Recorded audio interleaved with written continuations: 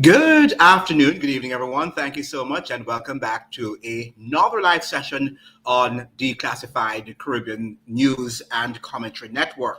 Now, ladies and gentlemen, this afternoon or this evening, we are going to deal with another interesting, a very important topic: Jamaica and Trinidad defending the Caribbean or advancing Washington's agenda. And we'll be joined by Mr. Pereira in this afternoon's program. Across the region, governments are being asked to take positions on major international issues, from Cuba and Venezuela to Haiti, China, Russia, and the growing geopolitical competition between the United States and its rivals.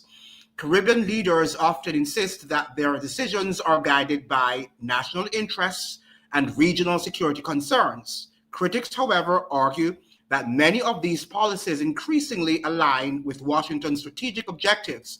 So, where do Jamaica and Trinidad and Tobago stand?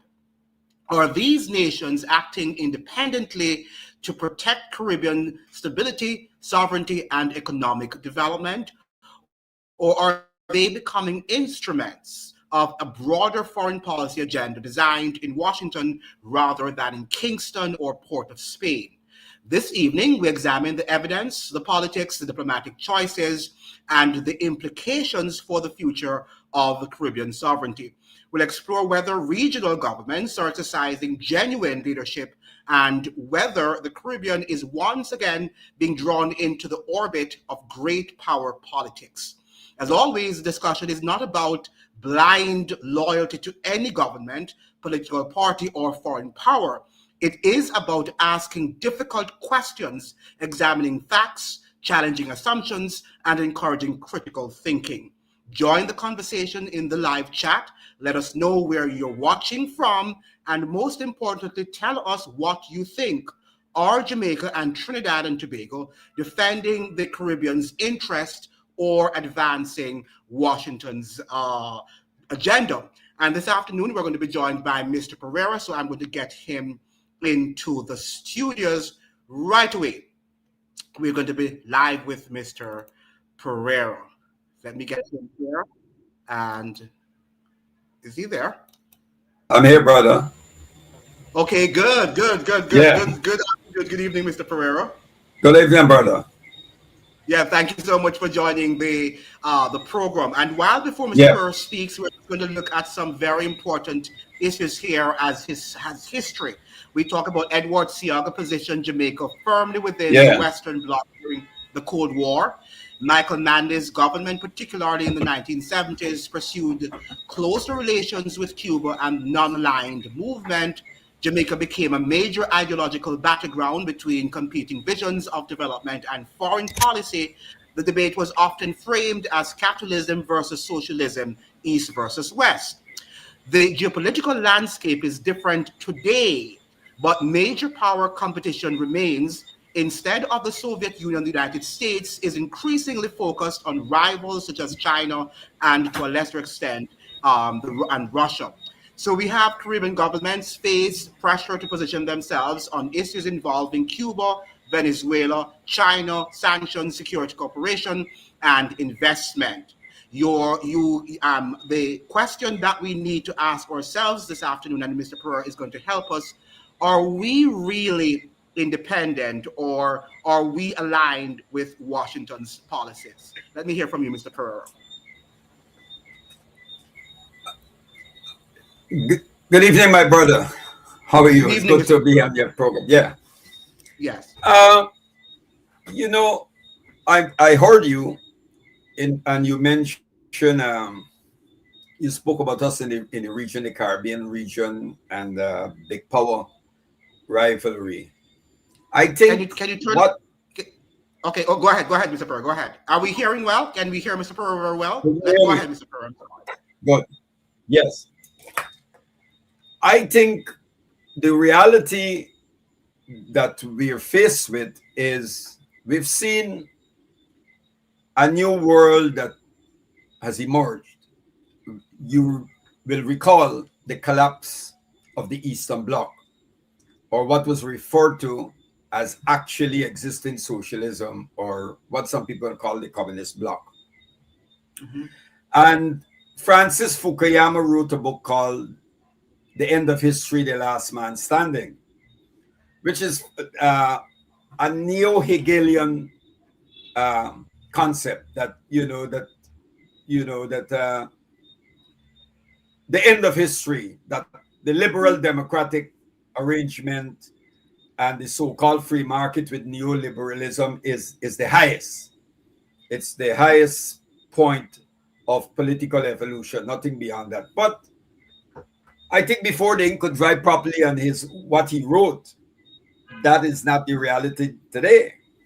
We've seen that the very neoliberal capitalism, the neoliberal thing, is today very, very authoritarian, and has emerged into a form of fascism. Yes. In its Yes. early stages of it, it was saying, well, leave everything, get the state out of economic affairs, leave it to the market forces and all of that. But they're not arguing that now.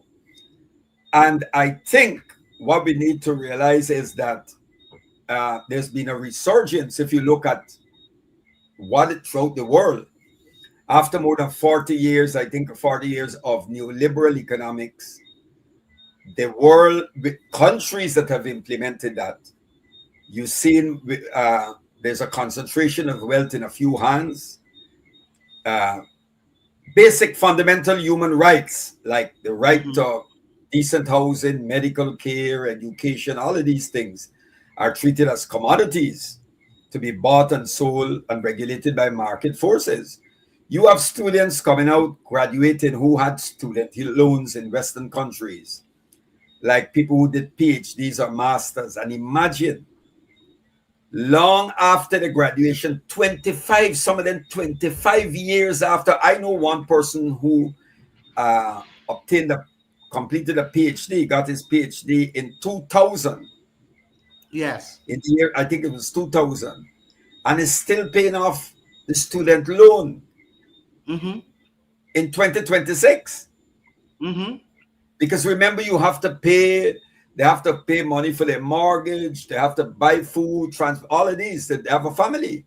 So this is what you're faced with. And that particular country at the time, this individual I'm talking about, in that country at the time, which was under Labour Party rule in New Zealand, they had the Labour Party. Education, you could have gone to university, completed a first degree, a postgraduate degree, and a master's without fees. And when they implemented neoliberal economics after the rule back the Labour Party, and so the rest, now this is where we're faced. So why I mention this is that a new world is emerging, and you look at Russia, you look at China. The Chinese have been able to move millions out of poverty. What China's achieved, I pointed out, no Western country has achieved.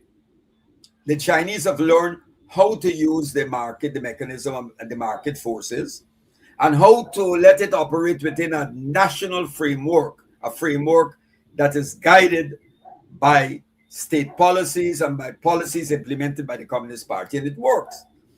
So you have what China and Russia playing very important roles in BRICS today, right?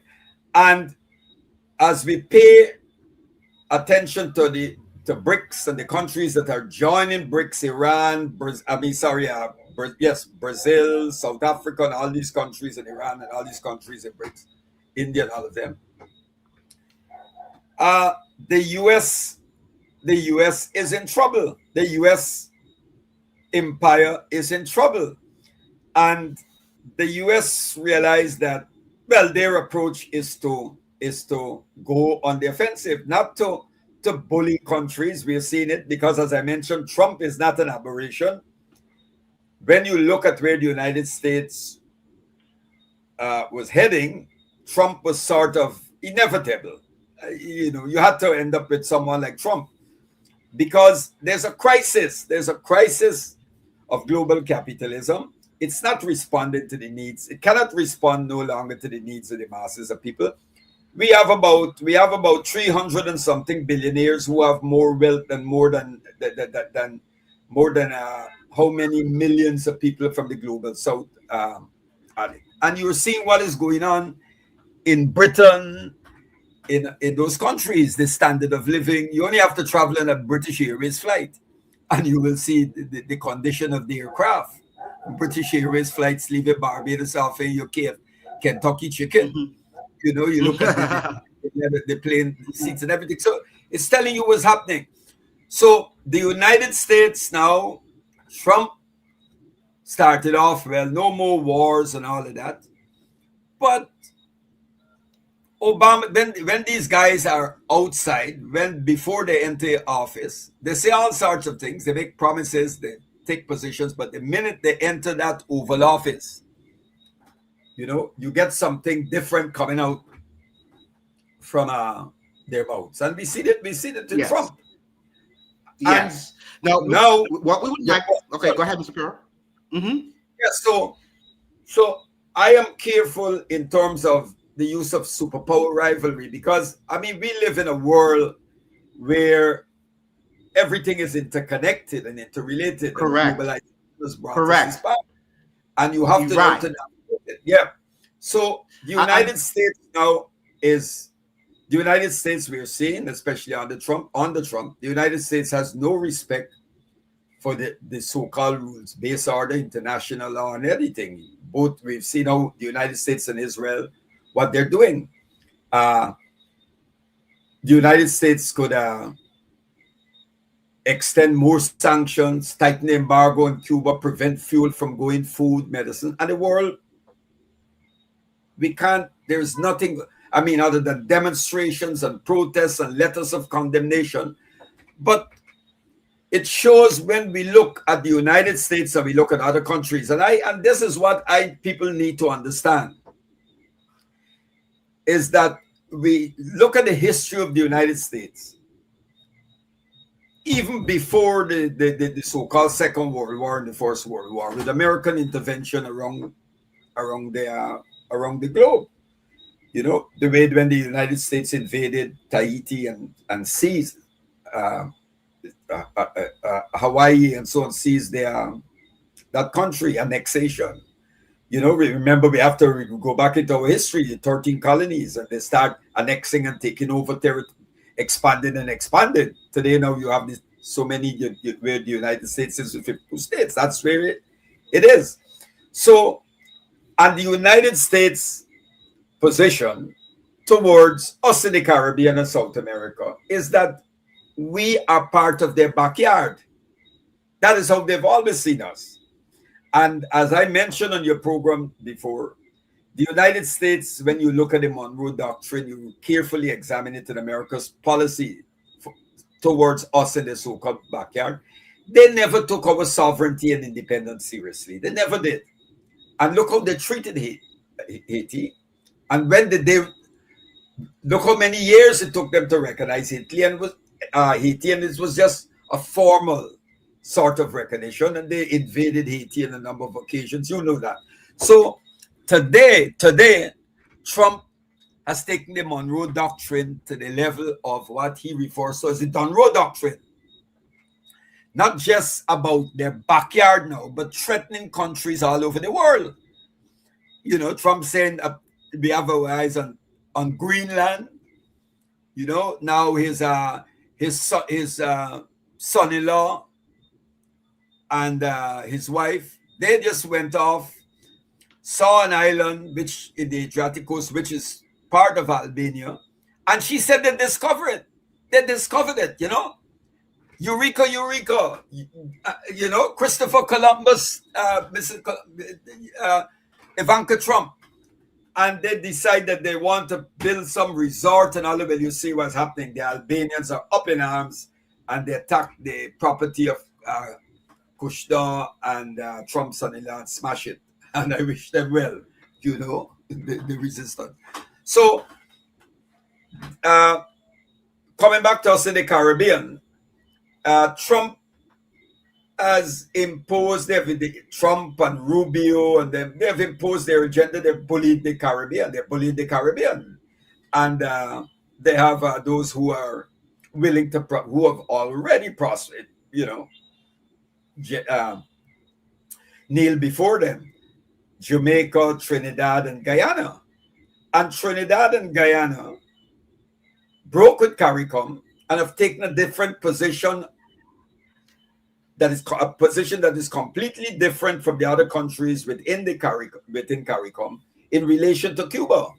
So you have Guyana and Guyana and Trinidad are actually rubber stamping U.S. foreign policy. And then you have to sort of Jamaica. So, but Jamaica they've taken a position within CARICOM on certain things, but their position is quite ambivalent in what they're doing in Cuba. I mean, look, they just allowed the USS Nimitz to sail right into Jamaican waters. Well, the aircraft carrier. What do you think? Yeah, what do you think was the purpose of the U.S. Nimitz there? Do you think that it was there just to exchange bilateral agreement, or do you think it was there because it is an attempt to ramp up the war on Cuba? Yes, it's to intimidate Cuba, and to intimidate Cuba, to show, flexing the muscle, showing that we are capable of invading Cuba anytime.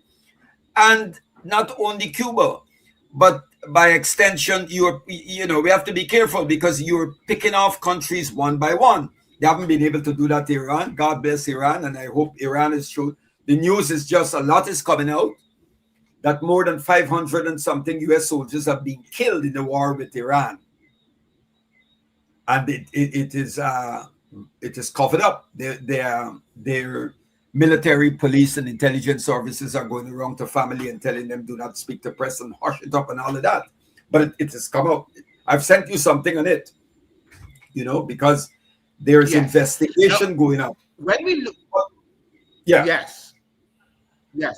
When we look at you're right. It's to intimidate Cuba, and by extension, it goes for countries, any country, because Trump just said he said that they're watching the outcome of the elections in Colombia, and if the candidate that they're backing, doesn't win the election, that they will intervene. He said that. That's what they're talking about. Mm-hmm. And also, what the Trump administration did was to label. They've just labeled two powerful gangs in Brazil as terrorist entities. And Lula objected to it. Lula said, look, these guys ain't got no political ambition, nothing. They're just about profit, money, and drug. But I'll show you how stupid Trump and his administration, how stupid they are. Because by labeling these gangs now terrorists, you have actually put you're somehow, even if they were not politicized, you politicize them now. So they're going to look at your approach to them differently. They're going to say, well, look, Trump is talking about, he said that they were going to Brazil to, if necessary, snatch the leaders. Well, if you try it, those gangs, those two powerful gangs that you have just transformed into potential political entities, are going to target American citizens. Maybe they'll target United States diplomats. Yeah. Who knows? So I'm just showing you the stupidity of the administration. Yes. They don't know what they're doing. And Caribbean leaders who are holding on to the tailcoat of Donald Trump. Yes. They're not only on the wrong side of this. Distracted though by?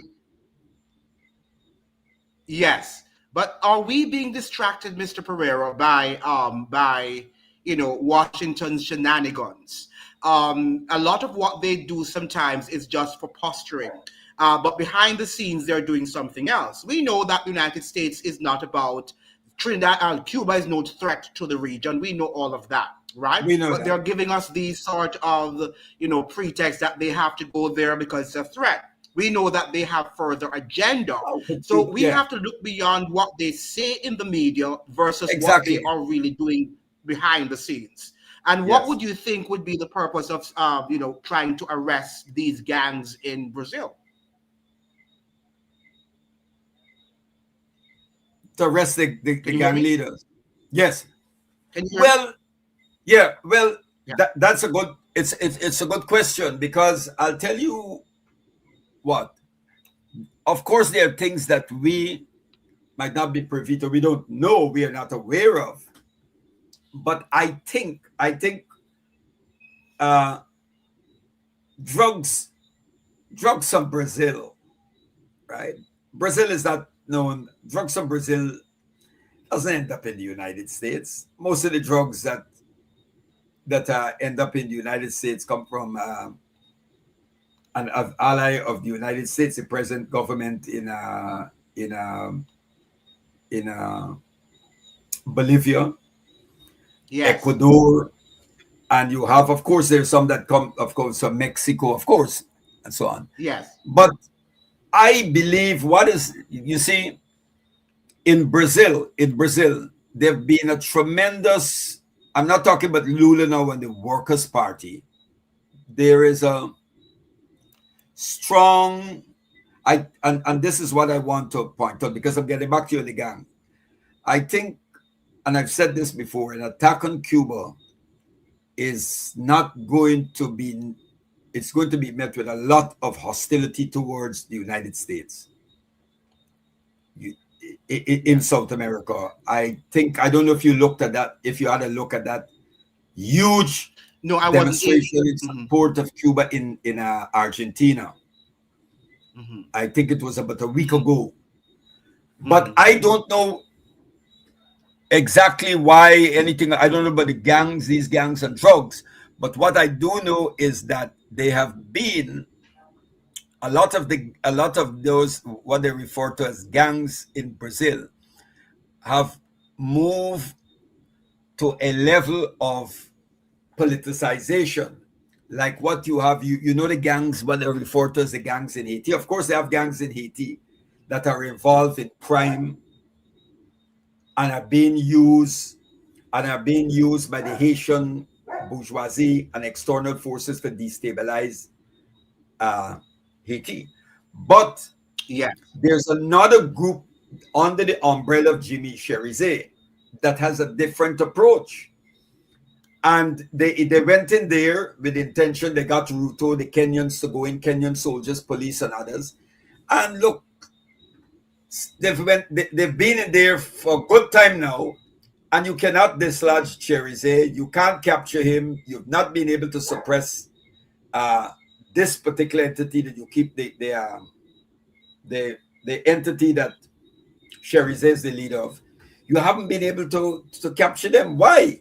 Why? Because anybody, if you have any knowledge of basic urban guerrilla warfare or even rural warfare in rural areas, a guerrilla force, whether it's urban or rural, can only survive with the support of the people. If you don't have the support of the people, you can't Because survive. Mr. Let's be clear on this now. I think that the United States controls Cherizet. I think that the CIA and all of these people control him, and that is why they have not gotten him. That their purpose is to always continuously maintain Haiti and create this sort of confusion, chaos, so that they can always say that there's a need to invade the country, and that is what they do with all the warfares. They want permanent chaos so that they will be able to accomplish what they desire in the world. They can build up the military industrial complex. But it is obvious by now that Well, Cherizet is not working on his own and that he's controlled by the CIA. well, I will agree with you on a number of things, but I don't. I beg to differ. I don't agree. I was on a Hmm. program. I was on a webinar. And I heard Cherizet, and I believe that that category, that the class, that section of society that is that Fanon or the classical Marxists refer to as the lumpen proletariat, the class elements, those are the margins of society. I believe that they can become politicized, they can reach a certain level of awareness and act. I do believe that. It happened with George Jackson, who wrote Blood in My Eyes, and Blood in My Eye and Prison Letters of George Jackson went to prison that I think 16 for crime he never committed. And look what he wrote. Look his development. We had Malcolm X as an example. We had Eldridge Cleaver and others. So I do not believe. I heard Jimmy Cherize. I listened to him, and I was really impressed. I do not believe that Cherize is acting as an agent of the CIA or thing. I do not believe that. I don't think so.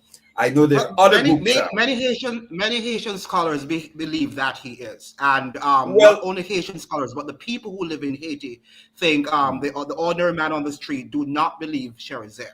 They think that it's just a make-believe situation, and those who are on the ground are not particularly impressed. But because we're not dealing with Cherizer today, we're looking at Jamaica, okay, and when you look at Jamaica and Trinidad and Tobago today, do you see independent foreign policies, or do you see governments increasingly aligning with Washington's strategic interests? Well, definitely not. I think that what we're witnessing is our independence and sovereignty is being trampled upon. Mm-hmm. I think that take for example Guyana, we're celebrating what is referred as 60 years of independence. Mm-hmm. And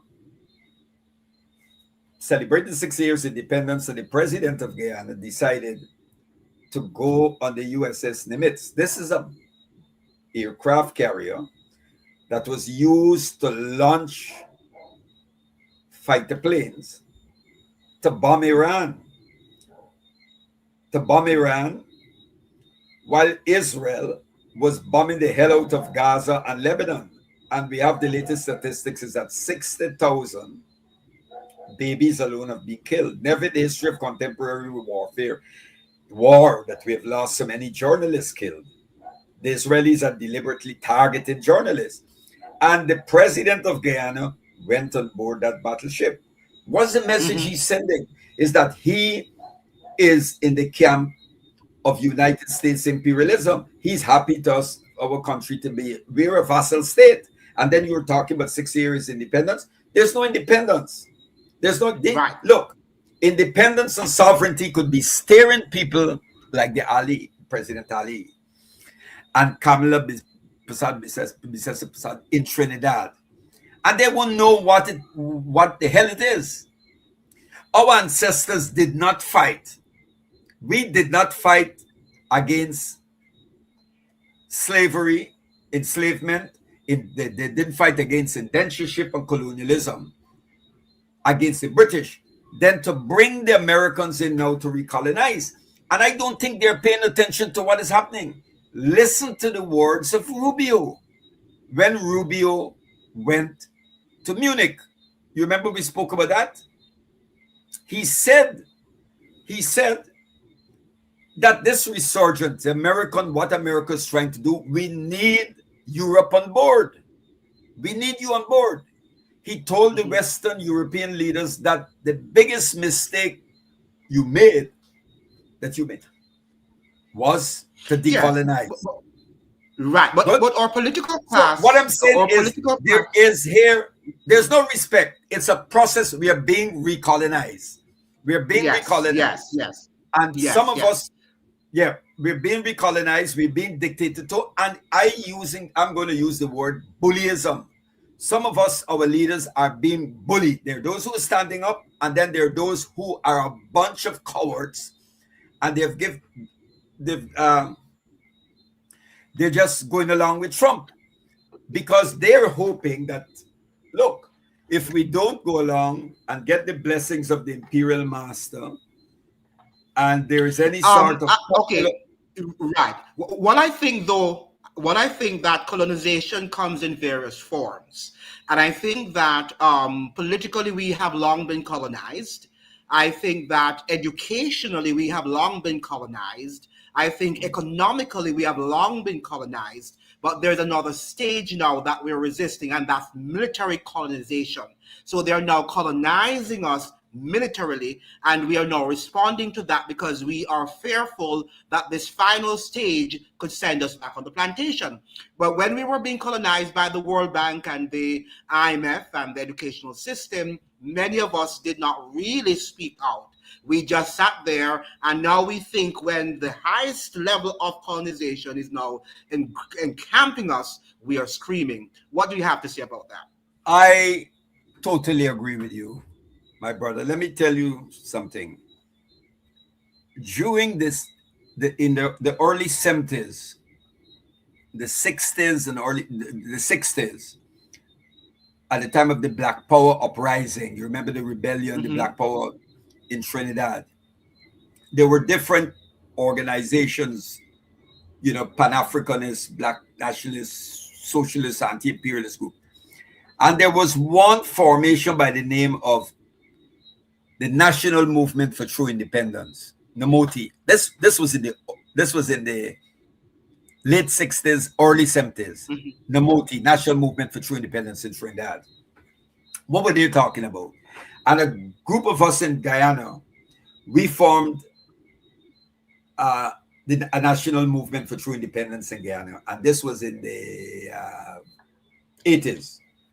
Because we saw something that was happening, right? We saw this trajectory where we were heading. And people like Prime Minister Burnham, President Burnham, Prime Minister Burnham, who later became President Burnham, like in Nkrumah, they were saying, and it's coming back because you're right, that our political independence is meaningless if we don't have economic freedom, control of our resources, right? If we don't have that, then we will end up with a new form of colonialism, which Nkrumah referred to as neocolonialism. Which we are now in. Exactly. So we don't even have to go back to history because we're now in that. We're in that. Yes. But you see, this neocolonialism, it has evolved because in the early stages, it's not like when it was in the 70s and 80s and all of that, right? It is bearing its fangs, it's more open. Because one of the things about neocolonialism is we said, we see the black faces, the Indian faces in front, and the white faces behind. But now the white faces are bold and open and actually dictating things. When you listen to the black faces are a part of it. Let us be clear on that. Exactly. Too. The black faces, the yellow faces are a part of it. They're all part of it. And I want you to address this question here, Mr. Pereira, and from Sunflower. Is it Sunflower Jam? They are trying to divide the world into regions to further, their agenda of the New World Order. And what we're seeing now, I think that we're intellectualizing too much what is happening. And I think we have to give a more practical understanding of what is really happening in the world. And people are beginning to see through the deceptions that all of these leaders, for the most part, are actually working together. And what they do to us, they give us these sort of theatrics, in terms of wars, and we are taking sides, whether we are on Iran or on Cuba or in the United States. At the end of the day, these guys are on similar, they are part of similar organizations, and they're pushing this New World Order, the climate change agenda, all of these things, which seem to be under the umbrella of one agenda, but we find ourselves so divided that we can't see what they're doing. Well, I don't think it's trying to intellectualize. I think, I am very careful with conspiracy theories. Now, that though a lot of things are is that conspiracy though? No, what I'm saying is this: we've been hearing for a long time about the New World Order. Bush spoke about the New World Order. It's nothing new. The Nazis spoke about the New World Order, a new order, and all of that. And all I'm saying is this: I do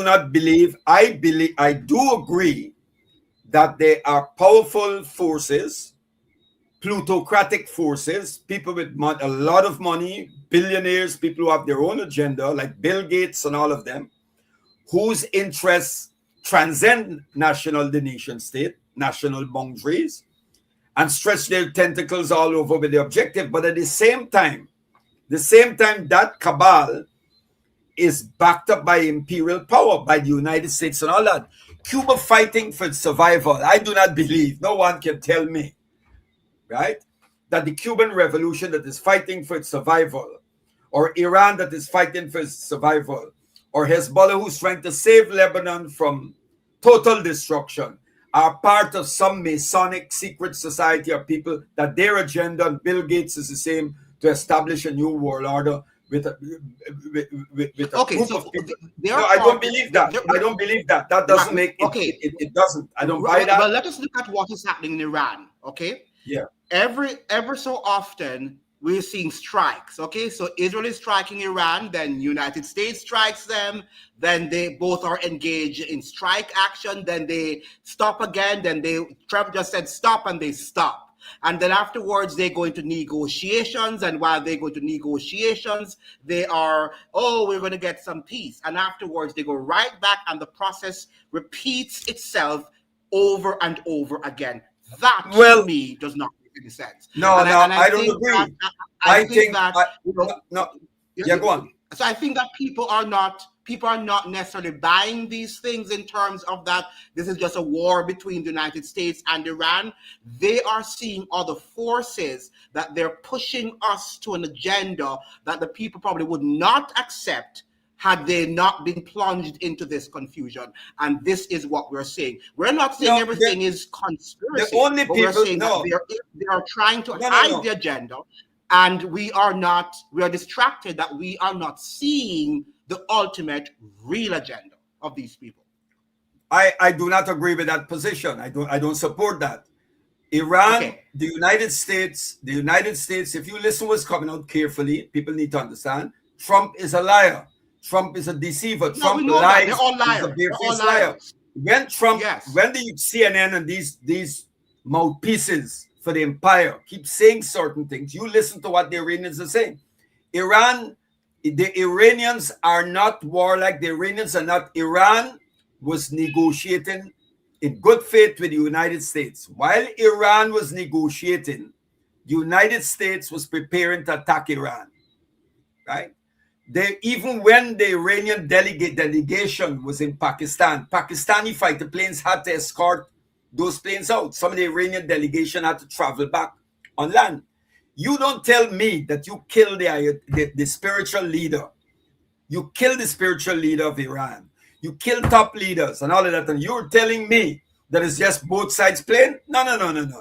That's a historical. It makes no. That can happen. That can happen because wait a second here. Remember now that even in the United States itself of America, you have had presidents that have been assassinated, right? So here you have Kennedy, for example, and other presidents who were part of the elite structure. But if somebody begins to move away from something that the global elites have, they can kill them. All right. So that is not any example to suggest that they might not be involved, because we know that you can be on the same team, but if you do something that they don't like, they can also sacrifice you. So that is nothing that Kennedy, history replete with those sort of information. But the underlying point I want to mention, however, is a constant back and forth. I can understand when it first started, and maybe you have a grace period and you go back to the drawing board. But it's just a constant going back to the drawing board, and it's the same response. It's the same sort of, we're going to go, somebody's striking while the peace agenda is in process. It is phony, and people like at my intellectual level cannot really believe that sort of nonsense. I do not believe that this is just a war with Iran. I think that is part of the agenda, but that agenda is to distract the world's population where we're not seeing clearly where they're leading us to. We polarize ourselves by taking sides, and then they move on with their agenda. And I just want to make one other example.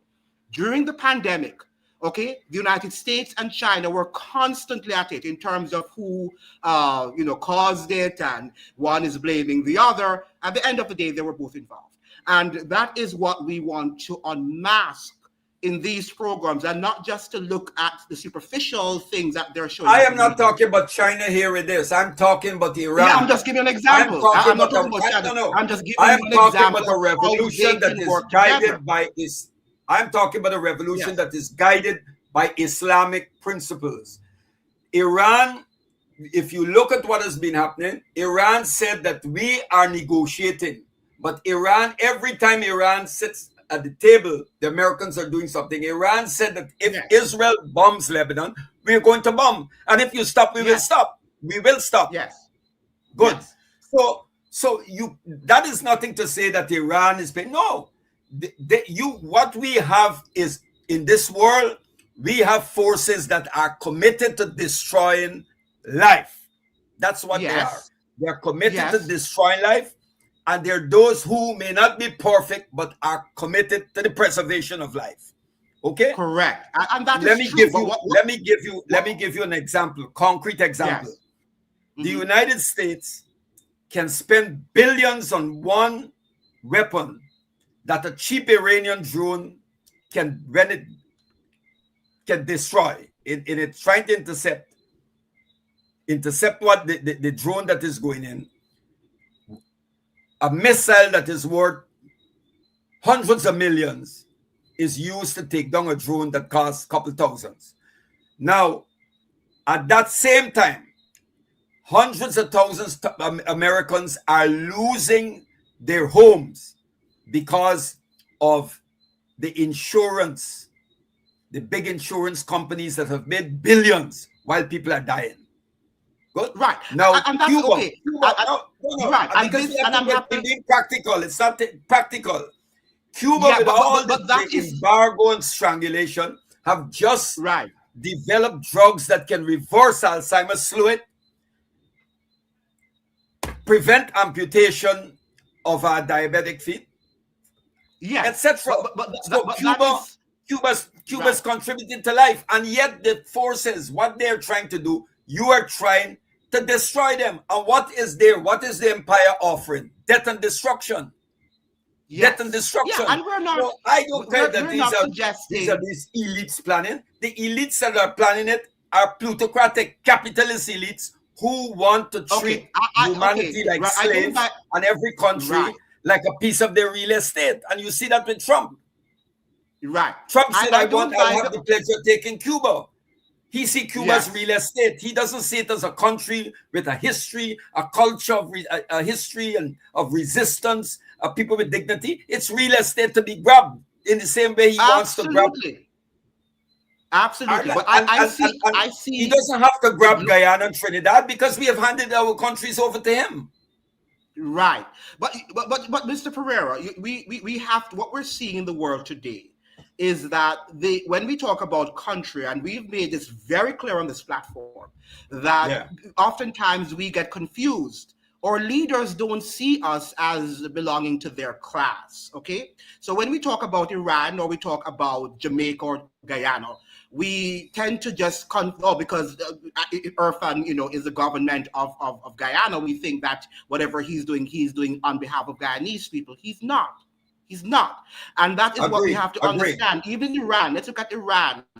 Yes, we've had the maximum leader killed, unfortunately, But when we look at what is happening in the global geopolitical realm, whom do you think really are suffering the most? The people.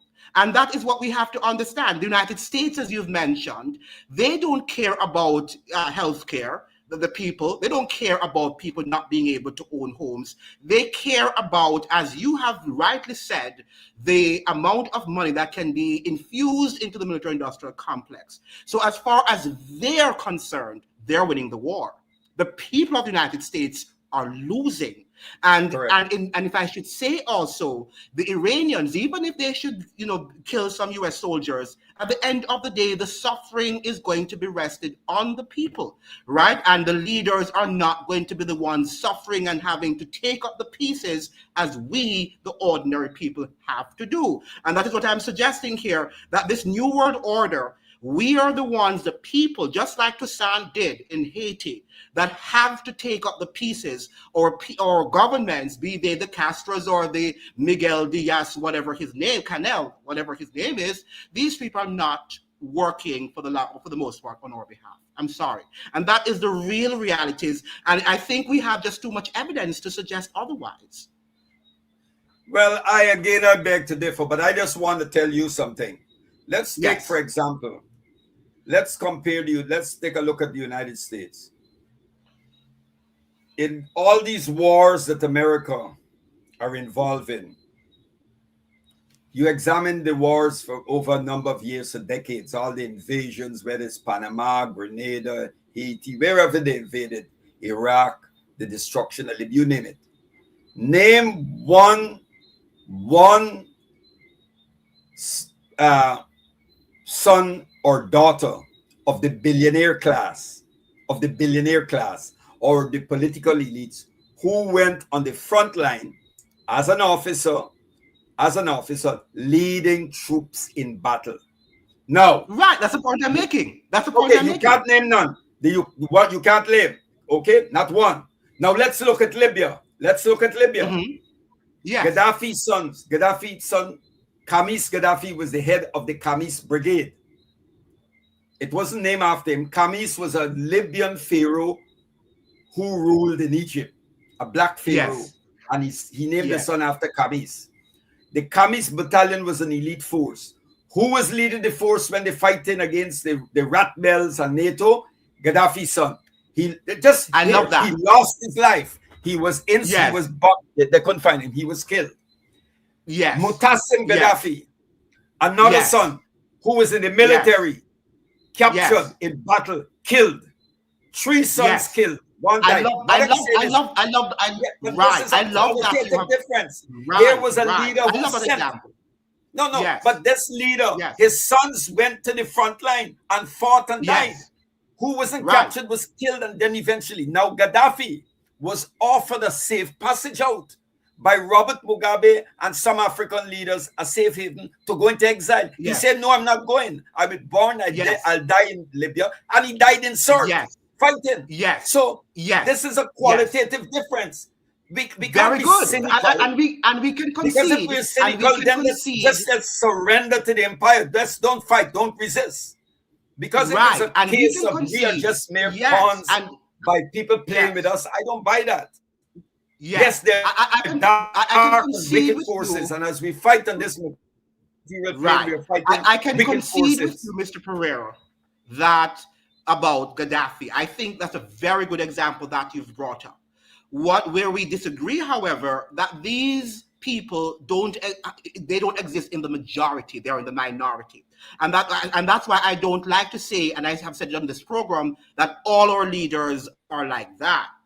We have a few solid ones, but unfortunately, they are not in the majority, and that is why our world in general, the region more specifically, is in the position. We have few Maurice Bishops, we have few Michael Manleys, we have few Bernards. We don't have them in the majority. And this is where now we can agree that yes, Gaddafi and that's why they killed them. That's why they got rid of them.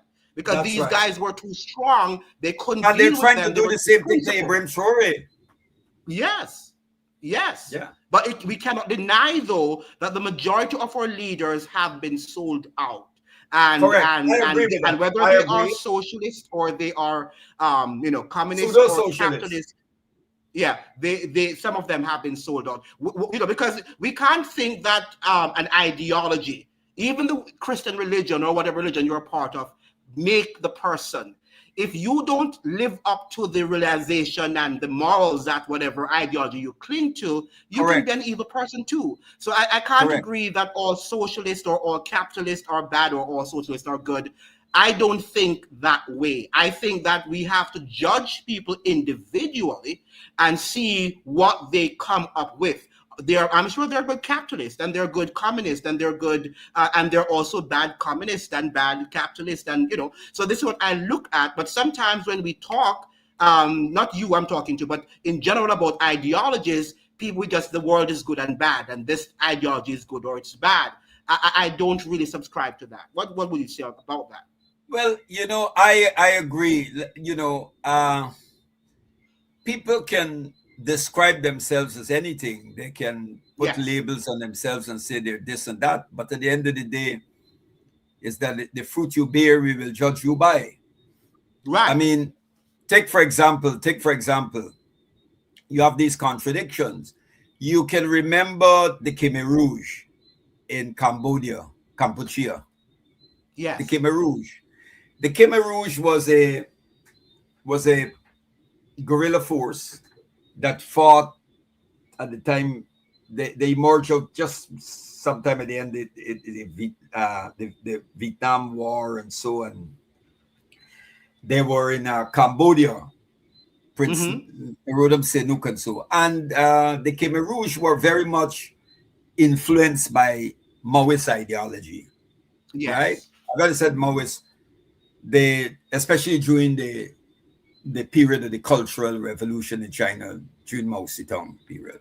And the Khmer Rouge took this communist ideology to extreme lengths. That even if Karl Marx, anyone who studied Marx or Lenin, if Yes. Marx or Lenin were around when the Khmer Rouge were carrying on, they would have condemned the Khmer Rouge. Because the Khmer Rouge went to a point of actually putting guns to people and dragging them from the urban areas to go into the rural areas to work. Right? They killed, they wiped out many intellectuals, accused them of being bourgeois, this and all of that. And it went the killing fields. A lot of people were killed. And they were claiming that they were building a communist society. And look how they were trying to build it. And it reached a point where someone had to do something. And when the Khmer Rouge diplomats got up in the UN, you know who stood up for them? The United States, China, and the then Yugoslavia.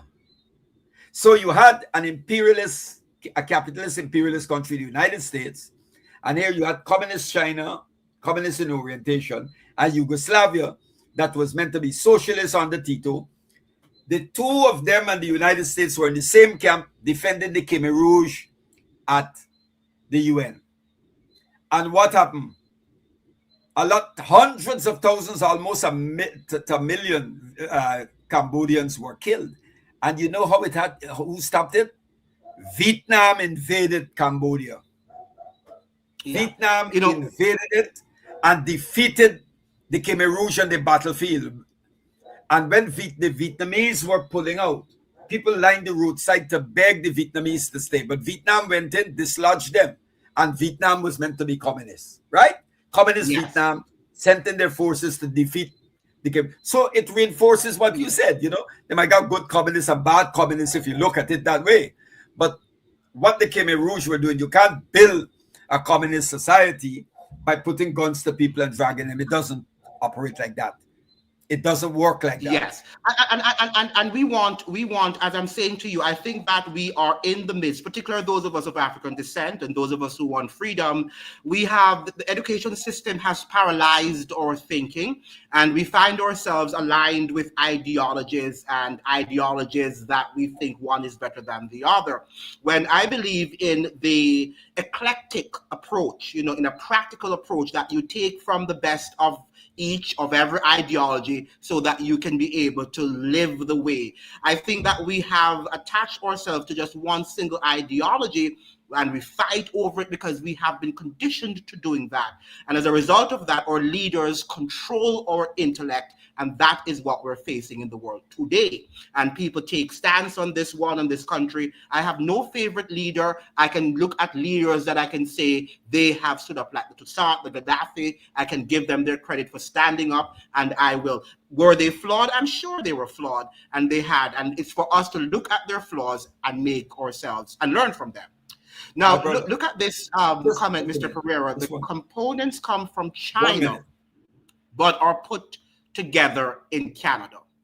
Now, there are some of us who believe that the Chinese government, which I believe practice technocracy, they're a part of this technocratic authoritarianism that is actually, inundating our world. And we have to accept that these things are happening. I don't believe, like Mr. Pereira, that there is, you have the Chinese over here, the Americans over here. The global economy is so interconnected that really and truly, if you remove one stone, the entire economies of the world are going to come down. That is what globalization has done to us. And I think it's now time for us to come to grips with these realities. Just if you have like a house and you remove a stone and the entire building collapses. And I think that is what we're seeing. If tomorrow the United States decides that it's not going to buy Chinese products, it can send the Chinese economy into a great depression, right? If not, recession. So we have to see how interconnected we are. We cannot live without each other right now because they have plunged us. The global elites have plunged us forcefully into this sort of globalized world where they are trying to run the show. But what they're doing with this thing is to divide us, that we can't come to grips with and see clearly what they're doing, what their ultimate agenda is. And we have to come to grips with these realities at this moment. Now, Gladstone, Britain is saying there are gangs everywhere. Are there no gangs in America? Right. There are gangs in America. In fact, if you look at what is happening in Latin America, the United States controls a lot of the gangs, from Brazil to in Haiti, wherever they are, right? You name it. In Jamaica, they are controlled by the CIA. And many people have documented that sort of fact. So when the United States is talking about gangs and security, they're only using that because they create the problem and then they come up with a solution. And then they pretend now as if, yes, we can see the problem that there are gangsterisms in Jamaica and Brazil, but we have to look who created that, who created the seeds, who planted the seeds for that sort of gang culture, the CIA. Right? But so they will go back down there. And that's what I want to ask you, Mr. Pereira. In Cuba, they are trying to get the Miguel Canal Diaz out of office, right? And to indict Raul Castro. Why is it that the Cuban authorities allowed the CIA to have gone to Havana?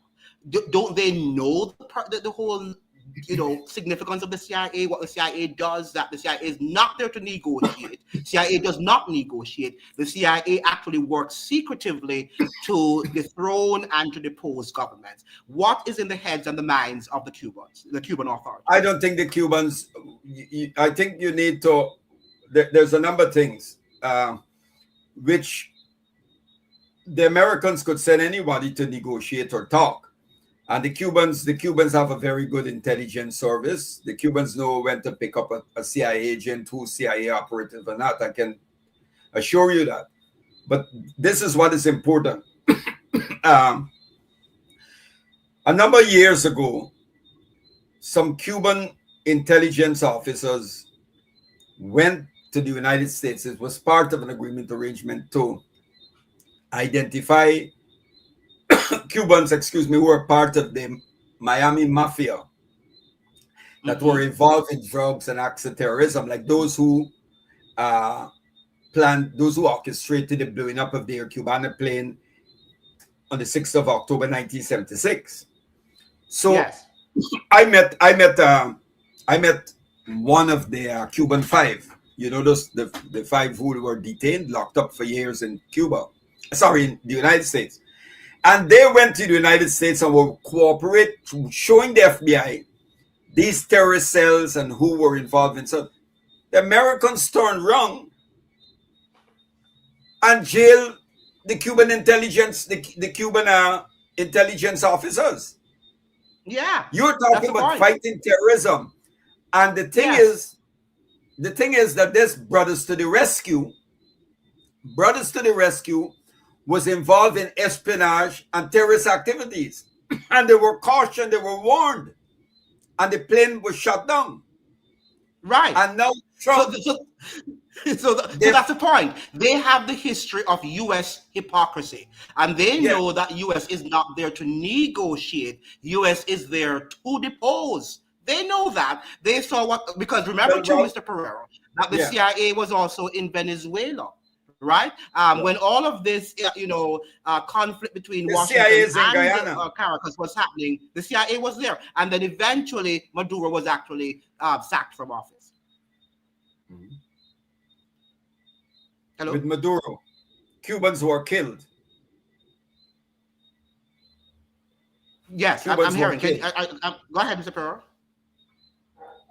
When the Americans went into to snap to they went in and kidnapped Maduro. Cubans were killed fighting. Yes, yes. Yes, So but so there was. I'll tell you this. I'll tell you this. Uh, I know this that an American invasion.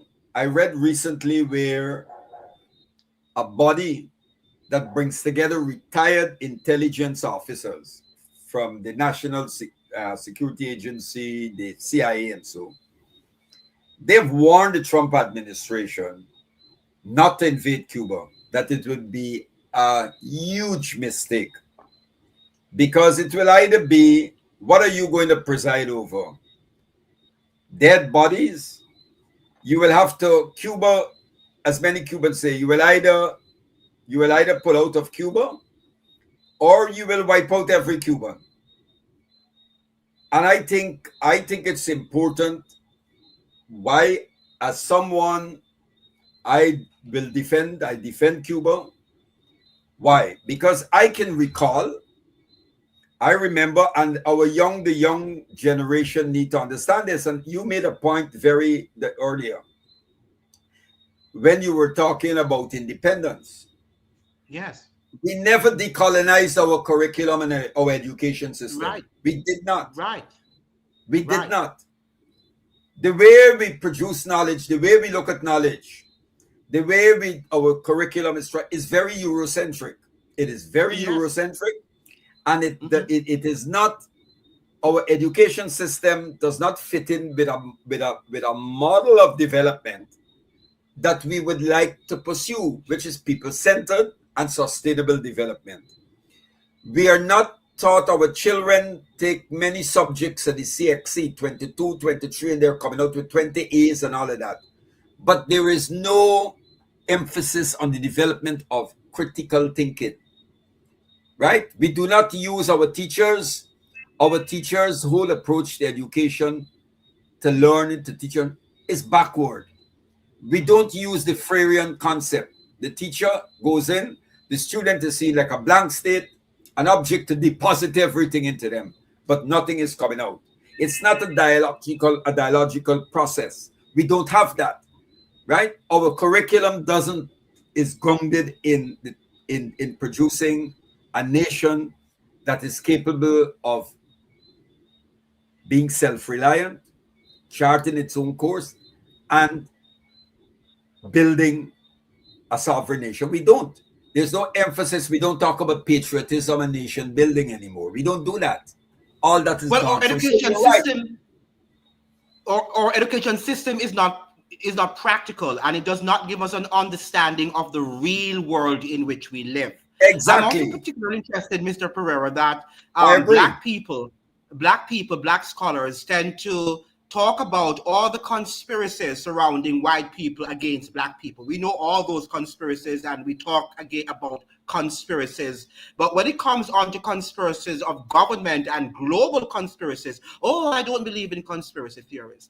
I find that also to be a little bit contradictory, because it's almost like the only conspiracy in the world, as far as we are concerned, are conspiracies against black people, against people of African descent, but there are no other conspiracies surrounding global population and global politics. How do we begin to explicate that to intelligent minds? No, I agree with you. There's some, of course, there are there are conspiracies. People sit down, they plan, conspire to overthrow governments and all of that. Yes, of course you have that. Now, uh, you're in relation to black people, in relation to Africans and so. Our let's look at our leaders, or what I think someone referred to as the misleaders, the misleader class. Good, that's what they call them. We do not. Our leaders are not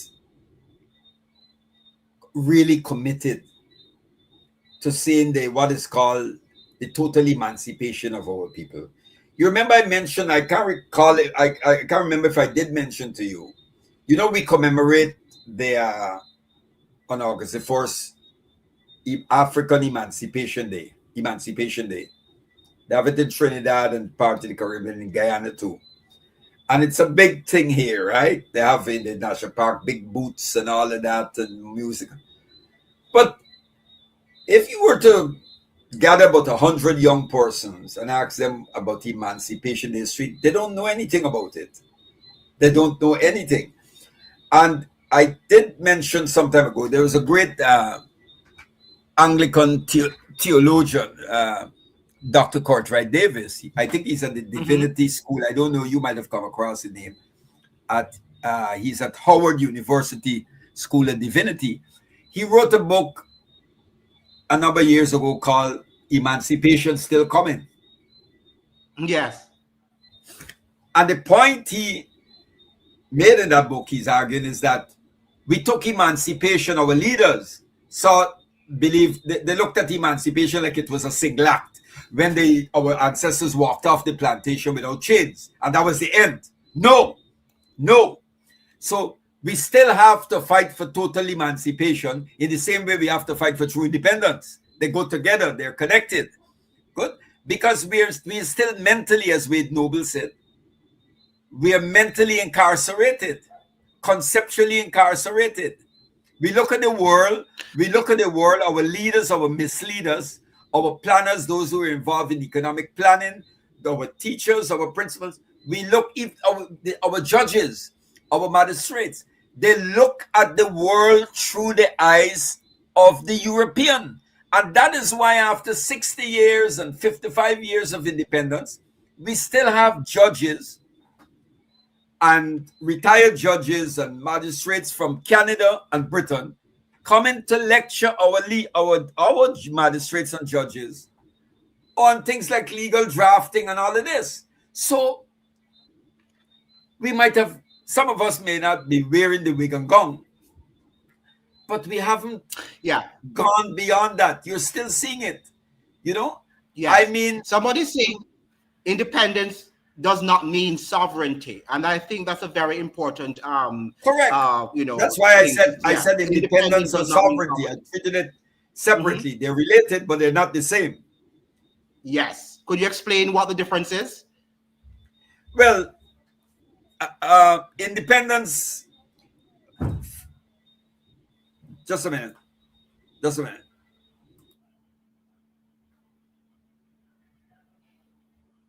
Yes. Well, I would think that independence sorry about that, means brother. Sorry, that, I just had to think. Yeah, sorry. Yes. Look, sovereignty is about the people. Each human being is a sovereign being. From where I stand, I believe each human being is a sovereign being under the highest sovereignty of God. God is the absolute sovereign. For God has given us, man is a co-creator with God of this earth. So we are sovereign beings. Now, independence is when a country has its right to self-determination, to chart its own course, free from external control and interference. Good? But the two go together, because for independence to be meaningful, independence is not just about a country being free from external domination, a country having its own flag, its own head of state, its own national anthem, and at the same time, there is no popular sovereignty, because each and every individual sovereign human being comes together to create the concept of what is called popular sovereignty.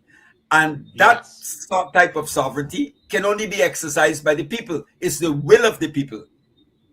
Yes. And we don't have that. Well said.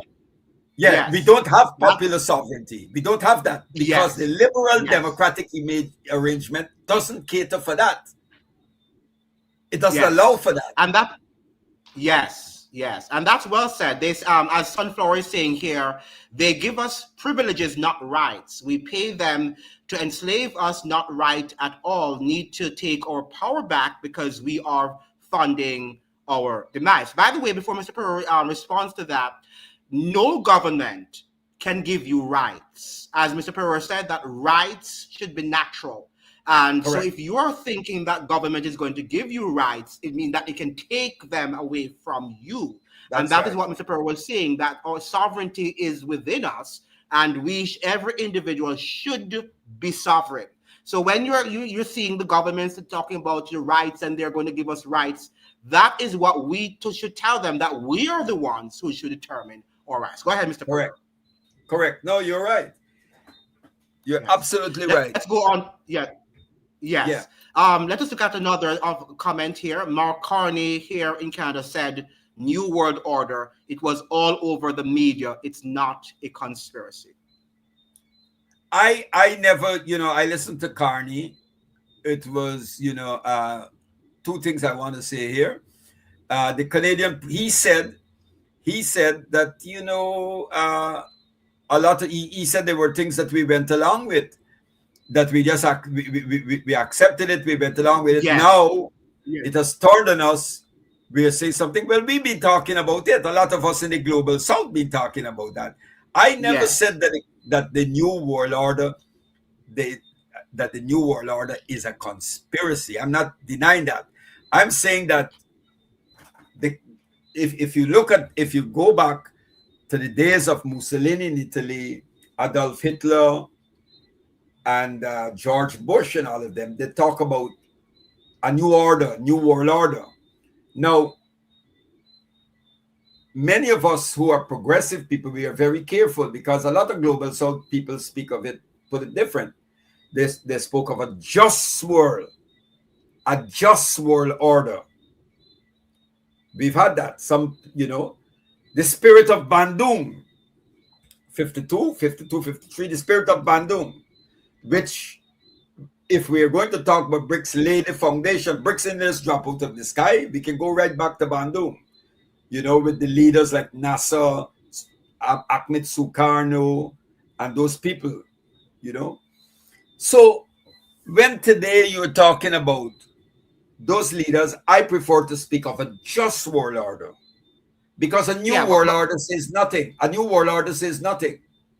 You Yes. know, Well, a you new can world you can order when is, I think that, when Hitler them was speaking about a new order, they were speaking about a fascist order. yes.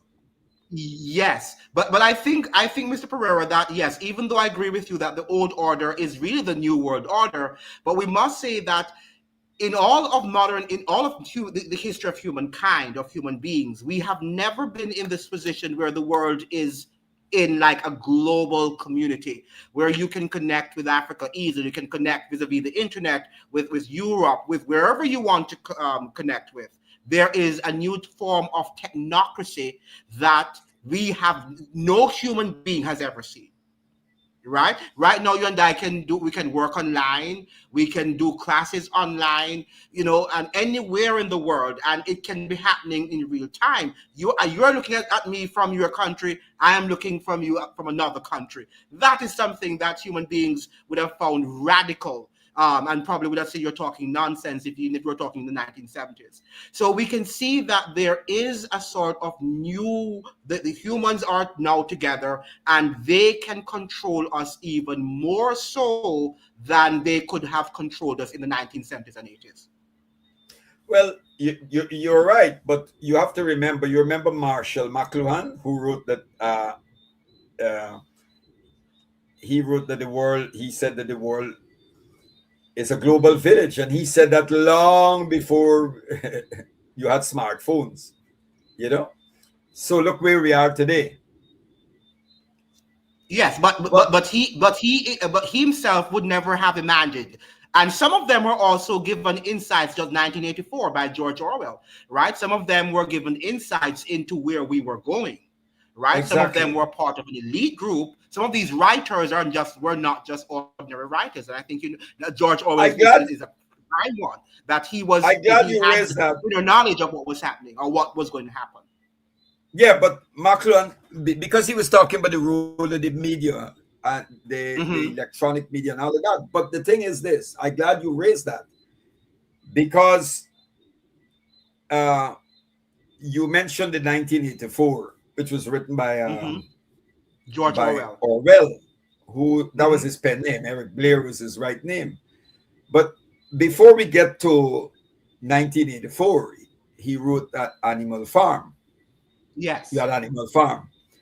And very often, I don't think people they need to understand that Animal Farm, that George Orwell was a socialist. He would have described himself as a democratic socialist. And Animal Farm was really a sort of a, a satirical critic condemnation of Stalinism, of what the Trotskyites would call Stalinism, or Louis Althusser, the French philosopher, called the Stalinian deviation. In other words, it was an aberration. It was not really a form of. It wasn't democratic socialism. So Orwell was not condemning socialism or communism as such. He was condemning what people refer to as Stalinism. Now, 1984, about Big Brother watching you, is the capitalist countries that we have today. Because do you know when the Eastern Bloc collapsed, the German secret police, the Stasi, people went into the offices and tumbled the files. So here you had Mr. Pereira and Mr. Tucker tumbling through the files to see what they had on us, because we believed that they were looking at us, and that many people went into there and there was nothing on them. But it was in their head. They thought that they were really being watched, But there was actually a lot of people who thought they were being spied on and things were being documented. There was nothing. Now look at the United States. 1984, Big Brother their biggest surveillance, the United States and Britain. You go into toilets in Britain, hotels, you're being watched. You're being watched. There's no privacy.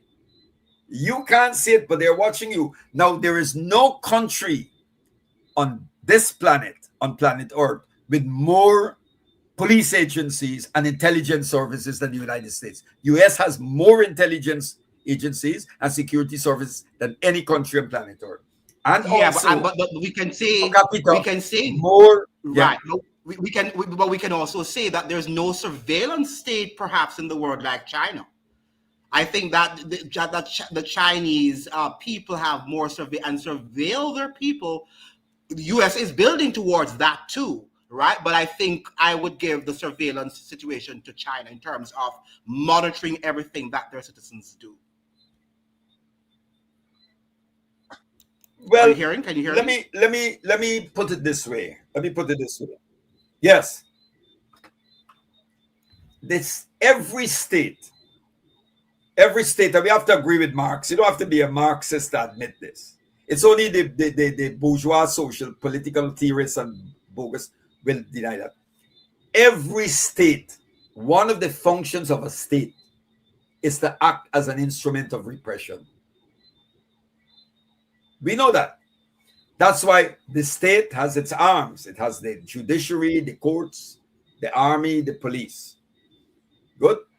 And if you try to overthrow the existing order, threaten the existing order, whether that order is capitalist or socialist, the state will defend the dominant, the position that the existing social arrangement that it subscribes to, be it socialist or capitalist. Now, I don't mind if I was pro-imperialist and pro-Trump and I live in the US, I don't give a damn. I ain't have to be worried about surveillance. But as an anti-imperialist, anti-capitalist, I know every move I make, every breath I take, as the song say, I'm watching you, you're being watched. You know the song by the police, every breath you take, every move you make, I'll be watching you. So in China now, they won't be watching nobody. They will be watching everybody. They will be watching those who they consider a threat or who are capable of being agents of external forces. They will be watched. Like in Guyana, Well, I am watched. Not well, only by yeah. Well, national. that is the problem because Yeah. then okay, they can subjectively. I'm not saying that there are not some real dangerous people out there. There are. We have to be practical, and people have to have some intelligence. But the more surveilled we are as citizens, I can call you and you can call me, Mr. Perry, a bad person because that's your subjective understanding of who we are. So I can say Mr. Perry is a bad man. You can say Andrew Tucker is a bad man. But so if you have the power now to surveil me, to control everything I say and do, that's where the problem lies. And oftentimes our governments are the real problem. And that is why even the Constitution of the United States was made, because it's not that the people are the real enemies, the government usually, and history is replete with that, is the problem. And I'm not saying governments should not be, because we need governments, but we need a government that will protect us, not to surveil us, because oftentimes they're not surveilling the real bad people, right? Even police brutality. Look at Jamaica, for example. They have said that they've gotten a tab on crime and violence.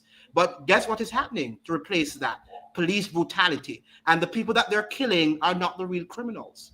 The people that they're killing are innocent people, right? So when we say we are surveilled and so forth, oftentimes governments tend to go after people who really, the majority of whom do not pose a threat to the state. Well, Andrew, you're aware that the state is not a neutral entity. Yes. The state in Jamaica serves the wealthy. It serves the capitalist class. It serves the 1%, not the 99%. It doesn't. So you will get the poor classes, the marginalized, being killed by the police. The police is not a neutral entity. The police, working class and marginalized and oppressed people don't write laws. It is those who have political and economic power that write laws. And laws are there primarily, as they will say, the ruling classes will say, to bring order to the society, to have order, or else you'll have chaos. But it protects the powerful, big business. Now, right. Is there a difference? Yeah. Okay, look at the police. Look at the state in Jamaica. Now let's go to the state in Burkina Faso under Ibrahim Traore. The state is now a people state. The state is being used to raise the people's standard of living, to defend the gains of the people, to protect the people from terrorism, from destabilization. The state is not in the service of the neo-colonial class. And what is happening? What is happening? Traore has nationalized. He has captured the gold, recaptured the wealth and all of that. And what they're doing, France and the Western countries now are using pseudo-Islamic groups to destabilize the country. Look what they did in Mali. 10,000 went in. Yes. Right? Yes. And launched an attack. So they have to defend. Right. So every state, Traore and the people state, the state in Burkina Faso, will be fools if they do not surveil, look, and have a look on their enemies, or those who are suspected of collaborating. Yes, but that's only natural. But we have to be careful too, because oftentimes governments that we think are wonderful, they morph into dictators. So even in Burkina Faso, I don't know how much freedom of expression they are allowed, but it's very important that they also watch what the guy there is, because I think that we repose sometimes our confidence in some of these leaders, and that is why they morph into the hooligans and the sort of demons that we weren't expecting. So hopefully, we're not going to get into Burkina Faso tonight, but hopefully Burkina freedom Faso of expression, will be a standard. But history does not necessarily, it does not necessarily state that politicians, whether they're good or bad, if you put too much power into their hands, they tend to corrupt. They tend to be corrupt. And we all know that.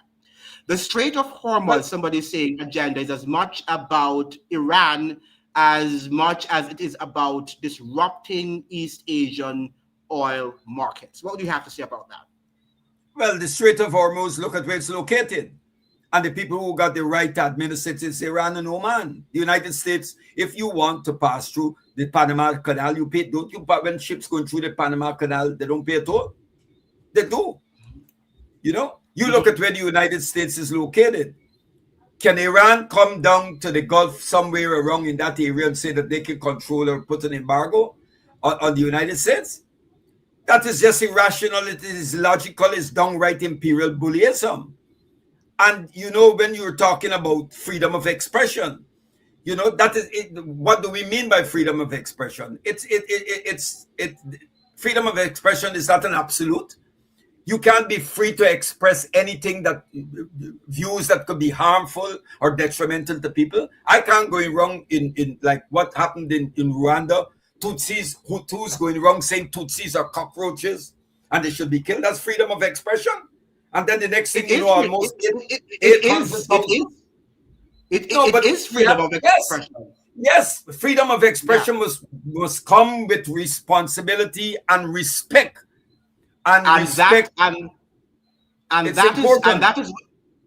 is where now, Mr. Pereira, you talked about the three organs of government.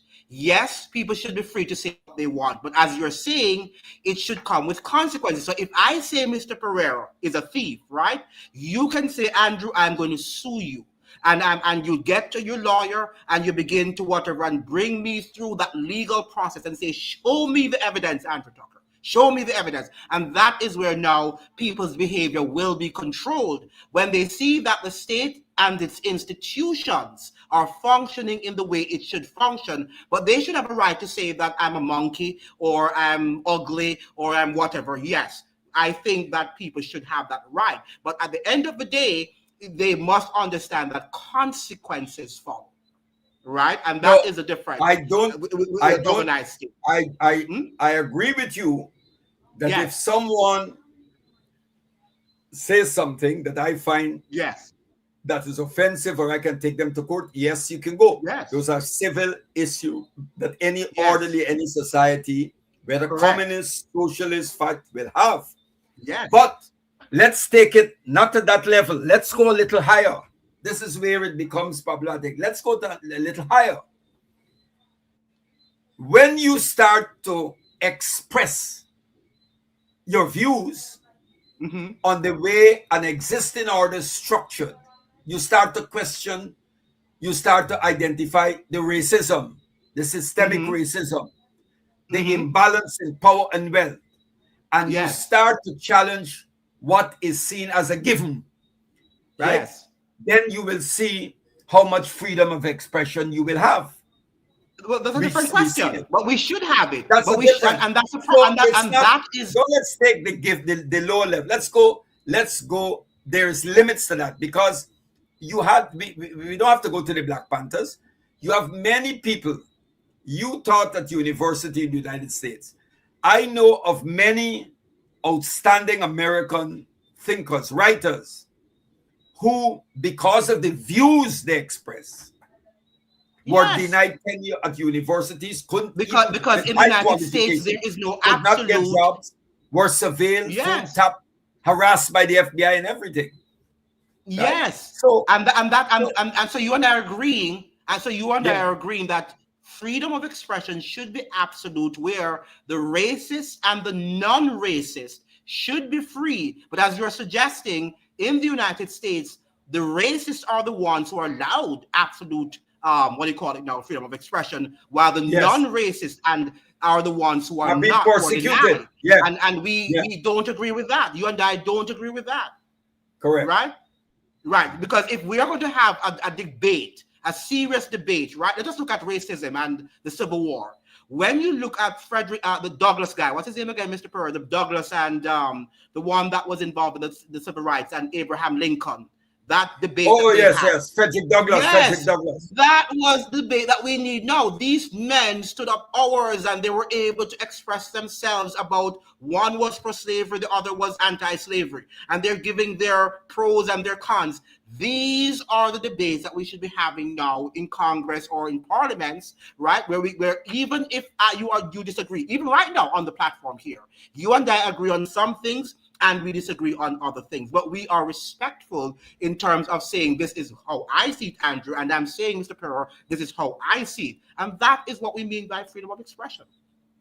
Well, Andrew, if you have read the Lincoln I'm not. You had Frederick Douglass, but if you read the Lincoln Yes. Douglas debates, of course, you will see Yes. that Lincoln's approach to the issue of slavery was more on not on Preserving the principle, union. but really on Yes.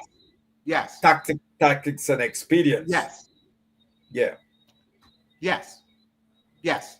Yes. So okay. So let us look at this BRICS, which stands for Brazil, Russia, India, China, and South Africa. That is the Belt and Road Initiative. It's China's global infrastructure and economic development strategy, launched in 2013. Yes, I think we know that. I'm Yeah. not sure if he was making it, so we know that. That's a fact. Host Iran is going through crippling sanctions since 1979. They can go a few more years. I really wonder if they can. Do you think they can do it? Because they're talking about I think hyperinflation we need in to understand. Iran. You need to Mm-hmm. understand. I don't think a lot of people know. You know, I've studied the Iranian Revolution. Iran, apart from being a very ancient civilization and a huge country, Iran has a tradition of what is called red Shiaism, the Shia Mm-hmm. tradition of sacrifice and martyrdom. Unlike the Sunnis, I'm not trying to get into this thing about Sunni Islam and Shia. Islam is Right. Islam, but the Shias welcome martyrdom. To die in defense of a cause is an honor. So people are not afraid to lose their life. You know, let me tell you something. I can recall at the time we had an Iraqi embassy in Guyana, at the time when they had the war between Iran and Iraq that lasts, I think, for about 8 years. More than over 500,000 people died. And you know, there was a part called, I think, the Shatt al Arab Waterway, an area that Iraq had occupied. And I can recall because we used to get the news about the war, and so the Iraqis will give you the newsletters and so on. We used to get things from the Iranian embassy and things outside.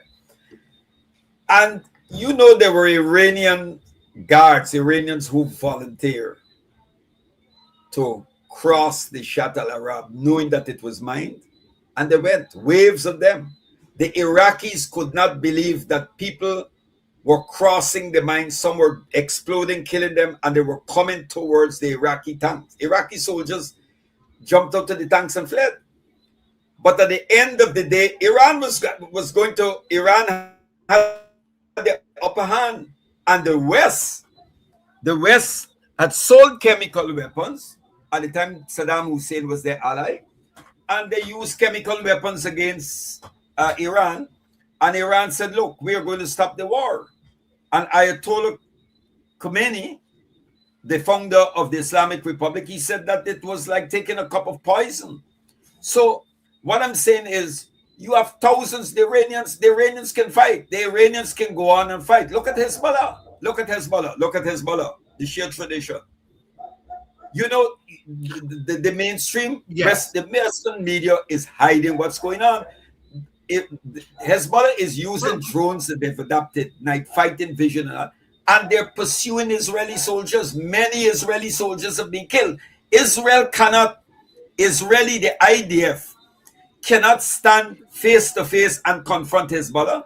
They cannot beat them. So what they're doing? Yes. What they're doing? Yes. They're bombing Yes. civilian targets, killing journalists, bombing medics. That's what they're doing. They're hoping that Yes. if you destroy a building, if I go in here and I flatten 40 buildings, I don't mind if I flatten 40 buildings, I kill 200 people, but at least I kill 2 Hezbollah fighters. So you're prepared to kill 40 persons, kill 40 innocent persons, and then just count 2 Hezbollah bodies. That's what Israel is doing. Yes. Okay. You said something very pertinent, and we're not going to spend a long time on that, but we also have to cement our understanding of what is happening internationally by understanding that the world in which we live now is now it's different. It's much different from the 1990s and even 5 years ago. Right now, we're not in a nice place. We're not in a nice place. The international rules-based order, as we knew it, has been shattered. right? Because Correct. when we were thinking about Correct. Trump even putting sanctions on individual governments like Maduro and the Castro, Raul Castro and his family and Yeah. all of that stuff, maybe we wouldn't hear about these things even 6 years ago. That would have been like a no, right? But we're That's seeing right. that that is happening now, right? Yes. What I would like to say, however, is that we also have to look at recent history, most recent history with Venezuela. And the same playbook that Washington used against Venezuela is being used against Cuba and Iran. What we're seeing, Mr. Pereira, is that the United States seems not to want to engage much in hostile. They engage when they have to, hostile, bombings and whatever what they're doing now in Iran. If they can get to betray, have top officials betray each other to weaken the government and then to infiltrate, that is how they're doing it. But we did hear, Mr. Pereira, all right, many analysts were saying during the buildup of the war with Venezuela that Venezuela was going to fight and they were going to have all of these people down there. The terrain was difficult. At the end of the day, Washington won the game. So what do you have to say about that? Well, Andrew, one of the things I don't like to comment on things if I see that it is hard to actually pin down. This is what I do know. I read some pieces coming out of Venezuela Mm-hmm. from supporters of the revolution, activists Mm-hmm. who are members of other left-wing groups like the Mm-hmm. Tupamaros that support the Bolivarian Revolution. I listened to some radical academics and so on. And their argument is the first thing they're saying, look, the West have these armchair revolutionaries who sit down and look at struggles or revolutions by the book. And if it doesn't fit the book, they come up with things like this and traitor, sell out or something, right? And when I put all together, there's a lot of sense in what they're saying. Now, Trump ran around saying, well, Delcy Rodriguez is like a puppet, But interestingly, you're not saying Farouk al-Shara, the leader in Syria, is a puppet. You're not saying that. All you're saying, oh, he's a good guy, he's working with us. But you're not talking about Delcy Rodriguez is good working with us. You know what happened in Venezuela? Trump realized that, look, Machado, the person who he wanted, there is no popular support for her. In fact, Venezuelans don't like her. The one that got the Nobel Prize. What a joke. Okay? The Venezuelans don't want to hear of her. So Trump realized something. That it had to take Trump to recognize that, but some people couldn't see it. Those who were saying that Maduro was rigging elections and all that nonsense. And people from all over the world, the ANC observers went and said the elections were free and fair. You know what the Trump regime realized? That there is mass support for Maduro's government on the ground. Yes. Exactly. You know it. So what they realize is that they got to deal with Delcy. But Delcy keeps saying, look, Maduro's the president. So this thing with Delcy sold out and thing, that's not true. But you know what they recognize? What they're saying? Mr. Pereira, They're saying that America was going to bomb, destroy the country. They were not prepared to put the people through further destruction. So what they have done that will Delcy. The situation with Delcy happened long before they invaded, right? A year or so almost. And remember too that the United States was not the only country that was involved in this transitional with Maduro. The Vatican was also involved. It's clear. You can go and read the many sources that have declared that. And the Qatari, that Delcy was working with them. And that is why it's all, one of the things that we must understand. I want my viewers to understand this. The United States, right? The United States and the Vatican most specifically, these countries they're not reactionary countries. People think that Trump is just reaction, and he presents that aura, right? But the United States military industrial complex is strategic, and they plan decades, years in advance, right? Yes. So they just did not react to Delcy Rodriguez being the person who would have actually, transitioned Yes. the government of Maduro. That was the plan that they had a long time ago. And when the situation happened, she was there to fill because it was already discussed and disclosed. And she is in fact a traitor. But and not only I am saying that, top diplomats from Colombia are suggesting that, right? And they're saying that she was involved. There are, and she has not denied it.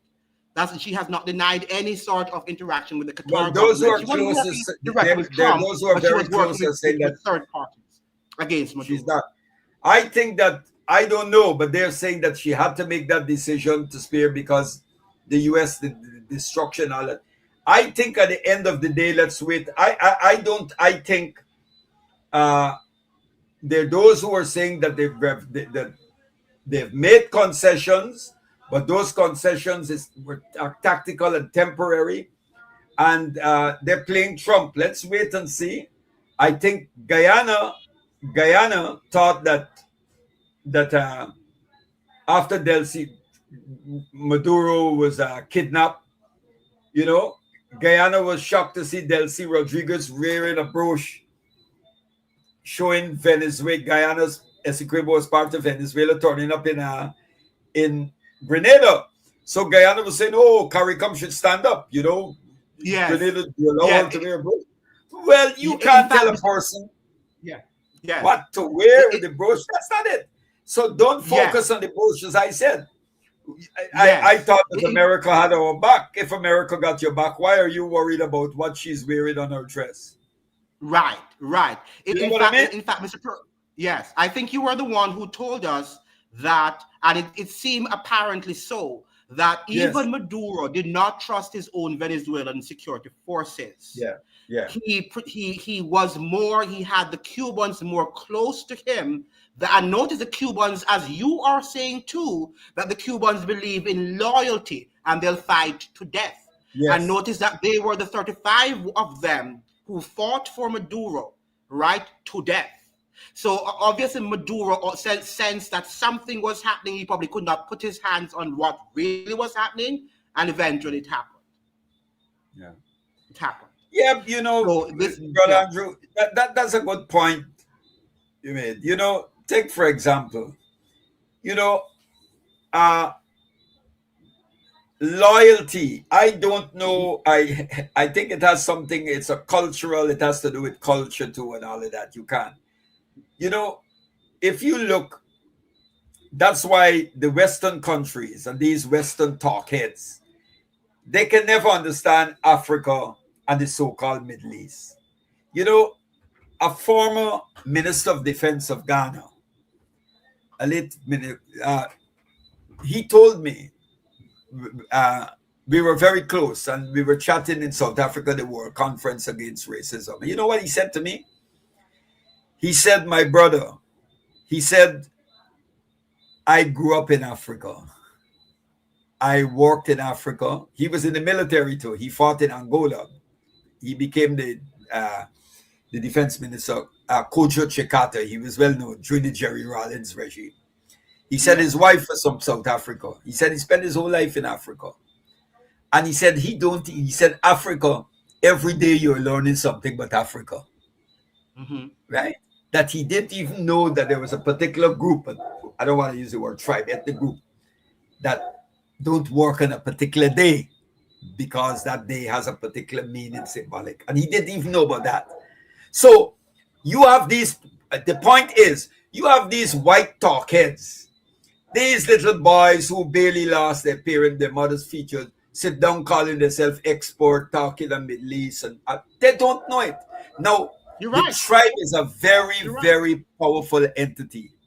Yes. Tribes or nations are very powerful. Now, take, for example, a place like Libya. I just want to give you an example that have more than 100 tribes. Good? Now, Gaddafi, you got to know how to balance that. So, for example, if you are promoting officers, you're going to promote officers so many to the rank of majors or so. You just can't promote. If you're going to promote 100, you have to be careful. You can't promote 50 out of 100 from two tribes. They will say, what is going on? So you have to do this balancing act. And yes, so you find people like Saddam Hussein and other Arab leaders, and African leaders, some of their personal security is taken from their tribe, who's loyal to them. Yes. You know? Yes. And the tribe will, because if you go against, like when certain, if you're a traitor, they hand you over to the tribe, and the tribe kill you. The tribe will execute you because you brought dishonor, disrespect to the tribe. So they don't understand this. So they couldn't find where Gaddafi was. They're bombing and all of that, right? Because he's protected. He's protected by not only, and his tribe was a small tribe, the Gaddafi, but they had other tribes that are large and powerful and loyal to him. And the only reason they knew that he was insert was because of the fierce fighting. They said, look, these guys are really fighting. I'm just giving you an example. So when you listen to these darkheads on CNN and BBC, they don't know nothing about the so-called Middle East in Africa. Let's not forget. Let's not forget what happened. Let's not forget what happened in Haiti also in 2021 with the killing of Moise, right? With the president of Haiti, and the fact that it's similar to Venezuela sort of situation. The only thing with Venezuela thing is that Maduro did not die; they didn't kill him. That's correct. But they literally went into Moise's room in the early hours of the morning, right, and slaughtered him. Right, the president of the state. That also has to be some high-level betrayal that we cannot explain. I will not even get into that sort of rabbit hole, but that could not have been without high-level betrayal. And the United States seem to be practicing that more so often than we can imagine. And we, as a people, have to look at what is happening. We can't trust anybody right now as far as security, especially when you're operating a system like that of Gaddafi or the president of Venezuela, president of Haiti. So we are seeing more of these happening, and we've got to say, my God, the informational war, are they going to win it? But that's for another debate. Correct. Now, Mr. Pereira, if tensions between the United States and Cuba escalate, what role should Jamaica and Trinidad play? Well, I think the role of Trinidad Caribbean, is not what role they're going to play, what role the governments are going to play, is what the people should do. The role that the Jamaican government and Trinidad will play, they will play the same role like what Eddie Seaga when he was Prime Minister of Jamaica, Eugenio Charles was Prime Minister of Dominica, and Tom Adams was Prime Minister of Barbados, played, facilitating U.S. invasion of Grenada. That's what they will do. Yeah, but you are an activist, Mr. Pereira, and we have established that the governments do not represent us, whether in Guyana or Jamaica or Trinidad. So therefore, the people will have to act. The people will have to act because the idea, look, many years ago, an outstanding Caribbean academic said, if you really look at it, the only country that has really broken the plantation system that truly, and that's why they fight Cuba, because Cuba dared to defend its sovereignty and independence. And I've always made this point, my brother. The U.S. approach to Cuba has nothing to do with its ideology, with communist ideology. We know that. We know that. You know that. The U.S. does business with communist China and communist Vietnam.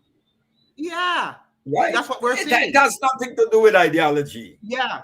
It's not because Cuba is communist. It's because Cuba is fiercely independent. It defends its sovereignty and independence. Yes. And that is the issue here. Yes. Now, the region once benefited significantly from Petrocarib, right? How has the Yeah. Caribbean's approach to Venezuela changed? And what has been the cost? Remember now that we stopped doing everything that one of the things about the Caribbean region to Mr. Perro, and I said that on my program last night, that we are reactionary. And we think what happens in Venezuela doesn't matter to us, right? So when Venezuela crisis was happening, Jamaicans would say to me, why do we need to be concerned about Venezuela when we are on the other side of the hemisphere, right? Yeah. When, yeah, you need to be, right? Now the Cuban crisis is upon us and they are afraid, they're scared because they did not take what was happening in Venezuela seriously, and they are interconnected.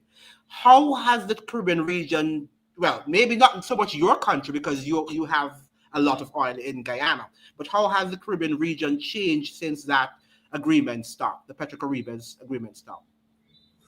But before we get to the Petro-Caribbean, I just want to say this.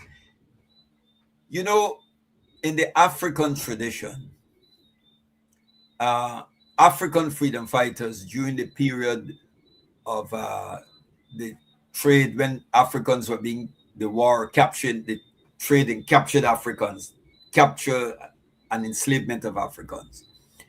Whether it was the Maroons in Jamaica, Nani, people like Paul Bogle, uh, Bossa in Jamaica, and other parts, rebellions, Macandal in Trinidad. But if you go more to Haiti, the Haitian Revolution was internationalist.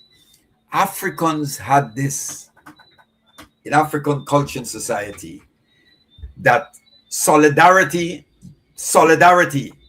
is a value. It's a principle. So if Africans, if someone is being oppressed, someone is suffering, and in one area, and another group of Africans have liberated themselves in an area, they welcome those. Whoever were able to escape and come into the liberated zone were welcome. And they even sent fighters to help those who were fighting for the liberation. And you know Mm-hmm. this because Haiti extended its hand to Simon Bolivar. Mm-hmm. When he failed, the Haitian Mm-hmm. Revolution equipped him with ships, printing press, money, resources, and even fighters to go back. And only one request, that a liberated Venezuela will free the African enslaved Africans. And Bolivar was a person who was opposed to enslavement. Bolivar agreed. But what happened? There were reactionary forces that Bolivar came up against, right? Because they just wanted to expel the Spanish, but keep the existing arrangement, including slavery. And Bolivar said, no, we have to go against that. And of course, they turned on Bolivar, right? We know the rest, what Yeah. happened. But the thing is this, what you were asking about today. With all our smartphones and all of that and all the TV, and we still don't seem to understand the world, the young, so Yes. many.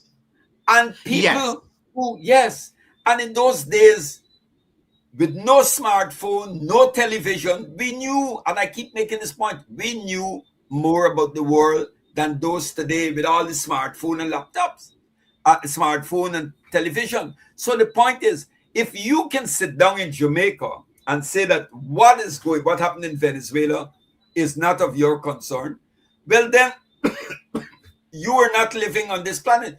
You Right. are, something is radically wrong, because Yes. what's happening is, there's a saying in the Caribbean, I don't know if you know about it, in Creole, they say, what happened to white folk, what happened to black? What happened to black folk, or what happened to white folk, what happened to black folk? Yes. Today you, tomorrow Yes. me.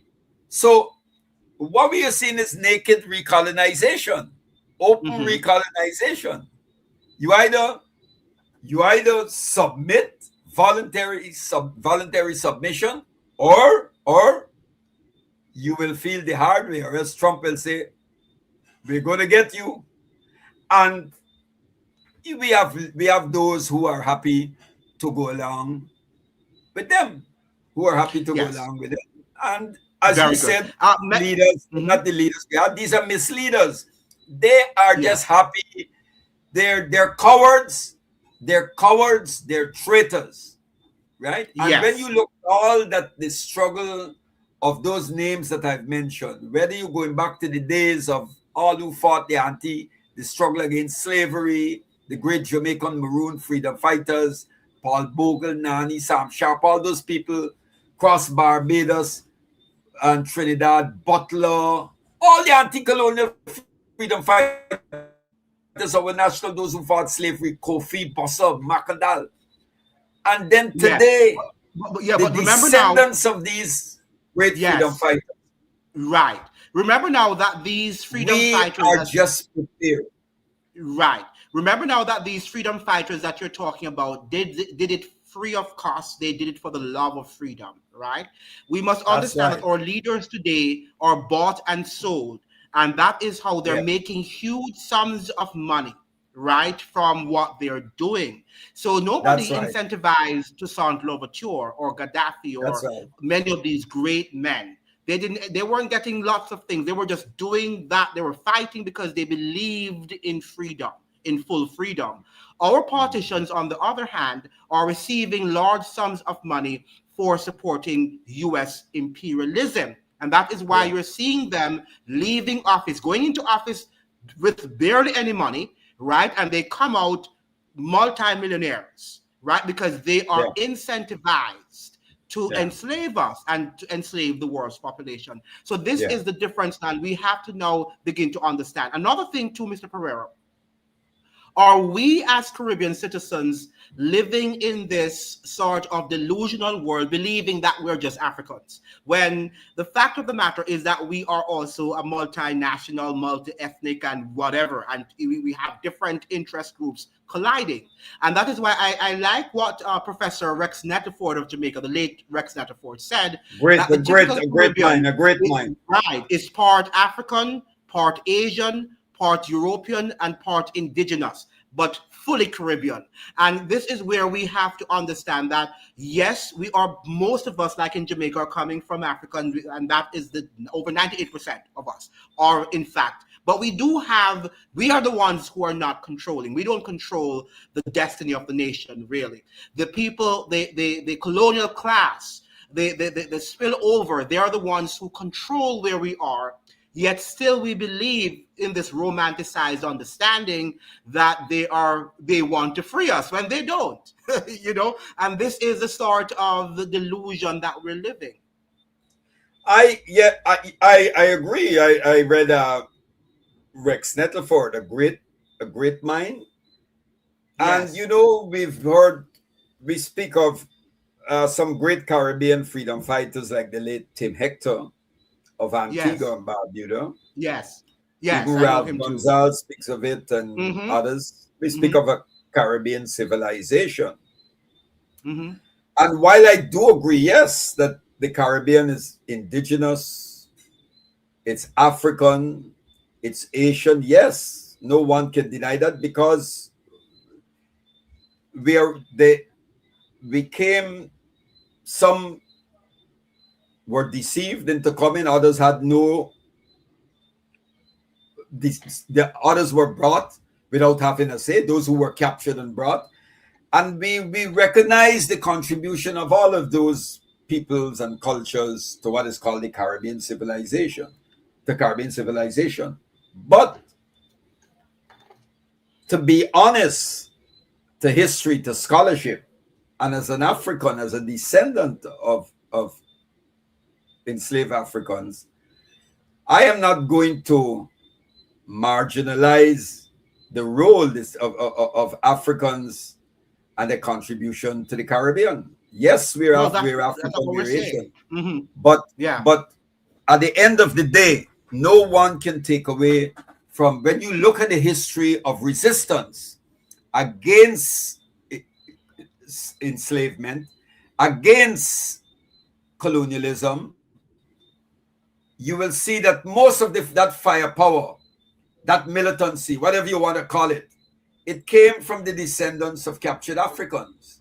Yes, You know? but we have stopped. We have stopped. That is not the point, though, Mr. Pereira. The point is No, that I'm not we saying that, think, but I'm not. I'm yeah, saying I'm the not saying point that of that's it, good but intent. we still don't control the economic destinies of our countries, and Yes, but who?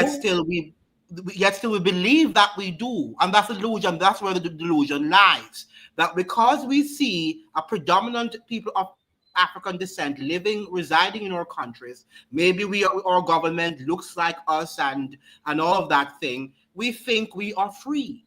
And this is the No, illusion that we're living, and I that is where we need to stop talking I about, no. just African and how Africans should think. And but at the end of the day, we are more Europeanized than if Well, than Africanized. well, I take when I look at the world, I certainly don't look as a conscious African agency. It's Well, Afrocentric. I don't you do, but the majority I of don't people see the don't. world. A lot of people are moving, but this is what I agree with you. I agree with Yes. you.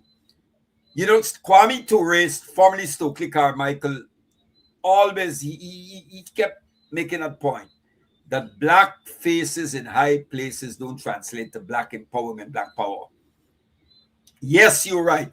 And I've always argued, brother, I keep Yes. saying that the biggest obstacle to the advancement to the liberation, the total liberation of the African in the region.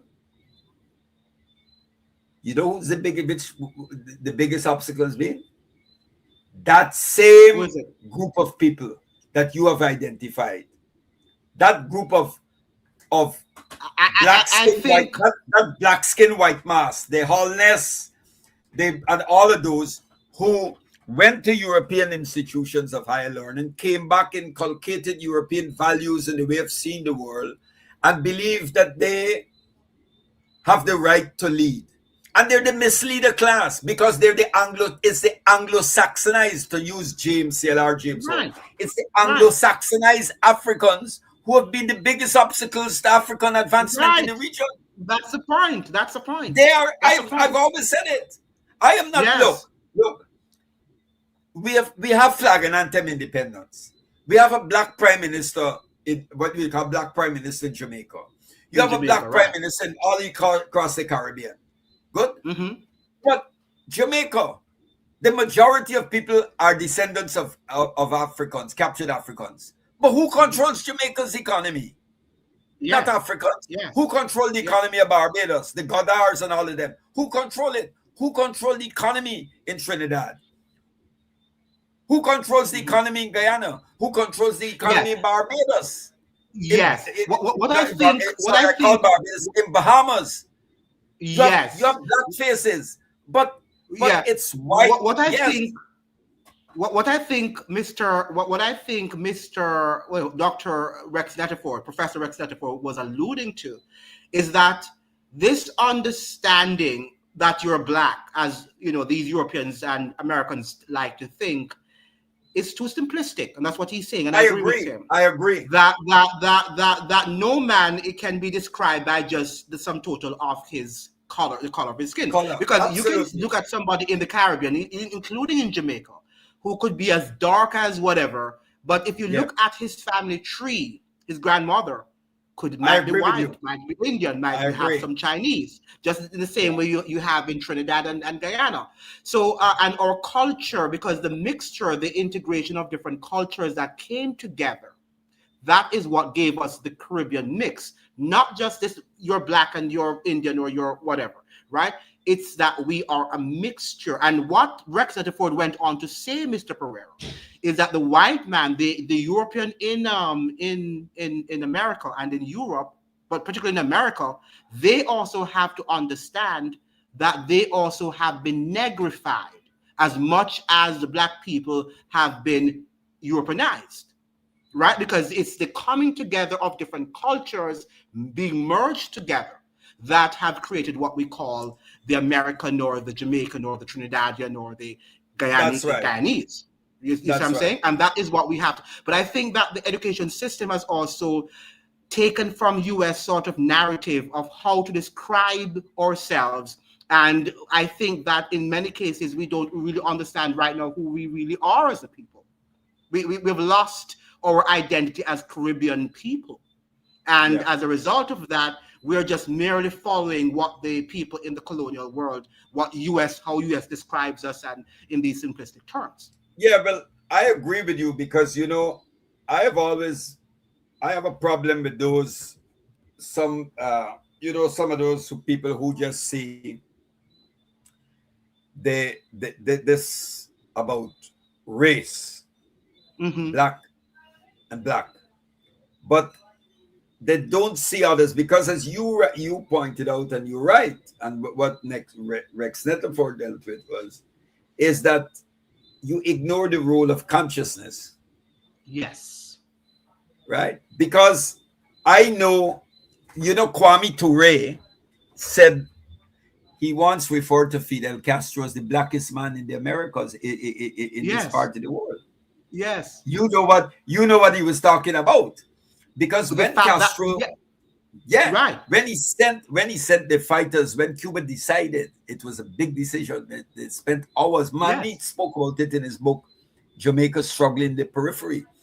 When they decided to send the fighters, the Cuban troops, and move some of the weapons that were important for their own defense to defend the country to Angola, Fidel said in the address to the nation, he said that Cuba has a commitment to Africa. For African blood flow through the veins of every Cuban. And they named the Operation Carlotta, after an enslaved African woman who led a rebellion against the Spanish. Also, Petro, the president of Colombia, he said, I have the blood of the Moors in me and the indigenous to fight. And he's acknowledging something because, my brother, you know this. The Moors were in Spain, parts of Portugal and so on, for over 600 years. More than that.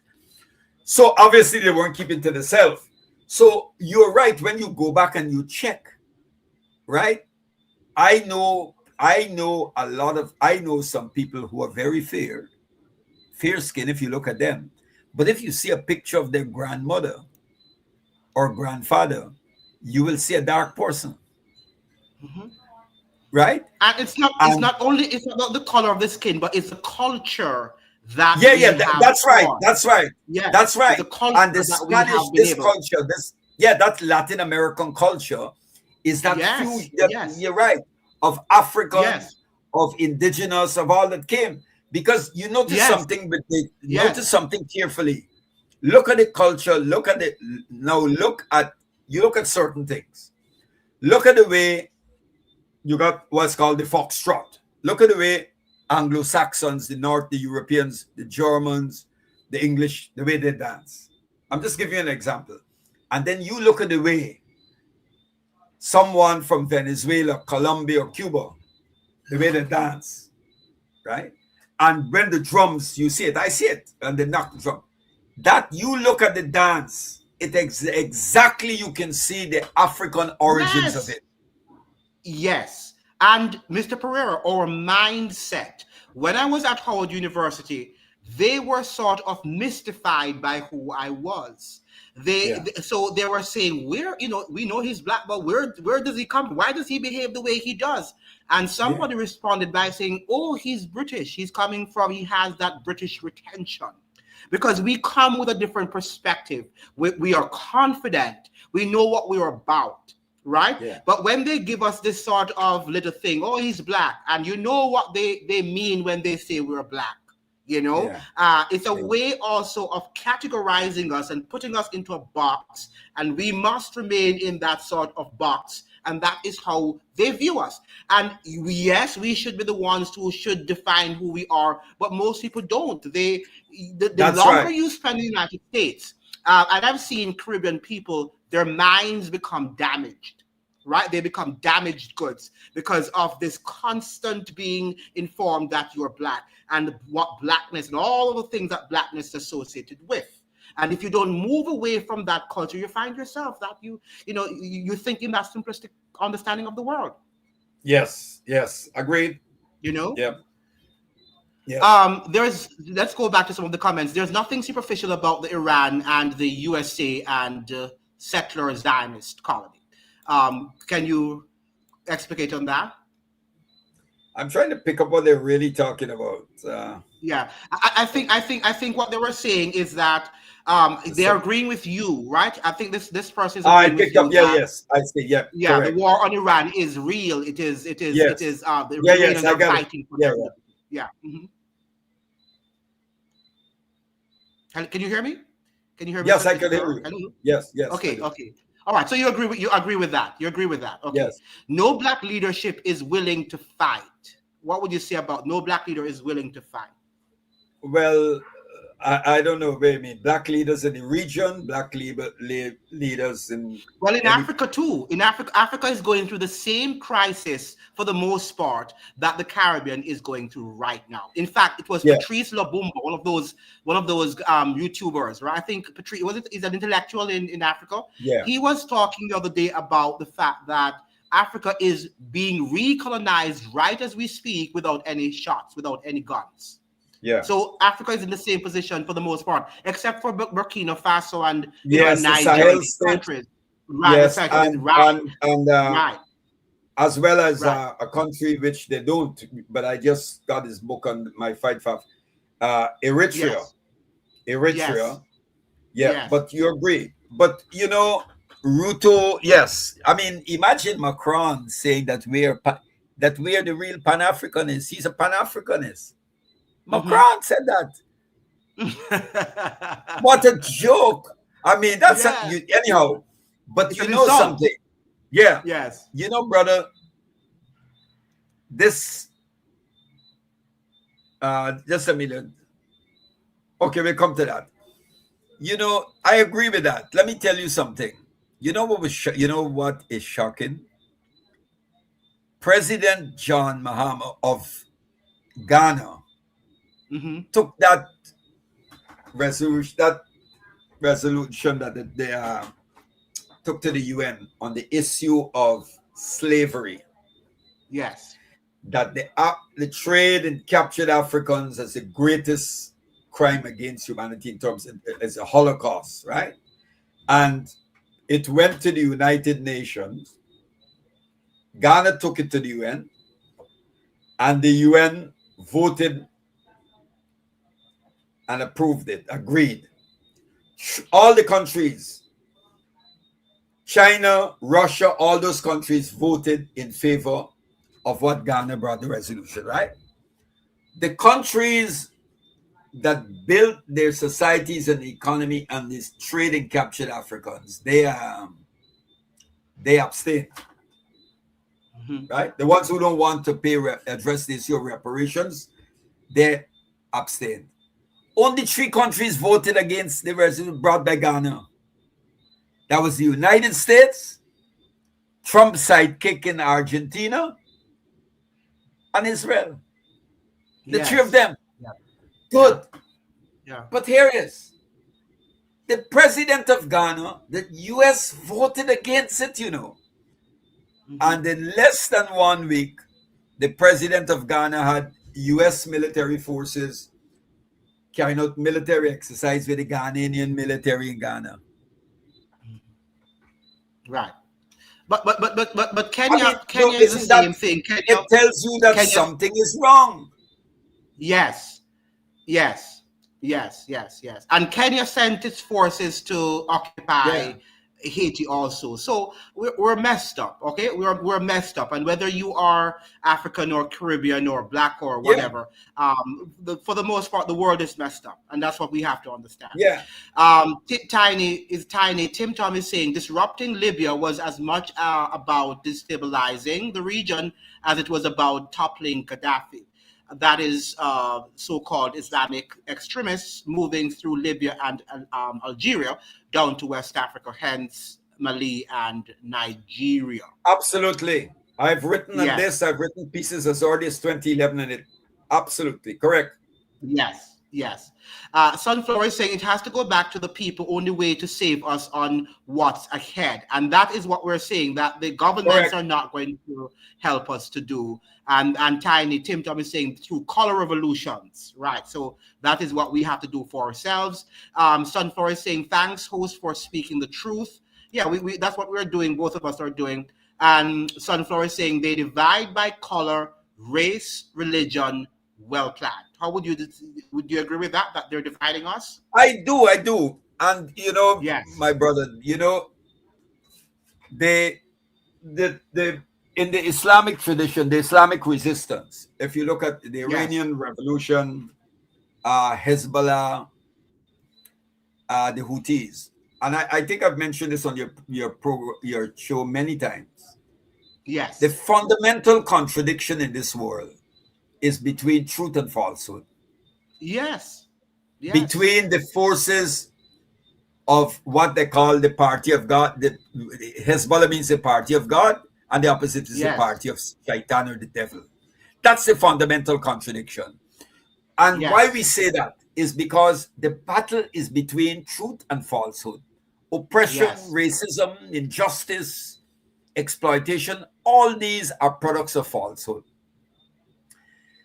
Justice, truth, human dignity, all of these are part of the forces, the party of truth, right? And the party of God. Yes. So when the Iranian Revolution and Hezbollah and them teach you this is their position, that there are two parties. Now, in the party of truth or the party of God, you're going to find Muslims, you're going to find Yes. Christian, you're going to find Yes. Rastafari, you're going to find Everybody. Yeah. Everybody. you Yes. might even go to find atheists who they don't maybe not believe in Yeah. God. They may Everybody. not believe in Everybody. God, but they're Yes. fighting oppression Yes. and injustice. Yeah. And then Yes. in the party of falsehood, you will find Muslims, you'll find Christians, you'll find Jews and Rastafari. And Mm-hmm. that is why the Iranian sociologist and philosopher Ali Shariati, a lot of people are going to his works now. He was assassinated by the SAVAK, the Shah's secret police. Ali Shariati said that the battle is between true religion and false religion. Yeah. And by true religion, he didn't mean as a Muslim, my religion is right. And if you were a Christian, you say wrong. No. He was saying true religion, any religion that defends and reinforces the status quo is a false religion. And any Yes. religion that speaks of the emancipation of the human being, irrespective of their creed, color, race, is a liberatory religion. Um, Tiny Tim Tom is saying Bolsheviks. This topic will be dealt with on Sunday. For those of us who you want to know, we're looking at that, the Eastern Orthodox Church versus the Roman Empire, the Western Roman Empire. That topic will be dealt with. So please be here on Sunday for that topic. We won't talk about that now. I like the topic and headline of the live. Thank you so much. And make sure you like the live and you also share the live with your friends, family, and colleagues. Now we have Sunflower says that they slowly take away your rights so you don't even notice normalizing control. And that's exactly what they're Absolutely. doing. Yeah. And That's then we right. have Tiny Tim Tom. Yeah, go ahead, Mr. Perro. Go ahead, Mr. Perro. I agree. He's right. Yes. Yes. And if you want to join us for Sunday, if you have time to talk about the Eastern Orthodoxy, we're not going to deal with that tonight because, we are almost trying to close now. Yeah, we can. So ask yourself why the Eastern Orthodoxy is being allowed to spread in the United States right now. We'll deal with that on Sunday. Tiny Tim Tom, we have to make sure we do one topic at a time because if not, we're going to be all over the place. Sunflower is asking, in Canada, Chinese soldiers were being trained. Have you heard about that, Mr. Pereira? Can you address that? No, I don't know anything about that. Yes, I have not heard about that too. So I will research that, Sunflower, to see if that is true. Then we have Tiny Tim Thomas and Elon Musk's maternal grandfather, Joshua Halderman, was a supporter of the technocracy movement, American-born Canadian South African. Well, Elon Musk is one of those people who got into Trump ears and said that they're committing. He said that the Africans are committing genocide against the whites. Really? Yes. You know that's outlandish. That's so ridiculous. I know of no part where white people, African people, have committed genocide against white people. Yeah, I don't think so. I That's don't know not true. You're anything about right. that. You're right. We are not violent people, as you have said, and that is true. That's right. Right? Nobody wants to kill Yeah. any. In fact, we have learned violence, and maybe it's possible because look at Jamaica and other countries. We have learned violence from them, and then we kill ourselves. But we tend to kill ourselves and not kill them, right? Yeah. Like, why is it, Yeah. Mr. Pereira, that we kill off ourselves, right? While we don't kill them. Most of the times we don't kill them, we actually kill off our own people. It's self-hatred, man. You know. Yes, yes, we- yes, Yes, it yes, is. You yes. internalize, Musk was, oh, I think I read it already. Musk was named after main character of the 1949 novel Project Mars, a technical tale by Nazi-turned NASA rocket scientist Wember von Braun, who Werner von Braun. hosted Disney. Yes, Braun, who hosted Disney children's programming. Tiny Talk Tim Tom is giving some lots of, dropping lots Yes, of gems this here is for this. us. He's right. He's right because at the end of Yes, after the collapse of the Nazi regime, yes, the Hitler had a number of scientists who were working on developing rockets and other weaponry, and so Werner von Braun is one of the most famous ones. And the Americans took him, and he went over to work for the Americans in the development of their space program. And I think there were yes, some of those who went and volunteered, who went to help later on some went to the Russians, I think. But yes, but yeah, von Braun went to work for the Werner von Braun. But apart from those, like the scientists who the Americans utilize for the NASA program, they are developing the program to launch rockets and space, getting into space, which eventually led them to go into the moon and all that. We need to understand yes. that after the collapse of Hitler's Germany, there were many SS personnel who ended up working for the CIA. Yes, and they For the went to CIA. Argentina, to the United States, to Argentina, Paraguay, yeah, South Paraguay. America. You remember Hmm. the case? You remember the case of Bolivia with Klaus Hmm. Barbie, Hmm. the Hmm. famous butcher of Lyon in France. He was Yes, working for years he was a colonel in the Bolivian army. He was one who played a role in capturing Che Guevara, and the yes, Israelis were looking for him. And when he was caught, he was extradited, and he appeared in a court in France. And you know what he said to the court at his yes. trial? He said, "I've been a anti-communist all my life." He said, "I served y'all. I served America. I served you." He was on the payroll of the American embassy. The CIA used to collect Yeah, his yeah, money through the yeah, yeah, American embassy in yeah, Bolivia. And yeah. he Yeah, served them for years until the Israelis caught him. And he was yeah, extradited to France. And he said, "I yeah. served you. I helped you. I fought communism during Hitler's time. I fought the communists. And so now this is how you treat me." So they've been working. And today, the Americans are working with the neo-Nazis in the Ukraine. Yes, yes. And we know that, for those of you Yeah, who do not know, that Wall Street was behind a lot of what Hitler did. And that's we right. know that the mastermind of Hitler's sort of this racial, purity or whatever, From super eugenics race that he movement. was talking about, came from the United States, sort of The the eugenics the movement. um the eugenics movement, right? The Yeah, eugenics movement of the United States. So these that's are right. things that we need to refresh our minds about, and Correct. not think that history the way how we were taught in school, like the United States went there to free people in Europe. All that is nonsense, okay? So Doge is a reference back to the Doge Republic of Venice. Hence, the moral of the Merchant of Venice was the magistrate was really the Doge. That's Is that correct. true? I That's think I correct. agree with him.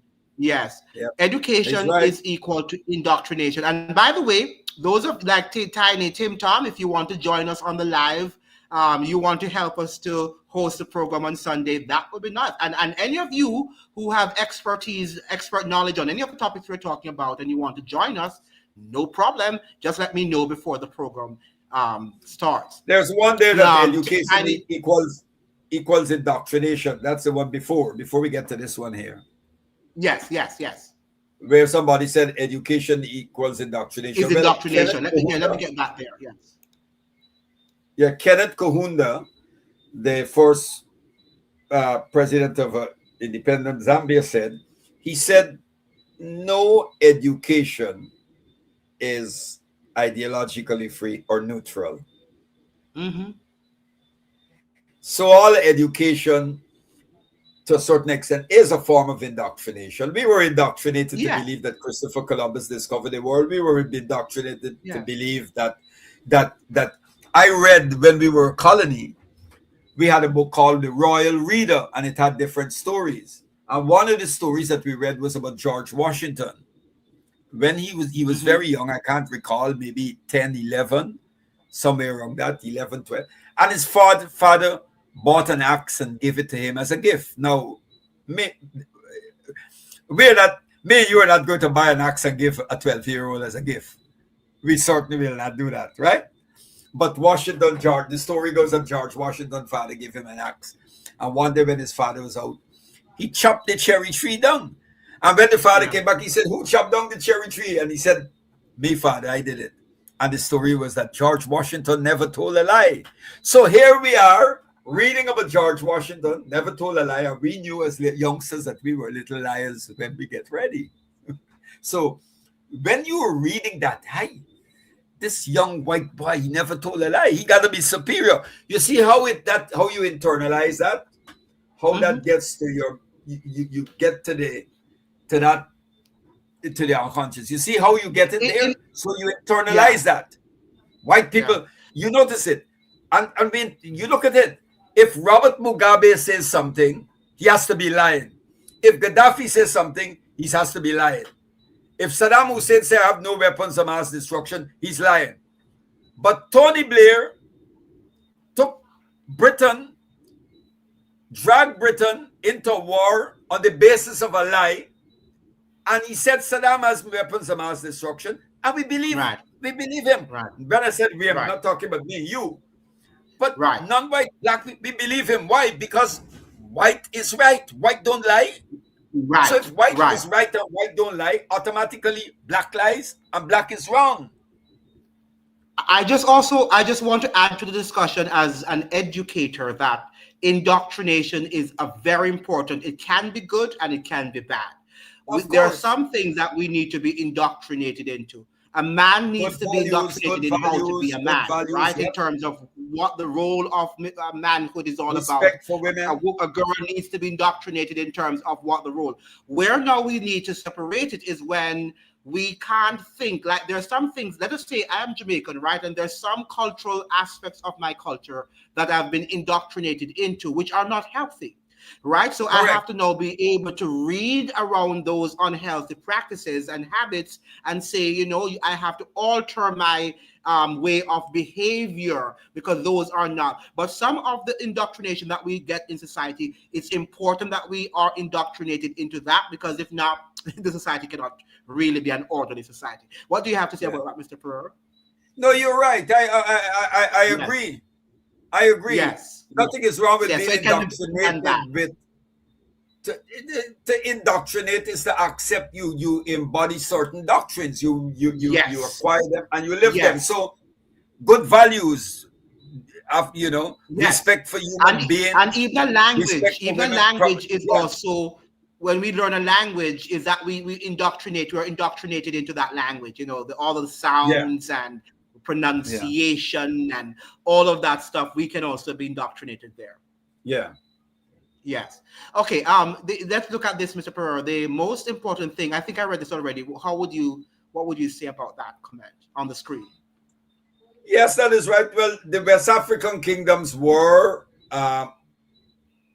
Muslim or Islamic. You can remember that the great Mansa Musa of Mali, the great ruler, he went to, for example, he brought scholars from all over, and he sent scholars. There was this, you can recall that they had in Baghdad, they had what was called the Wisdom School, which was established by one of the rulers.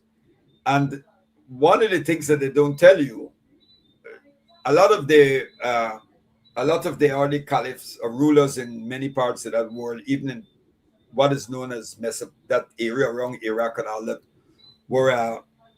were dark skinned, were black Arabs, right? Because remember the original, I think I mentioned this sometime, the original Arabs were Africans, dark skinned. And the Arabization process was the other way around.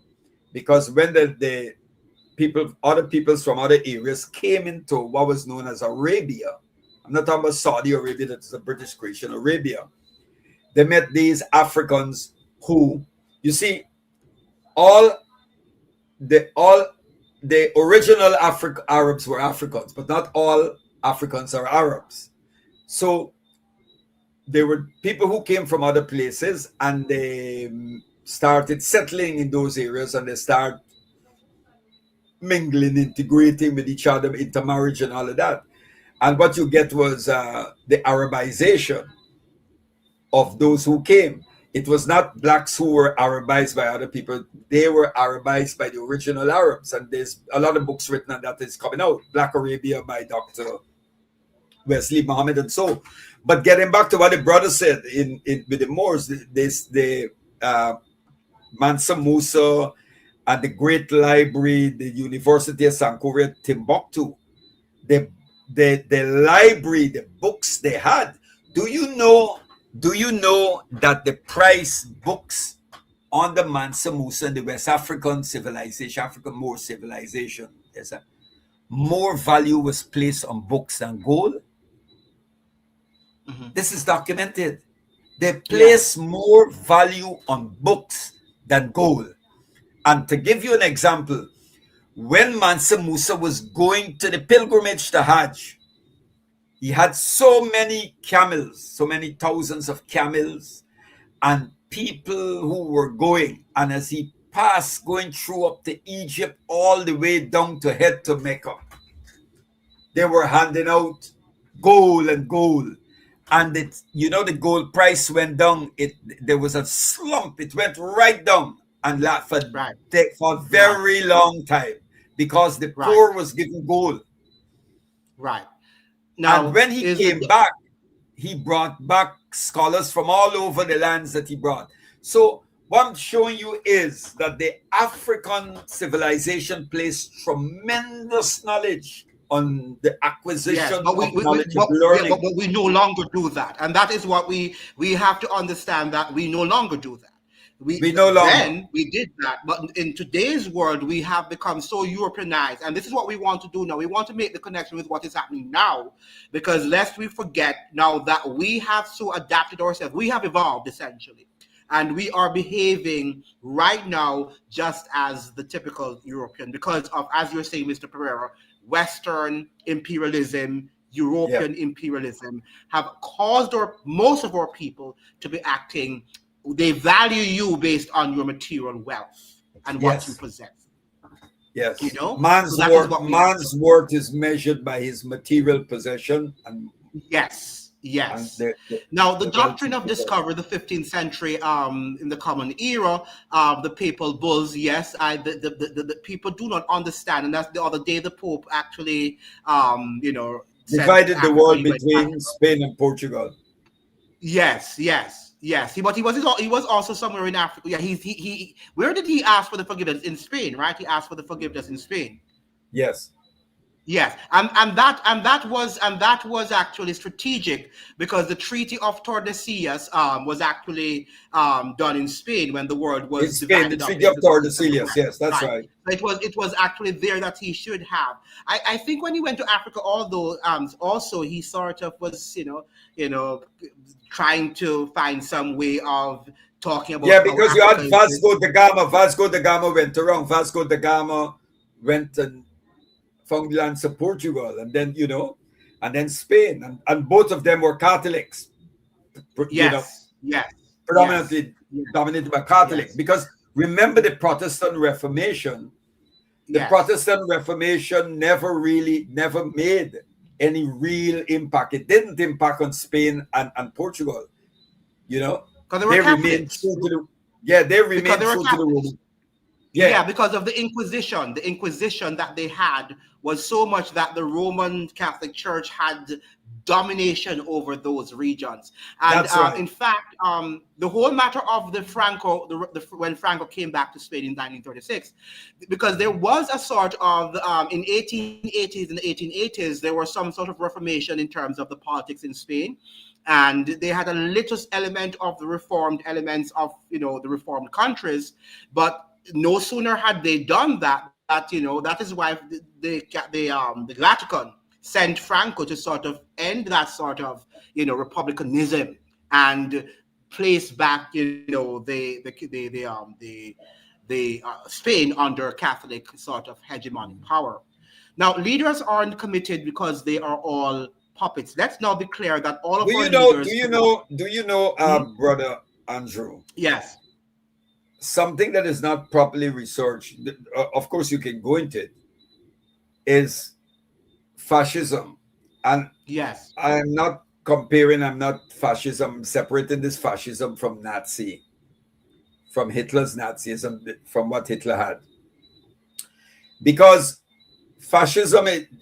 If you read Catholic social doctrine, right? Catholic social doctrine laid the basis, the foundation for two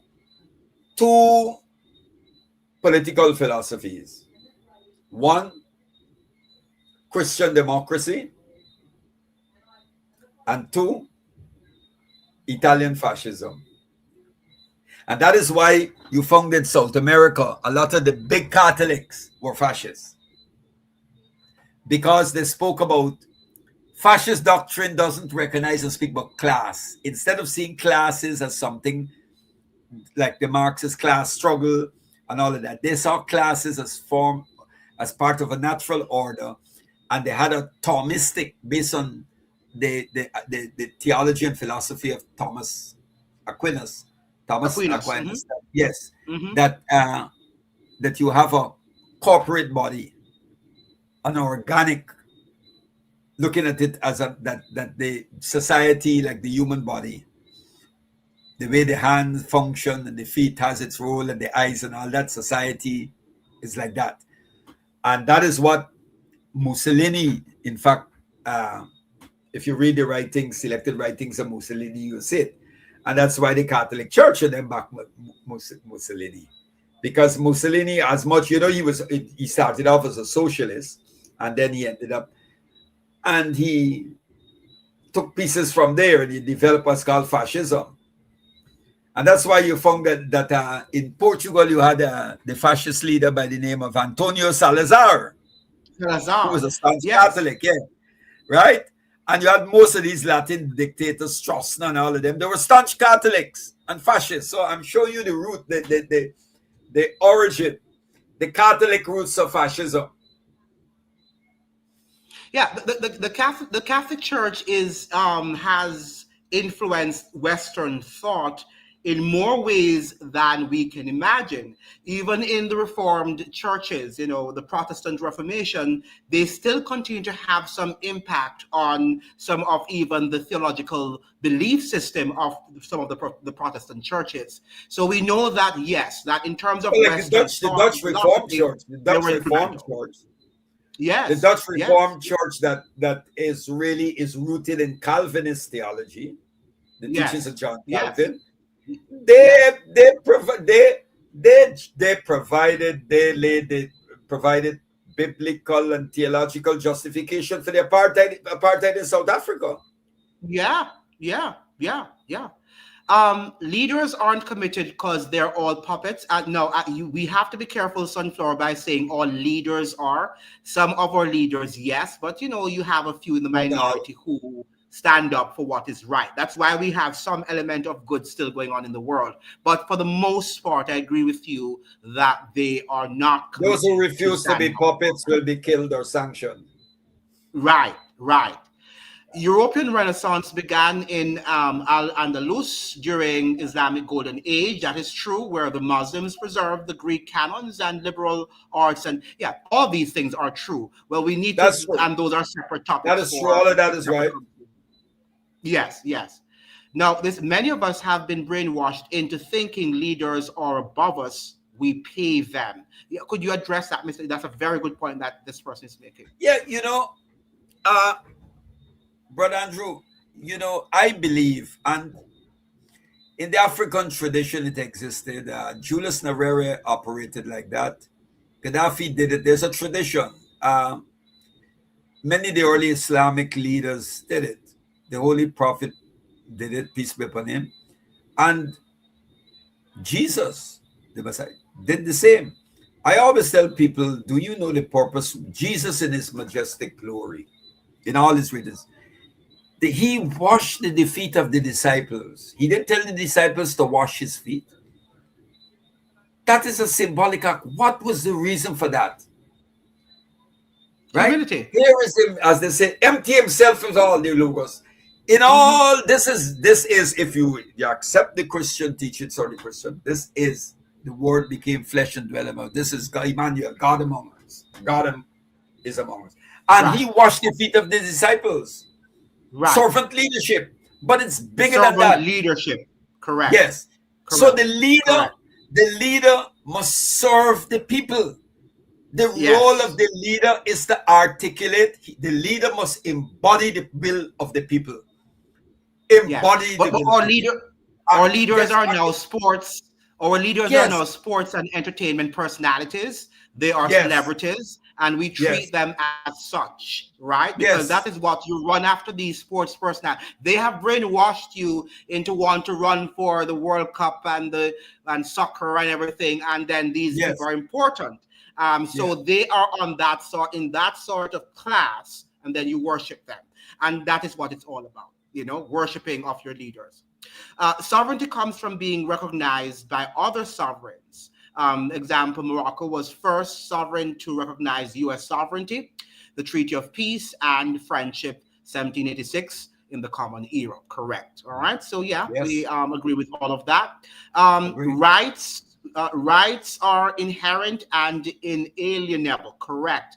That is natural law, Great. Yes, tradition, and yes, correct. jurisprudence. Go ahead, Mr. Pearl. Agreed. Yes, yes. Agreed. Now, this is a person that I've read his book and it's very dense.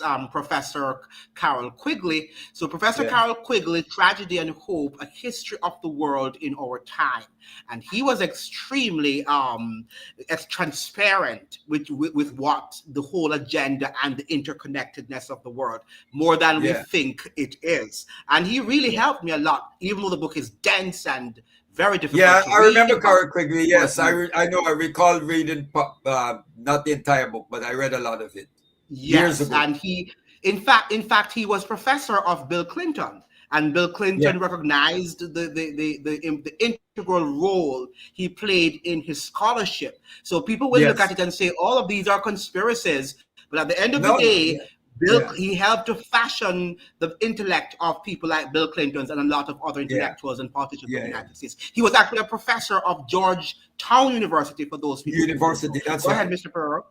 Yeah, go Yes. ahead. Were you saying Yes, something? that's true. Because on the banking elites, very right. For example, uh, at the time, there's a book written by a Jewish historian. It's called journalist and historian, called "Trading with the Enemy." And in Mm, that book, he exposed the connection between how they collaborated, the American banking elite, the banking elite in the United States, and Nazi Germany. Because mm-hmm. George Prescott Bush, that's Right. George Bush, the last George president Bush's. grandfather, Mm-hmm. was I a know that. big, yeah, that came out, Mm-hmm. and when America was sending troops to fight at the time against Nazi Germany, American big business were oiling the war machinery of Nazi Germany, oiling Mm-hmm. the war machinery, and not to forget that Hitler's book Mein Kampf, My Struggle, the first edition was financed by Henry Ford of Ford Motors. And there was a big strike on Henry Ford. One time there was a huge strike that Henry Ford was faced with. And Hitler said, I wish I could send some of my stormtroopers to the States, to America, to put down that strike. So what people, yeah. Go ahead. And remember, he wrote the book, The International Jew. Yes, yes, yes. Right? And what most people don't realize also is that even though the U.S. and the Vatican never had an official, diplomatic relations at the time, but through FDR, the United States wanted to get some foothold in Latin America. And Latin America was controlled by the Vatican, and so they sort of helped the Vatican. The Vatican played a very important role in Nazi Germany, and they were helping the Vatican in terms of handling that situation, so that they could get some control over Latin American countries. And that is something that is very important for our audience to understand. Go ahead, Mr. Perro. Yeah, well, I don't know if you recall, correct, because when the liberation theology movement emerged in Latin America, then you had the Black liberation theology movement in the United States. But I'm talking about the Latin American liberation theologians.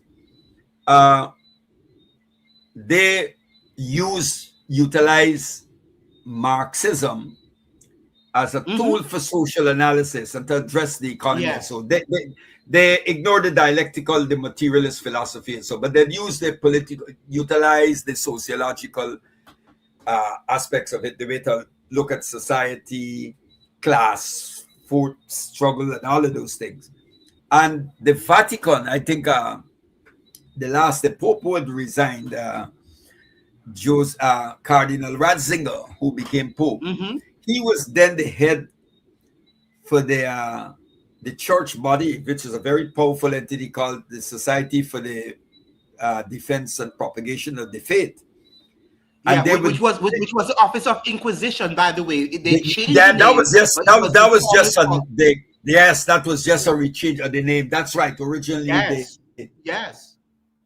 the Inquisition, and part of his office was they would read books that were written by Catholic theologians, and if they didn't like it, they will say, well, it goes against the church doctrine, and they would sanction it. Like when there was a book by Father Hans Kong years ago, and he was sanctioned. That book was sanctioned, and they start to sanction the liberation theologians, and Ratzinger, and he would advise. He was the advisor to the Pope on doctrine, on matters of the church, and the double standards and hypocrisy was this. When the Eastern Bloc, little before it collapsed, you remember they had Solidarity, the Polish trade union movement, which was led by Lech Wałęsa, the trade union leader, who became a president of Poland after the Eastern Bloc, after the collapse of communism. And the Vatican supported the church, the priests who were involved in the struggle to bring down the communist regime. The Vatican supported them. They never told the priests to stay out of political activities. They supported them. It's documented. But when the Latin American theologians were standing up in defense of the poor and the powerless and supporting the Sandinistas, the church came out and condemned them. And I think you can recall Father Cardenas from El Salvador, from Nicaragua, who used to wear a beret. He used to wear a beret. But do you know El Romero from? Yes. No, Oscar Romero was the archbishop who was assassinated, who was killed. Yes, in El Salvador. In El Salvador. Was killed. But I'm talking about Father Cardenas, and you had the other one. There were about 3 priests who were supporters of the Sandinista regime. One was even sent as an ambassador. I can't remember his name, but Father Cardenas was the Minister of Culture. And when the Pope visited Nicaragua, he refused to shake the hand of Father Cardenas. Yes, yes, yes, yes, right? yes. And the But sanctioned remember now, father Jean Bertrand Aristide in Haiti, and he left the church. yes, yes. But remember now, the church can play any side. The Roman Catholic Church believes that the end justifies the mean. So whatever, if you have to be sacrificed so that they can accomplish their mission, they will sacrifice you. And that is what people have to understand. The Roman Catholic Church is not committed and loyal to anyone, including the Pope of Rome. Remember now that there are several popes who were killed too, right? Because that particular pope did not go with the agenda.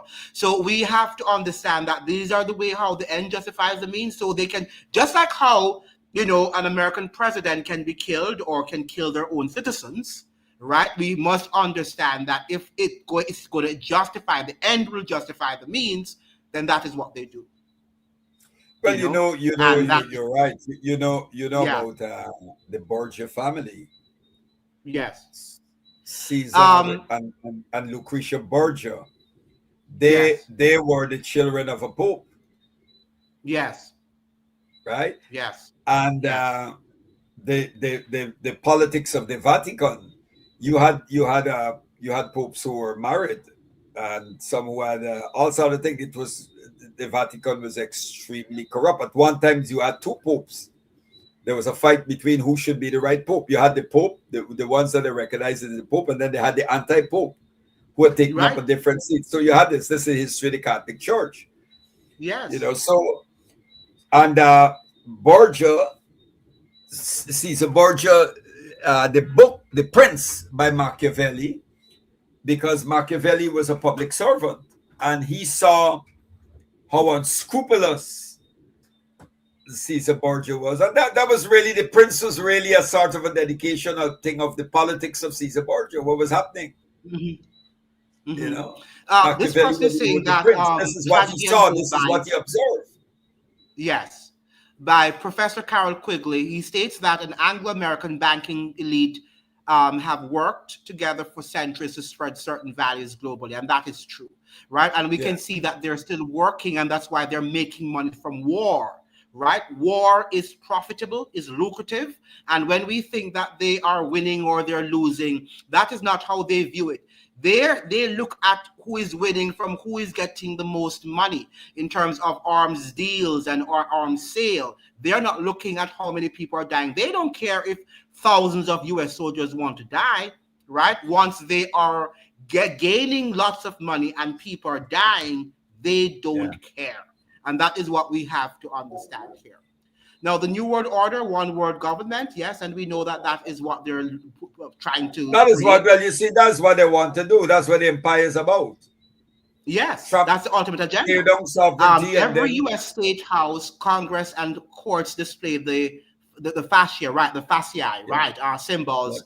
That yeah. is fascism in, yes, and in Roman imperialism, and you can Yeah, find the it. You can see bundle it of in sticks. Congress. It was a symbol Yeah, of the Roman authority, right, of the magistrate. The bundle of sticks with right. Isn't the axe between it, yes. surrounded by sticks and tied. Yeah, Yes, and isn't it in Congress? Isn't it there are either the Capitol or Congress? I think that you can find the symbol of the fasciae. So when we think that the United States is democratic, it is not, right? We think it has an exterior. It looks like it's democratic, but internally it is not. Go ahead, Mr. Perrer. but you've noticed that in Britain, right, the liberal democratic system, the Westminster, Britain have the Hmm House. You have the House of Lords and the House of Commons. You have that, right? The two houses, hmm right? The House of hmm Lords and the House of Commons. Good. So, but there's no Senate as such, right? hmm The Senate is in the United States. So when you really look at a lot of the American system, what the Americans have, look at outside. It's the imperial. A lot of it is when you look at what Rome had, and you see hmm the whole thing. You see the similarities. You can't get away from it. Yes, You cannot. absolutely.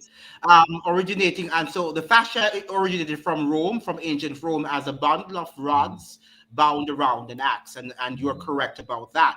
Yeah. And so I have some very brilliant people here on the live. Data centers being planned all over Canada and the United States, some already built. So we can see the interconnectedness and the Yes. level of surveillance that Yes. we Heavy are level. seeing at play all around our in the Western Hemisphere. But some of us, this technology, the government that Steve Knight had, like the car phone. Yeah, some of these technology, Mr. Pereira, I understand from this guy who wrote The Third Reich. What the Yeah. fourth? I think the Fourth Reich, right? He wrote an American, Yeah. and he was suggesting that some of these technologies that we're looking at in today's world, they were there from Hitler, and in the 1950s they had already been made. Mhm. How do you have that knowledge? Do you have access to that knowledge, Mr. Pereira? Well, you know, some writers. There are a lot of researchers, and there's an interesting magazine called, I don't know if you heard it. It comes out they come out of Australia. I've Mm-hmm. been reading them. Subscribe. I had an art. I wrote for one of them. A number of my articles appeared in them. It's called New Dawn, and the other one is Mm-hmm. Nexus. And they boast about, they carry articles and news pieces and so that you'll never find in the mainstream. And Yes. they're turning out some of the things that they were saying since the 80s, nobody was paying attention to. And now we're seeing it. For example, they were talking about toothpaste with fluoride, not good for you, fluoride, and all of that. And many things in health, psychiatry as a pseudoscience, and how the Nazis were the people who really developed, Mm-hmm. took psychiatry to a level. Now you're talking about this because they used to experiment on people behaving and all that. The Nazis in the concentration camps and so. Mm-hmm. So a lot of what Can you is hear coming me? out today, Yeah. Sorry. there are people who were researching and saying that these things were there, you know, and that Yes. the Nazis had tremendous. The Nazis were interested in that, like leading Nazi figures like Himmler, of course, Hitler, and others had a deep interest in esoteric Yes. doctrines and Yes.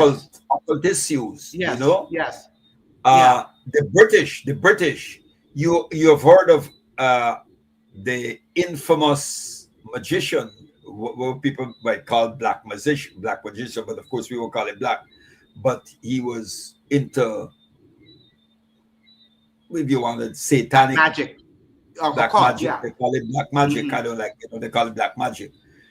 Alistair, uh, Yeah. Crowley. oh, Crowley. Alistair Crowley. Alistair Yeah, Crowley. yeah, Uh-huh. yeah.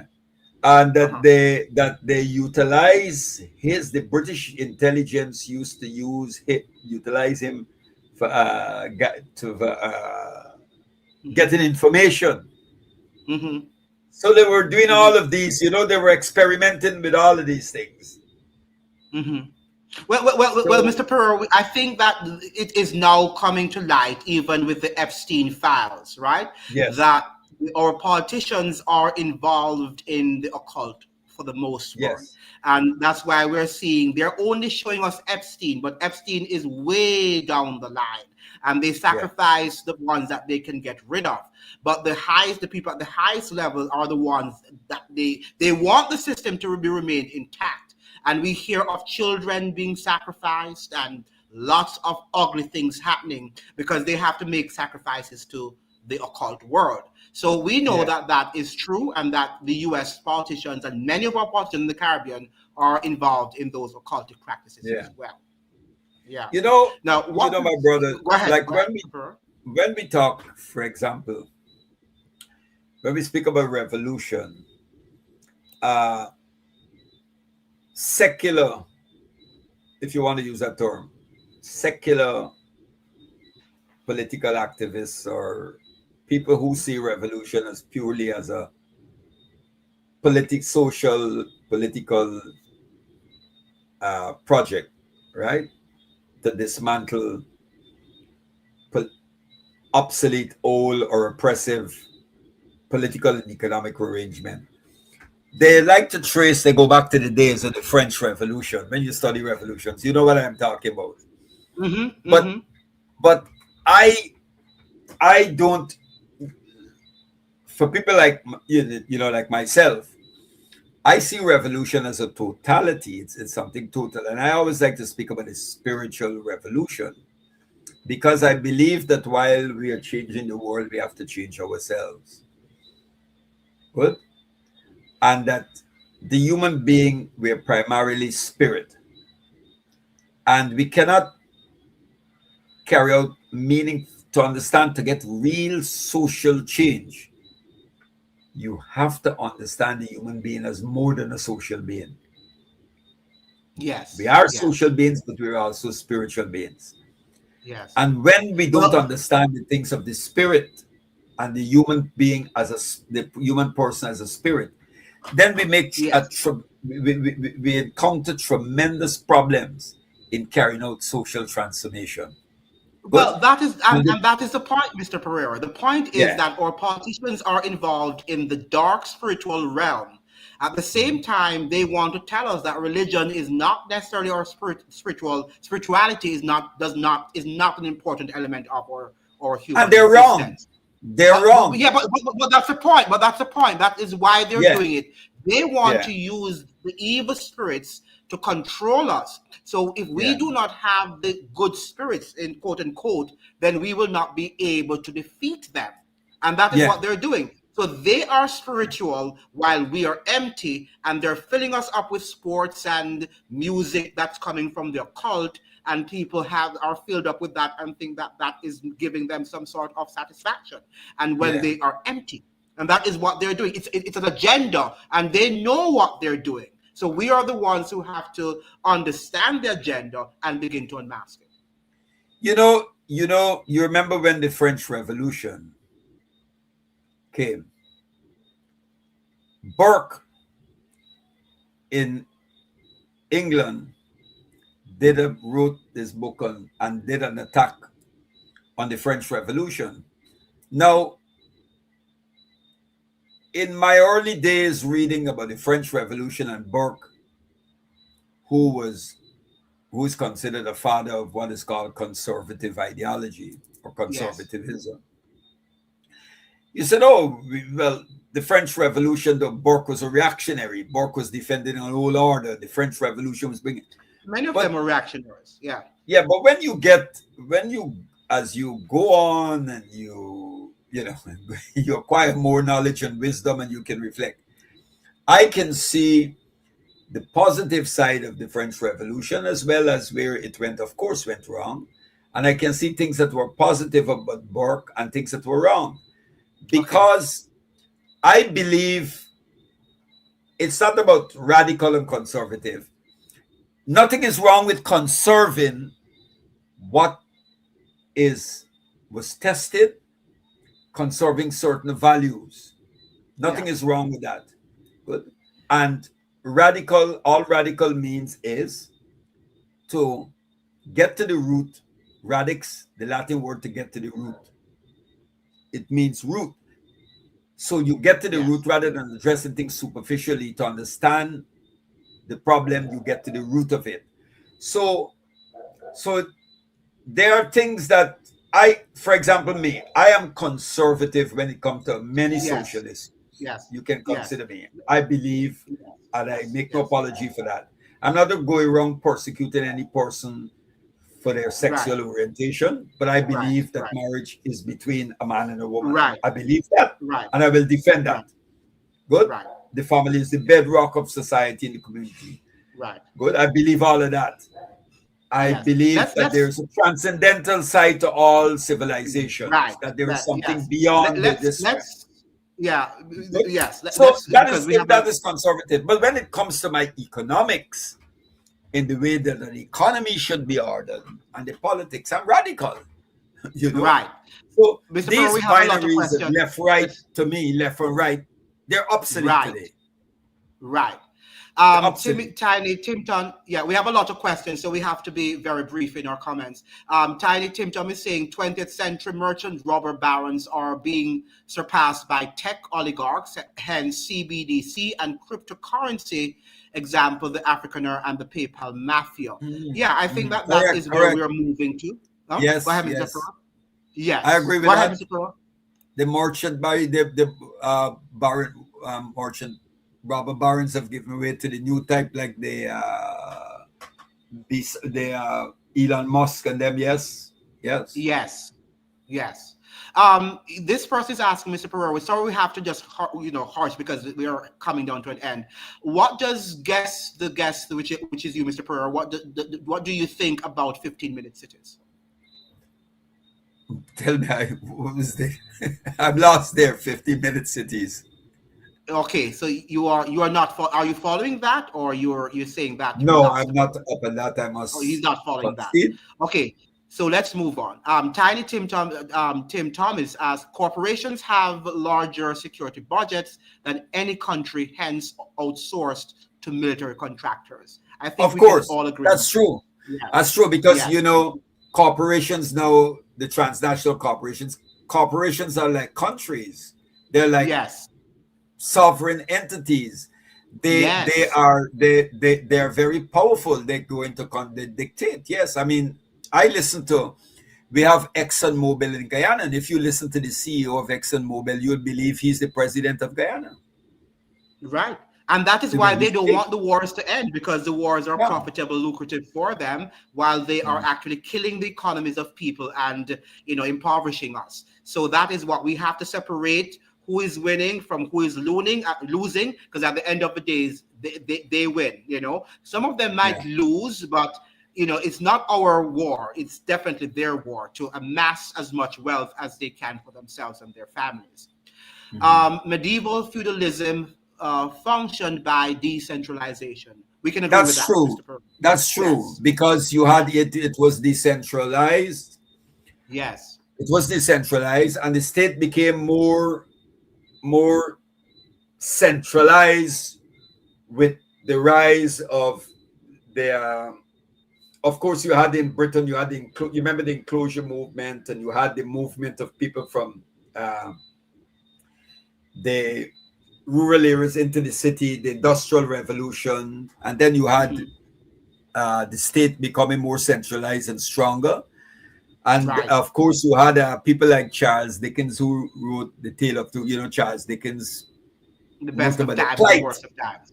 of all hmm those victims, the children, the victims of capitalist industrialization. hmm Yeah. Yeah.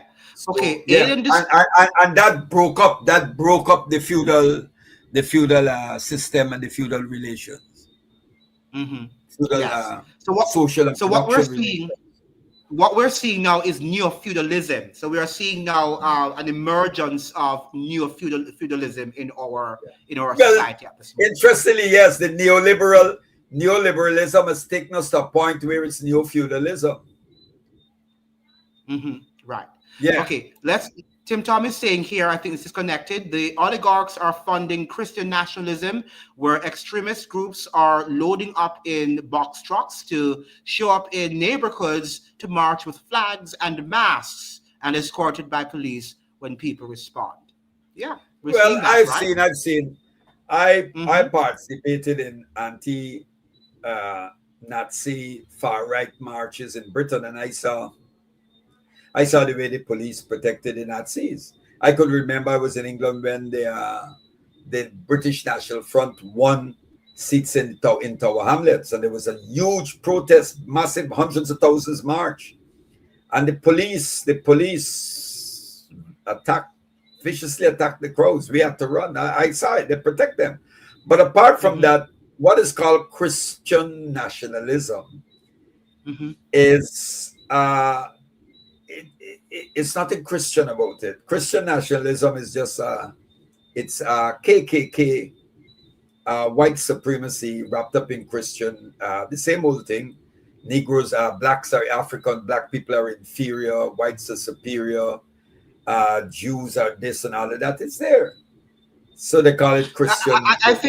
I think the Christian nationalism is broader than though that, Mr. Perr. I think it's more going back to the divine rights of rulers, of kings and queens to rule.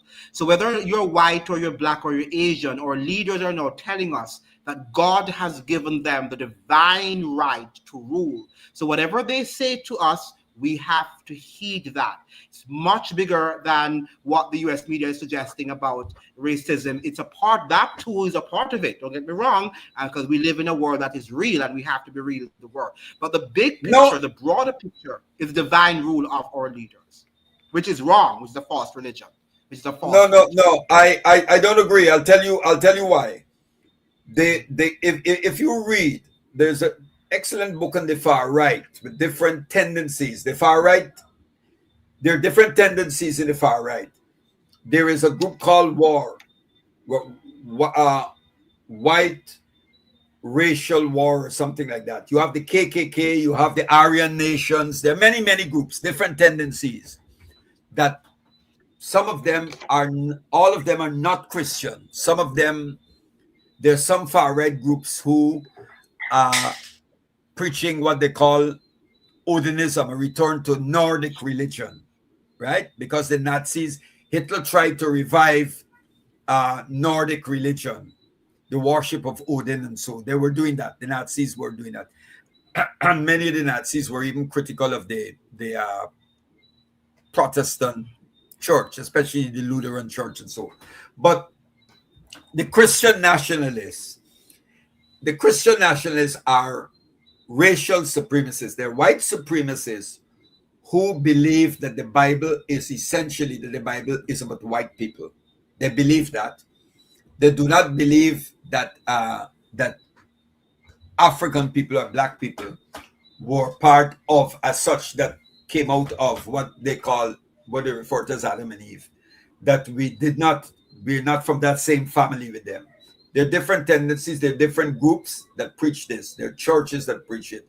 They're very they're very hostile. They preach against the papacy.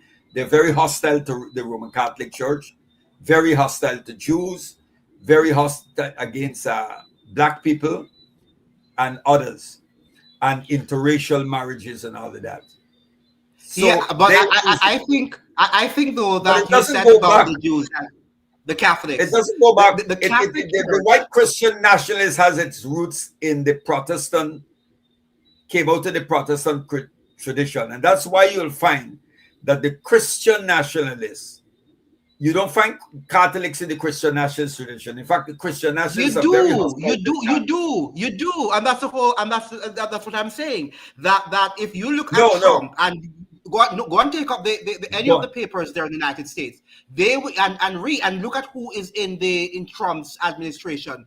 This is the most Catholic administration that you'll find in the history of the United States. That's a fact. And they are the No. ones who are pushing this Christian nationality, the nationalism. Remember now that the Pope of Rome, when they talked about the slaves, when we came here first as Africans, what they're bringing us to the Caribbean and wherever to the Americas to Christianize us, right? That is the root of Christian nationalism. And that is the whole purpose of the Protestant Reformation, suggesting that politics and religion should not be merged, right? Because then when you No, I merge think religion and politics, you can interpret the Bible suggesting that we are superior than the others, so we are going to impose our religion up on a certain group of people. But it's I bigger than it's bigger than just black and white people. It is the entire world. The United States is telling us in the Caribbean too, through the Monroe doctrine, that they have the divine right to rule the entire no, US and America. I don't agree with that. I'm saying no. But that is a What I'm fact. saying is, if you get a few Catholics following it, that don't mean doctrinally that Catholics But are. it I came mean, from there's a them. big row It between came Trump and the from Pope. them. No, It came from them. no. It Listen, came from slavery listen. days. That's where it I came hear from. people say that how you interpret the Bible or how you interpret the Quran. No. The Bible interprets itself, and that's why Yes, we have the hermeneutics and exegesis to yes, but unravel Mr. to Pereira, make you are sense arguing of something. God's word. You are arguing right? something different. What I'm arguing No, is what I'm not that saying, it's not they're about arguing. how you interpret, Yeah, because people can twist but they things. don't But at the believe. end of the They day, don't believe in the Bible. You know, they don't believe in the Bible. Catholics don't believe in the Bible. Trump no, and no, his no, I'm not his talking cronies don't about believe in the Bible. Catholics. Catholics, What they are doing, if they are misusing the Bible, they are misusing and misquoting the Bible for a political agenda, and that came about also during the Catholic the period when they Protestants do it. introduced slavery, All do it. All do it. and they say that they were Christianizing us, but they weren't, because they did not. They do, the Pope of Rome, and they don't believe in God. They don't believe in the Bible. They pretend as if they But do, but they don't. Behind the but scenes, they Andrew, don't. my brother, Yes. when any person, any, whether he's a preacher, a theologian, the Yes. biblical scholar, any person Yes. who, when you are theologizing, you don't do so in a vacuum. You do it within a given, where you are, the given circumstances, the Mm-hmm. conditions, Mm-hmm. right? And when Mm-hmm. you're trying to give meaning or to explain when you're theologizing, you cannot ignore the political influences on you. You cannot ignore that. So, Yeah, but that. for Yeah. example, for example, Martin Luther King. Sorry, not Martin Luther King. I'm jumping too far. Martin Yes. Luther, one of Yes. the leaders of the Protestant Reformation, Yes. was critical of Catholic doctrine. He was critical of many things, the practices, indulgences, and all of that. And Mm-hmm. he was a monk in the Catholic Church, and he left. Mm-hmm. Good. Mm-hmm. And of course, there are many things that he condemned, the things that he condemned about the Catholic Church from a doctrinal standpoint. All right. But then you had the Bavarian princess in what was known then as, not as Germany, different provinces and so.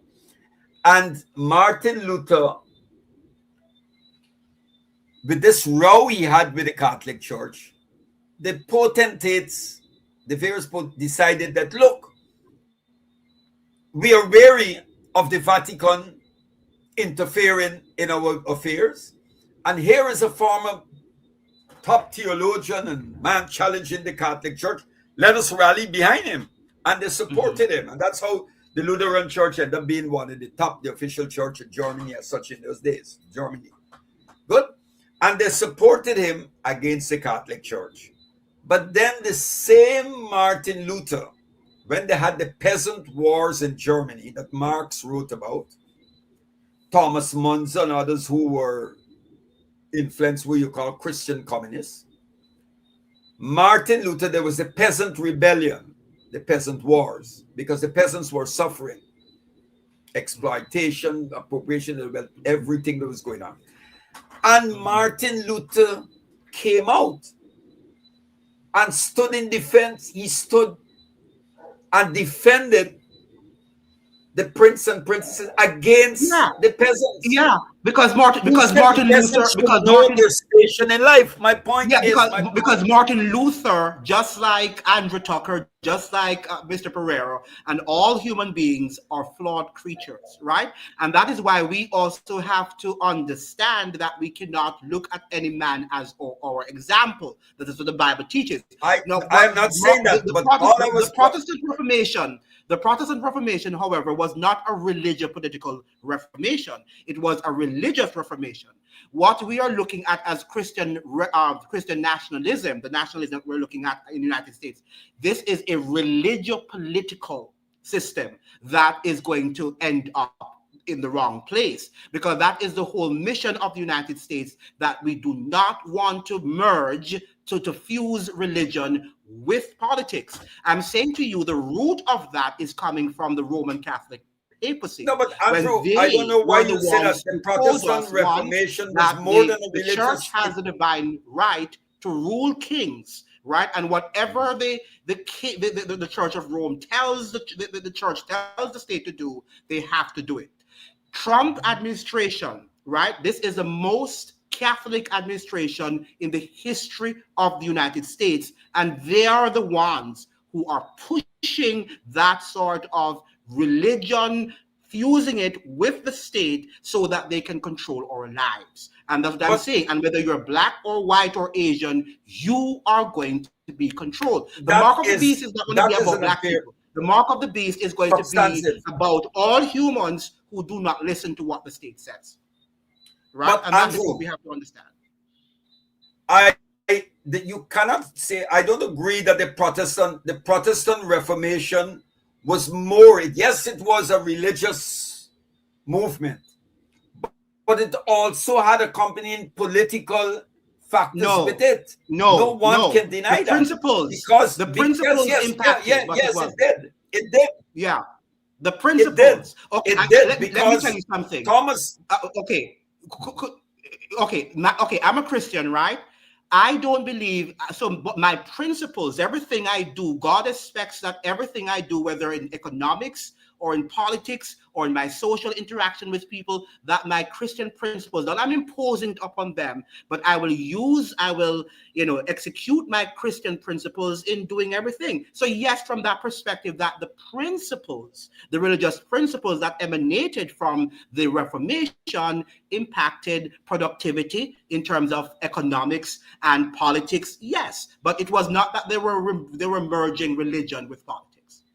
Some of them did. But Martin Luther took political positions. Yeah, Thomas Monson. You had Monson, Wycliffe, as well as Huss.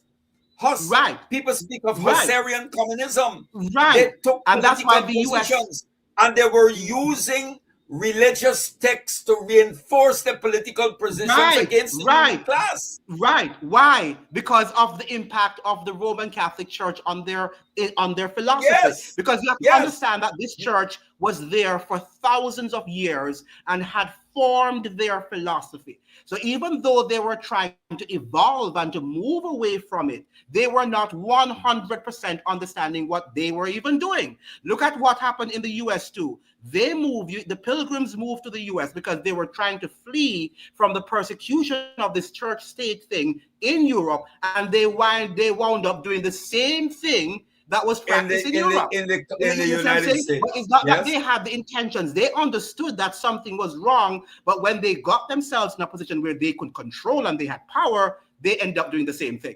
But we should not look at their flaws. We should look at the lessons that we should learn from the Reformation and their flaws. And then we should now refine a system. And we're suggesting here that the root of the Christian nationalism is in Roman Catholicism. It's not because you have to remember that the Vatican was not just a religious entity. Right. It was also a political entity. Correct. And the Reformation against it. And then remember when the Counter-Reformation came. The Counter-Reformation came led by the Jesuits. Yes. And Ignatius of Loyola. Yes. Right? Yes. So, and that Counter-Reformation, as much as it was a doctrinal issue, it was also political. When I said doctrinal, religious doctrine, it was also political. Mm-hmm. Yeah, well, it's the Bible tells us that we should render unto Caesar that which belongs to Caesar. Christ, when he was on earth, there were lots of political issues. The Jews were actually oppressed by the Romans, and he did not intervene politically. What he was here to do was to tell them to live righteously so that they will not be accused of any wrongdoing, because at the end of the day, his kingdom is of this world. But that's another conversation that we need to have, because that is partially that is so rooted in error. Go ahead, that is a part of that is true, but another part of it is not so. But we can have another discussion about that. Another conversation on that. Yes. Those who went to Jesus and questioned him on the issue of the tax and he said, render what is unto Caesar, the things that are Caesar unto Caesar, the things that are God unto God. They tried to use that to say that Jesus was trying to draw the line, separate church and state. That's not true. Jesus But was he trying to never show. involved. He was Jesus was never saying, involved. Jesus' reign Yes. is temporary. Give him what is Not due to him, necessarily. because No, what? no, no, no, Yeah, no, no, no. There are lots of things that he did in his 3 years, right? So the fact of the matter, the fact that he did not Jesus was a engage, yeah. even though he knew that his own people were actually, severely oppressed by the Roman Empire, he was not there to free them politically. His ultimate thing was that that his gospel is what is going to free humankind, not politics. So that is what we have to understand, because the kingdom of this world is not ruled by God, The kingdom of this world is ruled by the I devil. beg to differ. I beg to differ. Okay, another Volumes conversation. have been written on that, but We'll we have won't another go into conversation that. on that. Volumes have been Yeah, written. I yeah. believe that not. That's a religious I think conversation. when Jesus, when he said, "My kingdom is not of this world," that's why he said, "My kingdom is not of this world," meaning that what I am preaching to you, the message that I bring does not exist in this world. It's not there. We'll have that discussion are faced with. because Yes. because if we do that, then Caesar's reign and Caesar's world is temporary. Give him his rusty coin. yes, Give him it. But this is the point that Trump is doing right now, right? And other people who Everything are is political. Is right. They are politicizing religion and then using religion to interpret and say what they can do. Remember now that in Europe, the church says we have the divine. We are higher than the government, the state.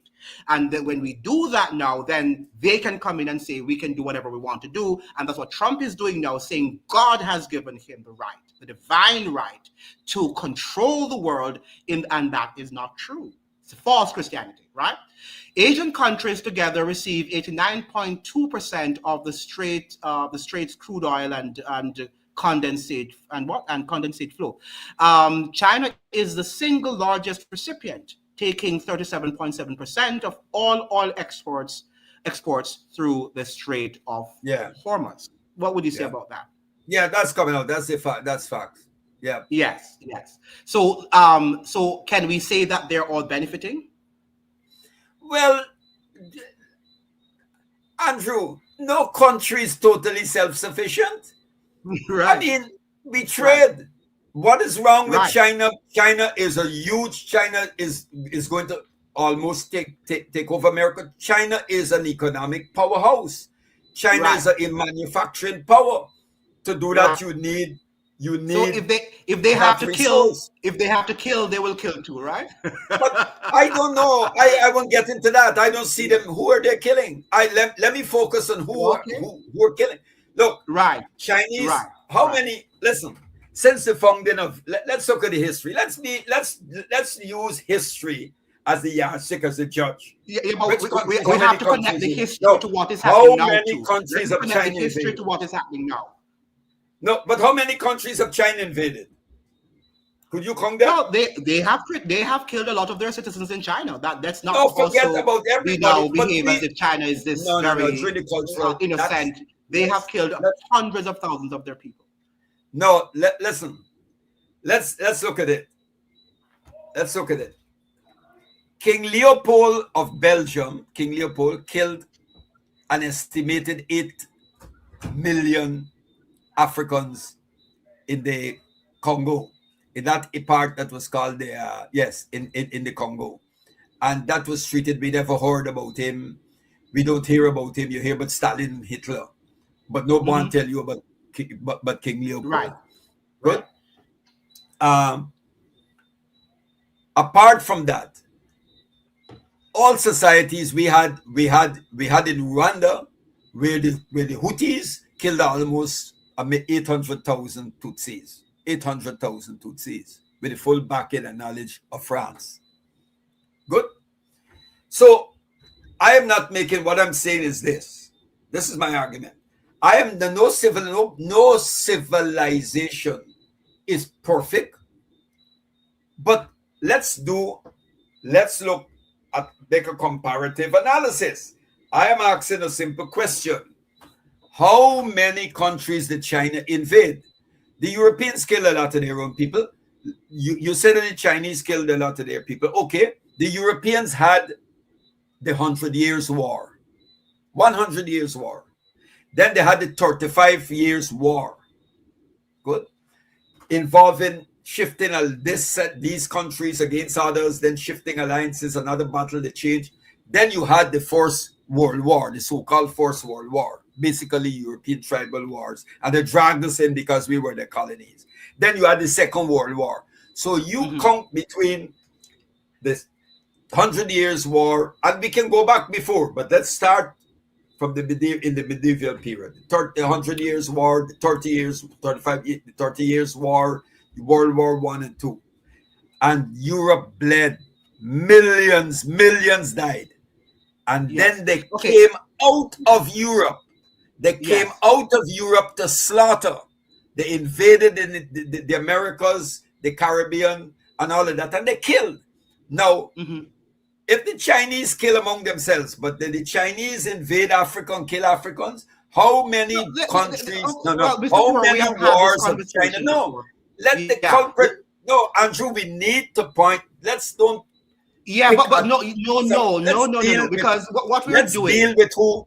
America and Israel are the main genocidal maniacs on this planet that is destroying, carrying this world to the abyss of destruction. Right. Not China. Okay, there's a flaw in your argument. However, it's almost like we know that the United States militarily is more powerful than China.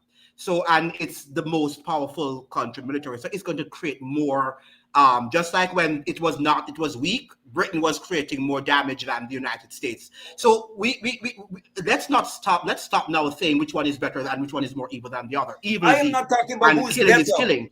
And another thing, I'm living in the world. The Chinese people are invading us differently. Their strategies are different. They're not coming with a military behind them, as you're suggesting. But they're coming economically, and they have invaded our spaces. But they don't bully us. They are taking over economically. And we do not know when they shall become a great empire in terms of militarily, if they ever do, what damage they can they can create. So let's not create this illusion that the Chinese people are better than the West. I am not Andrew, what I do know is that and another thing too, they're not transparent with history. They're not transparent in terms of their information. Andrew, I make my analysis I make my analysis based on history. I don't indulge in speculation. But you see what is happening. I am dealing with what is facing me. Yeah, the reality is, I am a Guyanese.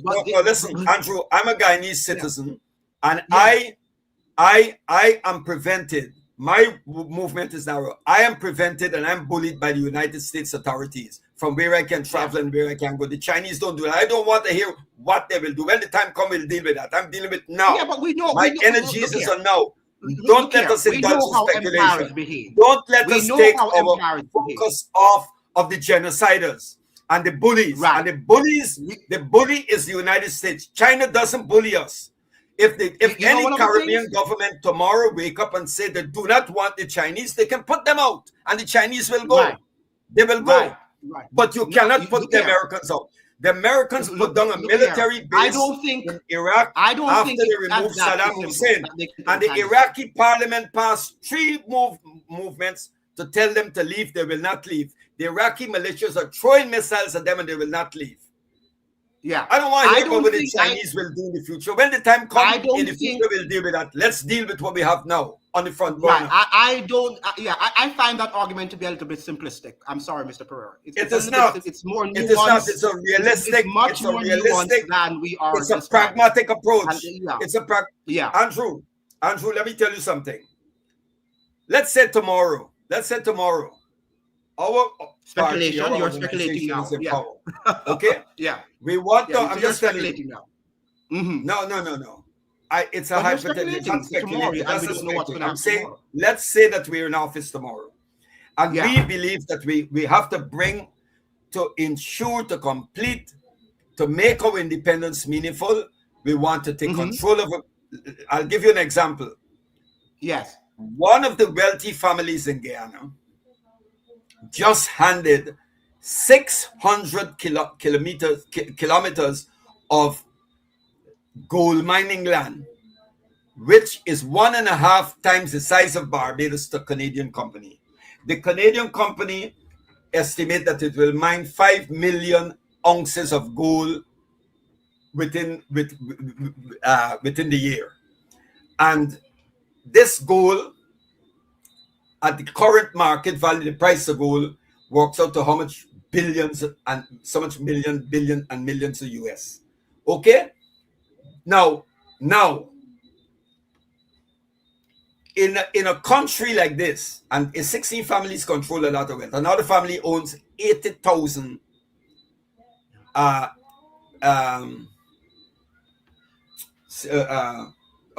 same thing of what you call quarry lands, for quarrying and so on. The point is to ensure the prosperity of this nation, and to ensure that no one remains in poverty or no child is left behind, right?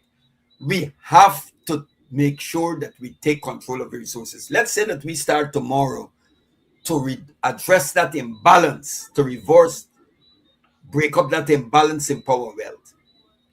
We are going to earn the wrath of the United States and the Western powers, because they want the existing arrangement. They want their foreign corporations to plunder us. Yeah, nobody's arguing with that.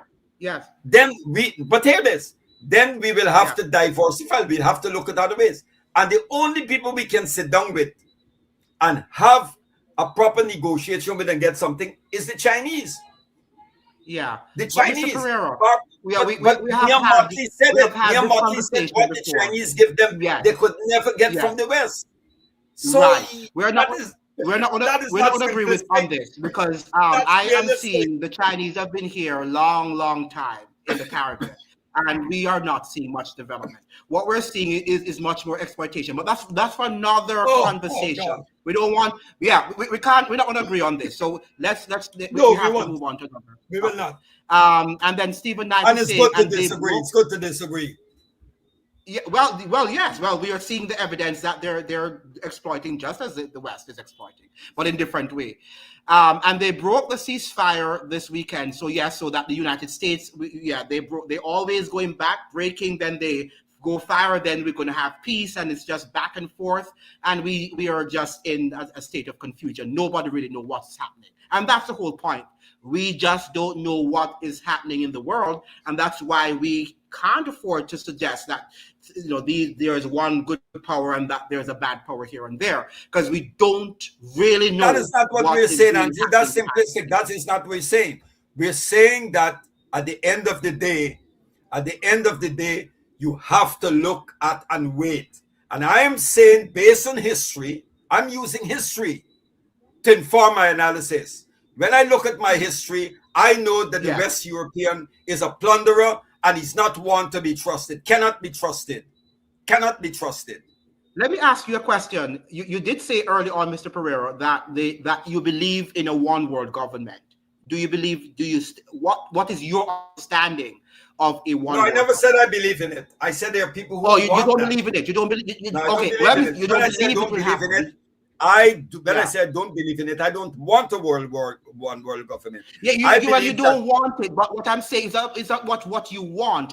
We got to resist it, because it's global. It's going to be global slavery. That is what it will be. But we have to resist it. Agree with it. It's different from there are individuals, there are powers that be who are planning for it. We know that. Agree that we have to resist it in the world who are planning to plunge us. Not that you agree with it, and I'm sure you're willing to fight against it, but you are saying that there are powers in this world who are engineering that one world government. Do you believe that? Listen, I never deny that. I have always pointed out that there are those who want, and that's what the neoliberal order was about, to create one mass global plantation, a Mm-hmm. global plantation of Yes. rootless cultures, people with no roots, Yes. whose only reason for being is to consume, is to consume, Right. right? Right. But having I said shop, that, yes. So, but if we you know believe that in is an that, agenda, but yes. we know it's an agenda. We recognize it, but we So have to resist it because it will be global yes, slavery. yes. That's a different conversation. We have to resist it. No, and that's what we're doing, and that's what you and I are doing here right now on this program. We're Yeah. helping to educate people to understand that this is an agenda, and we must fight against it. However, if you think, and I do believe that they are actually planning for it, and we should fight against it, would are the Chinese powers that be in agreement with this one world government, or are they fighting against it? And if they're not, then how are they different? Look, I I can't speak for the Chinese government. I look the Chinese government by what they're doing. I read Mm-hmm. their materials. I've read Jinping, President Jinping works and all of that. The Chinese have their own culture, their own civilization. It's an ancient civilization. And But everybody has. one of the things that the Chinese, I'm not talking about individual Chinese shopkeepers and businesses that are doing things. All of them, many of them are doing things that are not right.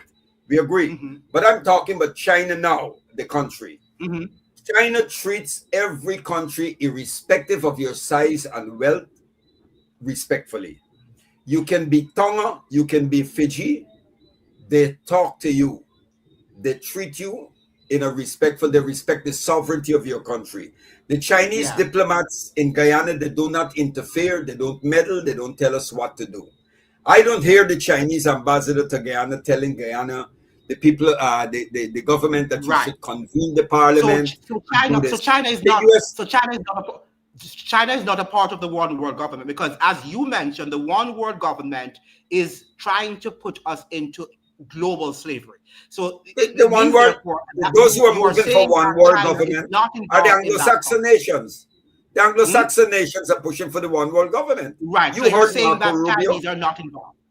Because you are saying that their diplomats and all these people, they're so No, the wonderful Chinese that want to keep. they No, the respect Chinese have. countries You of might people. always. No, I am not denying. You'll always have traitors and people who might be at certain level, but are secretly working to bring about that. No Hmm. one can deny that. Hmm. You can have people in ministers in your own government who might be trying to, who might be agents of such powers trying to undermine you. But at the end of the day, what I'm saying is the nation state has emerged, right? We already have the nation state. And like the baby, once it's out of the womb, you can't stuff it back in the womb. And the Hmm. nation state will be around here. Hmm. We will be here. Yeah. It's the only Yeah. way to Yeah. maintain our identity, who we Yeah. are. Otherwise, we will be consuming this mass in this ruthless mass thing of just of no culture, no identity, nothing. Just people who are there just to be entertained and to consume. That is what it is about. And while Yeah. we are being given bread and circus, pieces of bread and circus like the Romans did, the elites they carry on, right? Yes. And Okay. we Hmm. acquiesce and we buy into, we voluntarily enter into slavery, to neo Hmm. slavery. Right. Yeah. Well, I'm happy though. Maybe there's much to learn about China in terms of they're not wanting to plunge us into a one world government. So maybe we need to go there and study how we can fight against a one world government and their attempt to enslave the world. What do you think about that? Well, I'll tell you this. I went to China once, was in 1989, and I like the place. I like it. I spoke to friends who've been. I got friends who are Yes. who visit there. Some Yes. of them who are lectured Africans and so. I know some Caribbean citizens who are based there.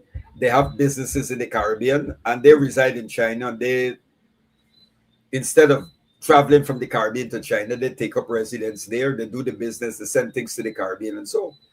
And, all societies, you got prejudice and so, but in China, to openly,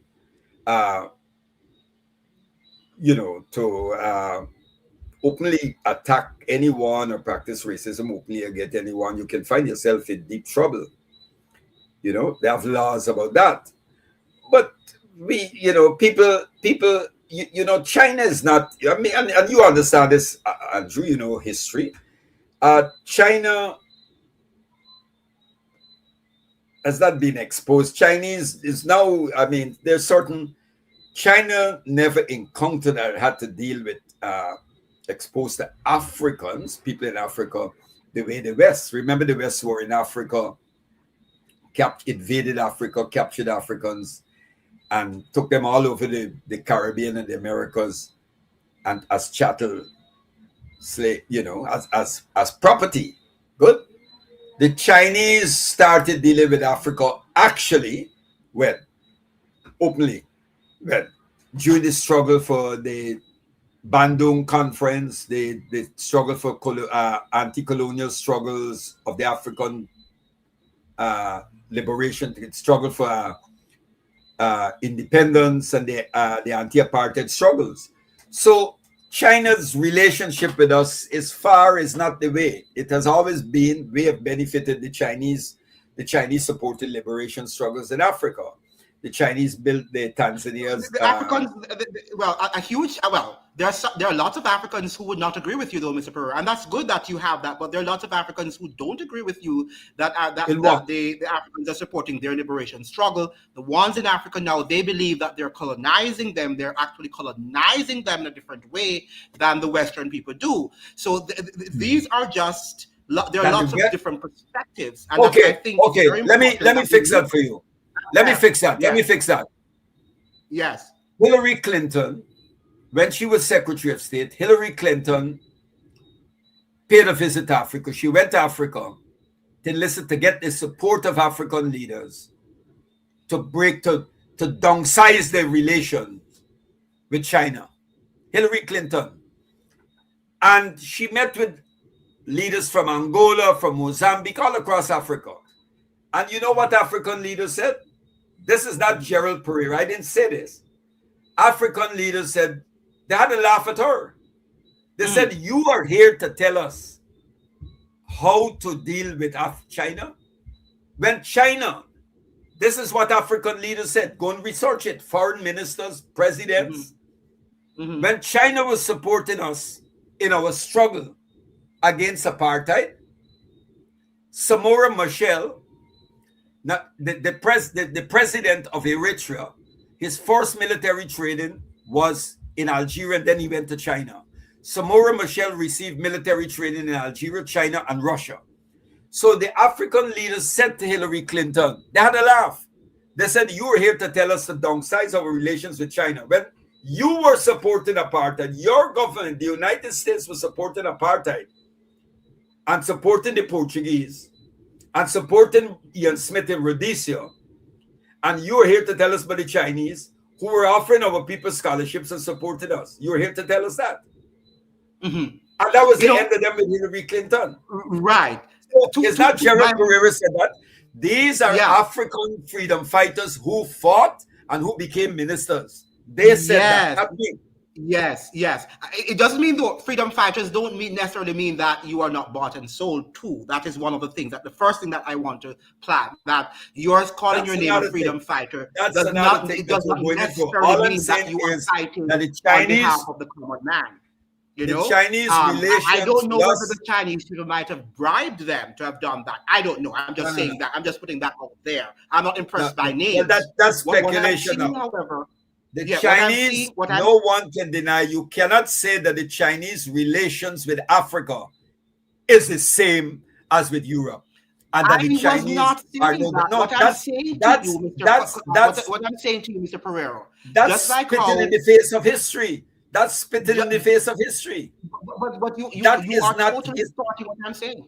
I think you're distorting what I'm saying. What I'm saying, Mr. Pereira, is that where's the comments?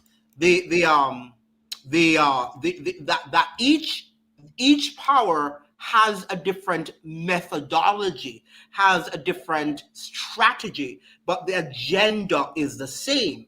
Remember now, I'm suggesting that I do not believe in any of these two powers, right? I do believe just, and I have great evidence to suggest that they're all involved in the one world government, and they Well, are all involved in global slavery. on the And world world on the one world and I'm government, not I referring now to disagree the with that. Chinese. I'm not referring to the Chinese ordinary person, just like I'm not referring to the American who is the ordinary American on the streets. I'm talking about the leaders, the banksters, Look, the elites, if you want, if you will. I mean, these are the people who are working together. So we know that China has a lot of American investment. So the world in which we live, we can't say this is American and this is China, or this is the global capital is interconnected, and that's what look, I'm saying. I'm not suggesting listen. that one The is better first, than the other. listen. I am not saying. I have no rosy picture of any country, any rosy picture of China or any one that thing. All I'm saying is I'm using history. My point is this. Yeah, The first law of but history the has to first be, law of what are you talking international about, distant history relations, or current history? Yeah.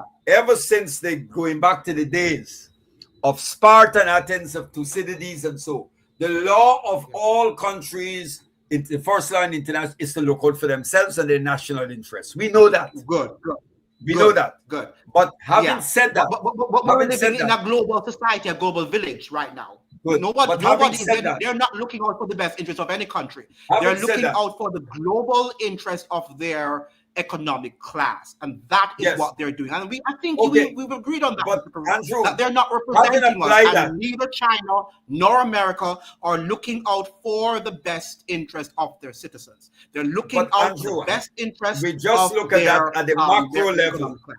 That's the macro Yeah. level. Let us take that now to the micro level. The micro level. That's the whole point. They're not looking at it from a micro level. They're looking at it Hear from what a I'm macro saying. level. The IMF No, does the same thing. It's not look, about any micro level. let me tell You you know? something. Before I get to what I mean by the micro here, listen what I'm saying. I said that the first law of international relations is every country will look out for itself, for its best interests, what putting their country first. Now, I will show you something where some countries went so far to do things to help others that was detrimental to their own national interests. For example, look at what Cuba did when they went into Africa and Cuban troops who died and all of that. You know, the Angolans, when Angola achieved its independence, the Angolans said to Cuba, look, we would like to give you coffee, supply Cuba with coffee. We can give you coffee and other things below market prices for what you do. And Castro said, no, you need that. You need that you need to export that coffee elsewhere to build your economy, to build up your country.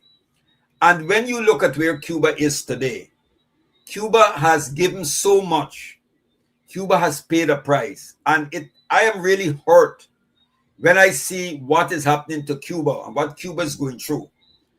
And how the way many of us should have come to the rescue of Cuba or come out for Cuba, we are not seeing it. You're seeing the solidarity, of course, with the people. But it brings you back to what is said in John's Gospel. Greater love has no man than the one who laid down his life for his friend. And if there is any country at that level that embodies that, has been the Cuban Revolution. And why I said at the micro level is, don't let us become cynical. If you're a Christian or Muslim, we keep hope alive. Mm-hmm. We keep hope alive. Yeah. And as the Quran, and we do believe that had it not been for a lot of good people, I'm not talking about perfect people, had it not been for a lot of good people, that every time evil and wickedness raises its ugly head, there are good people who are prepared to put it down. I just want to say, though, that the Bible says that there's no good person. Man can strive to... Yes, you know, we have to understand that man is capable of rising to very to, to you think about it, to reach in the stars, man can Yes, rise to the highest level and he can degenerate to the lowest. you're right. China had set up shops on both sides of the Panama Canal. What would you say about that? That they set up shop on both sides of the Panama Canal? What do you mean by shops? I know the Chinese help with the Chinese and the Businesses, Panamanians have corporations. uh, economic arrangements. I don't know much about the shops on the side of Can you hear me? Panama Canal, but I know Yes. what the Chinese have done, what they've built in Guyana. I know what they've built in other parts of the world, what they're doing. I just saw China remove something that no European country or the United States haven't done. China has removed tariffs. China has removed tariffs. Every African exports from African countries going into China. Yes, but I think that your analysis is, Mr. Perot. Let's be fair now. I think your analysis is just like my being an evil person and another person being evil, and you're saying you're arguing in favor of me. I mean, that is not what the analysis is about. We want to look at what is happening in terms of what the bad things that China is doing, and do not compare that is what America is doing or what China is, France is doing. Are they doing these things? Identify the bad things. Familiarize me with some of the bad things. I may not be able. You tell me. Right. No, that's what. No, you tend to say when you talk about China that and you're comparing them to what the United States, what the evil that the United States is doing. But we're saying that we're not here to compare evil with evil. We want to be able to fight for a just world. So if somebody's doing something evil and one is doing something that is worse, so we can't say because the one that is doing something less worse or not as worse as the other. Through your premise, you're saying comparing evil with evil. Your premise is faulty. What? How could you? No, they're both. How could you? How could you wrongfully that they are both evil? I am saying that you're saying that's you have to be careful. That type of you're saying that you start off on a faulty premise that you're saying that there are two evils here, and what I'm trying to do is to compare two evils. You're wrong. It's not a question of evil. This is not it here or good versus. I am using history. So what is it? I am looking at this now. I am saying, don't accuse. If you're talking about evil, show me. The Western, okay. I have to. In the first place, no, as we are suggested, no country is good, right? The kingdoms of this world. You said that you're a theologian. The kingdoms of this world controlled by the devil. The devil is evil. So we are not suggesting here that these kingdoms are going to do anything good. Yes, sometimes they might do something that looks good, but we don't know the motive behind what looks good. Because look at the United States. Sometimes the United States even does good things, but when you look behind the scenes and see what the exchange is, it was not good. Right? And these are the things that we have to. I'm going to be very simple. I'm going to give a very simple example of something, what I'm saying, but it's not simplistic. You're driving a Toyota car. The only car you'll be driving for years is a Toyota. And then someone who's driving a Honda turned to you and said, the Honda's the best car in the world. The best car. And you turn and said you disagree with the person for saying that Honda is the best. And the person who is saying that the Honda is the best turned to you and said, have you ever driven a Honda? You said no. But the person who's saying that the Honda is the best drove Toyota, drove Honda. So if you're going to compare, you can't take something and speak of it in isolation from something else. I'm looking at the history of the listen. I am looking at the history of the United States. But I look at the history of the United States. I look at the history of the United States. I look at what they have done ever since the beginning from the we know that. We know that. From the 13 colonies to now. Yes. And you want to put China on the same level with the United States?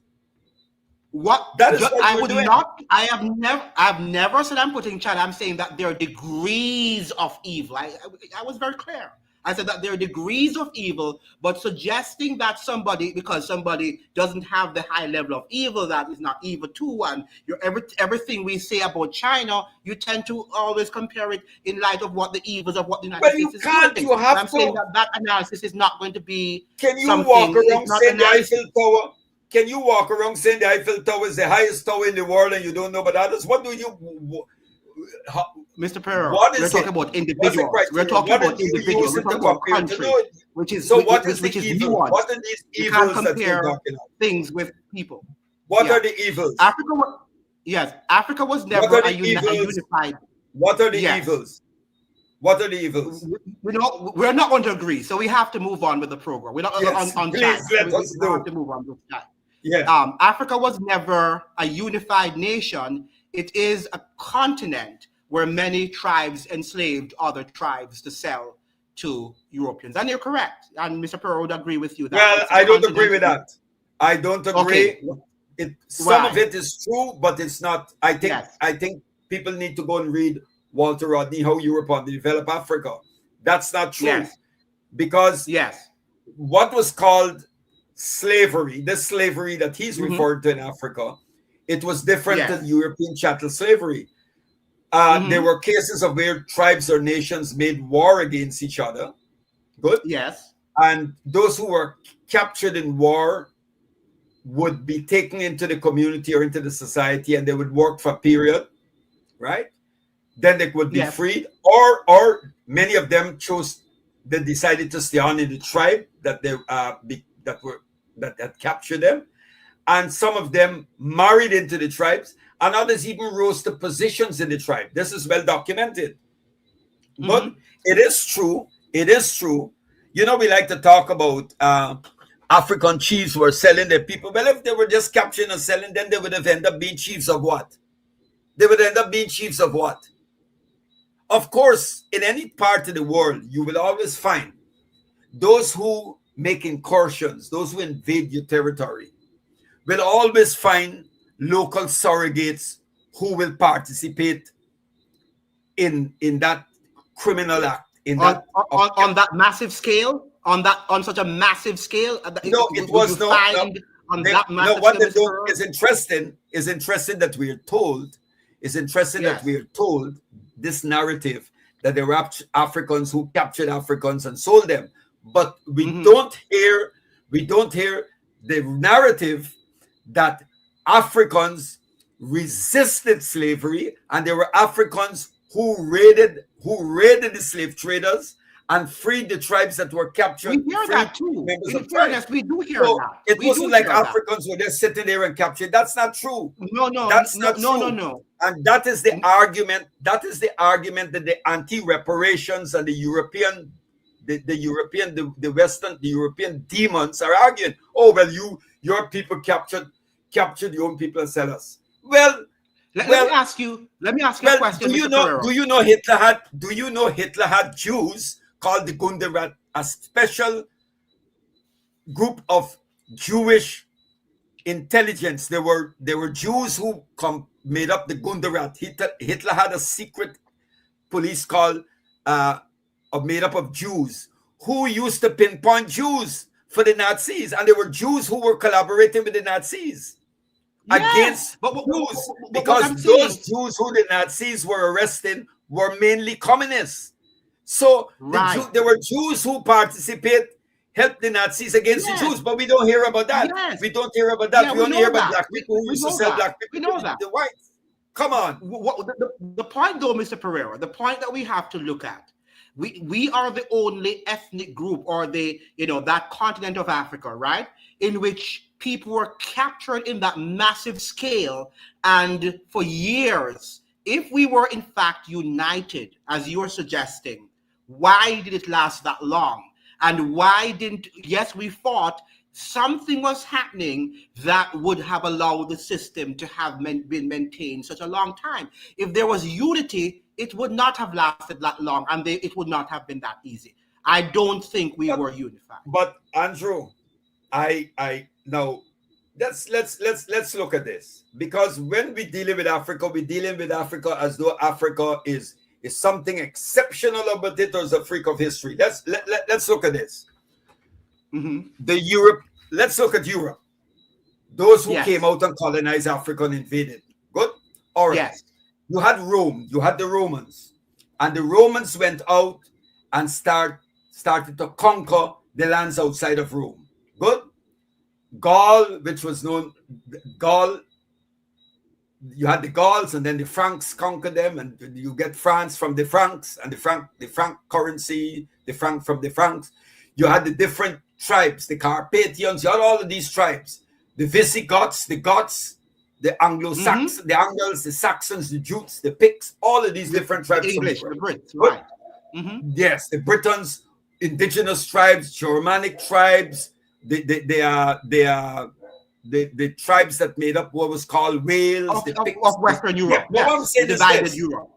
Yes. Yes. The Romans came out.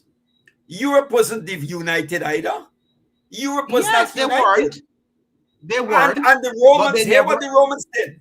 The Romans did, when the Romans conquered certain places, the Romans started to incorporate, to bring some of the tribes, some of the Nordic tribes into the service of Rome. And Rome used many Germanic tribes and tribes that they had subjugated, right?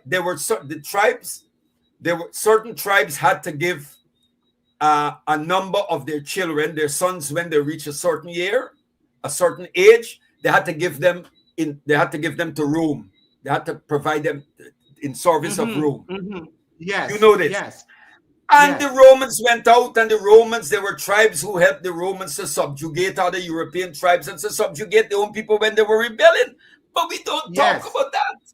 We don't talk. That is okay. But there's something wrong about Africans. We were never united. No. Africa's a huge continent. Has said. Remember now that Europe is not denying that the Roman Empire was divided. And what the Franks and the Germans and all of these people that you referenced, that was divided Rome. It was not united Rome. So these things would have happened. We, on the other hand, tend to romanticize what was happening in Africa and suggested that we were united. Just like how Europe was divided, we were also divided. I think that we cannot romanticize that history. And I never romanticize history. Look, there are certain, the Afrocentric movement. There are things about Afrocentricity I absolutely agree with, I adhere to. But there are things about some Afrocentric theorists that I do not agree with, because there's a tendency to romanticize things. I don't romanticize anything. I deal with the realities. Before the Europeans, the Dutch, the French, the Portuguese, and them invaded Africa, we had our own internal contradictions. We had our own internal differences. And of course, those were exploited. No one can deny that. But to just to reduce it, that African chiefs and there were Africans just capturing our people and selling them, it's not history. That's histrionics. That's another portion that we have. That's a part of the history. What you might say that it's a part of the history, but what you might say, Mr. Pereira, that it is exaggerated.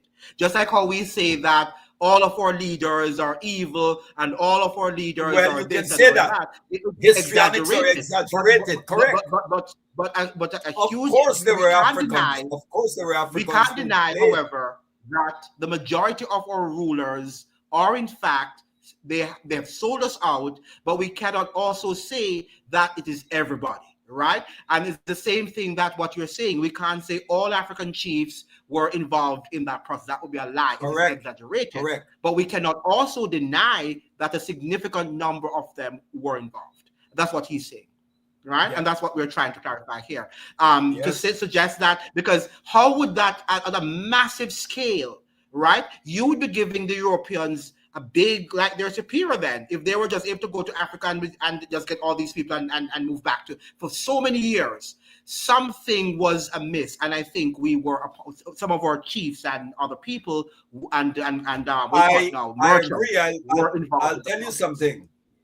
A Yes, number of years ago, I think it was in Trinidad, the yes, Emancipation Support Committee yes, invited some traditional the chiefs and some traditional, I think, kings from Ghana to visit yes, yes. Trinidad for the emancipation celebration. And they stepped off the plane, the aircraft with the traditional kente cloth and the jewels, and the way they were walking past. And Mm-hmm. the Africans in Trinidad were saying Akwebe, welcome, and so on. Yes. And I am part of the Caribbean. I'm part of I'm an executive member of the Global Pan-African Movement, the Harare Yes. branch. We have a split with Yes. Kampala. And Yes. I'm a member of the executive member of the Caribbean Pan-African Network. And a set of us said to the brothers and sisters in Trinidad, they said, we don't agree with this. Yes. We said that those chiefs who came should issue an apology to us, the descendants, Yes. for the Yes. collaboration with the Europeans. Yes. Yes. The same way we want an apology and reparations from the Yes. white people, we want some of those Yes. chiefs to say we are sorry to us, to their Mm-hmm. children. Mm-hmm. I'm one who advocated that. Yes, Mm-hmm. say because those chiefs who came, my grandmother came from, because we grew up listening to the oral tradition. My grandmother the roots came from Ghana. Yes. From Ghana. So when the Yes. Ghanaian chiefs came and they come in and everybody carried away and say, oh, we need to, we get carried away. We need to remind them, look, they played a role in this thing. So they owe us an apology. Sorry, my children. Yeah.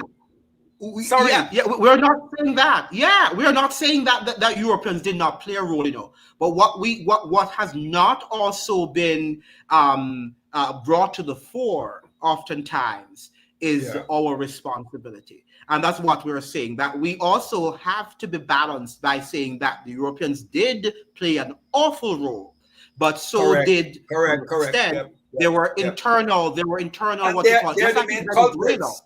They're the main culprits. Their countries were built on the trading capital. Barclays Bank, Lloyd's Bank used to do the insurance. Barclays Bank used to keep I'm money. saying one of the things, Church Mr. of Pereira, is England. that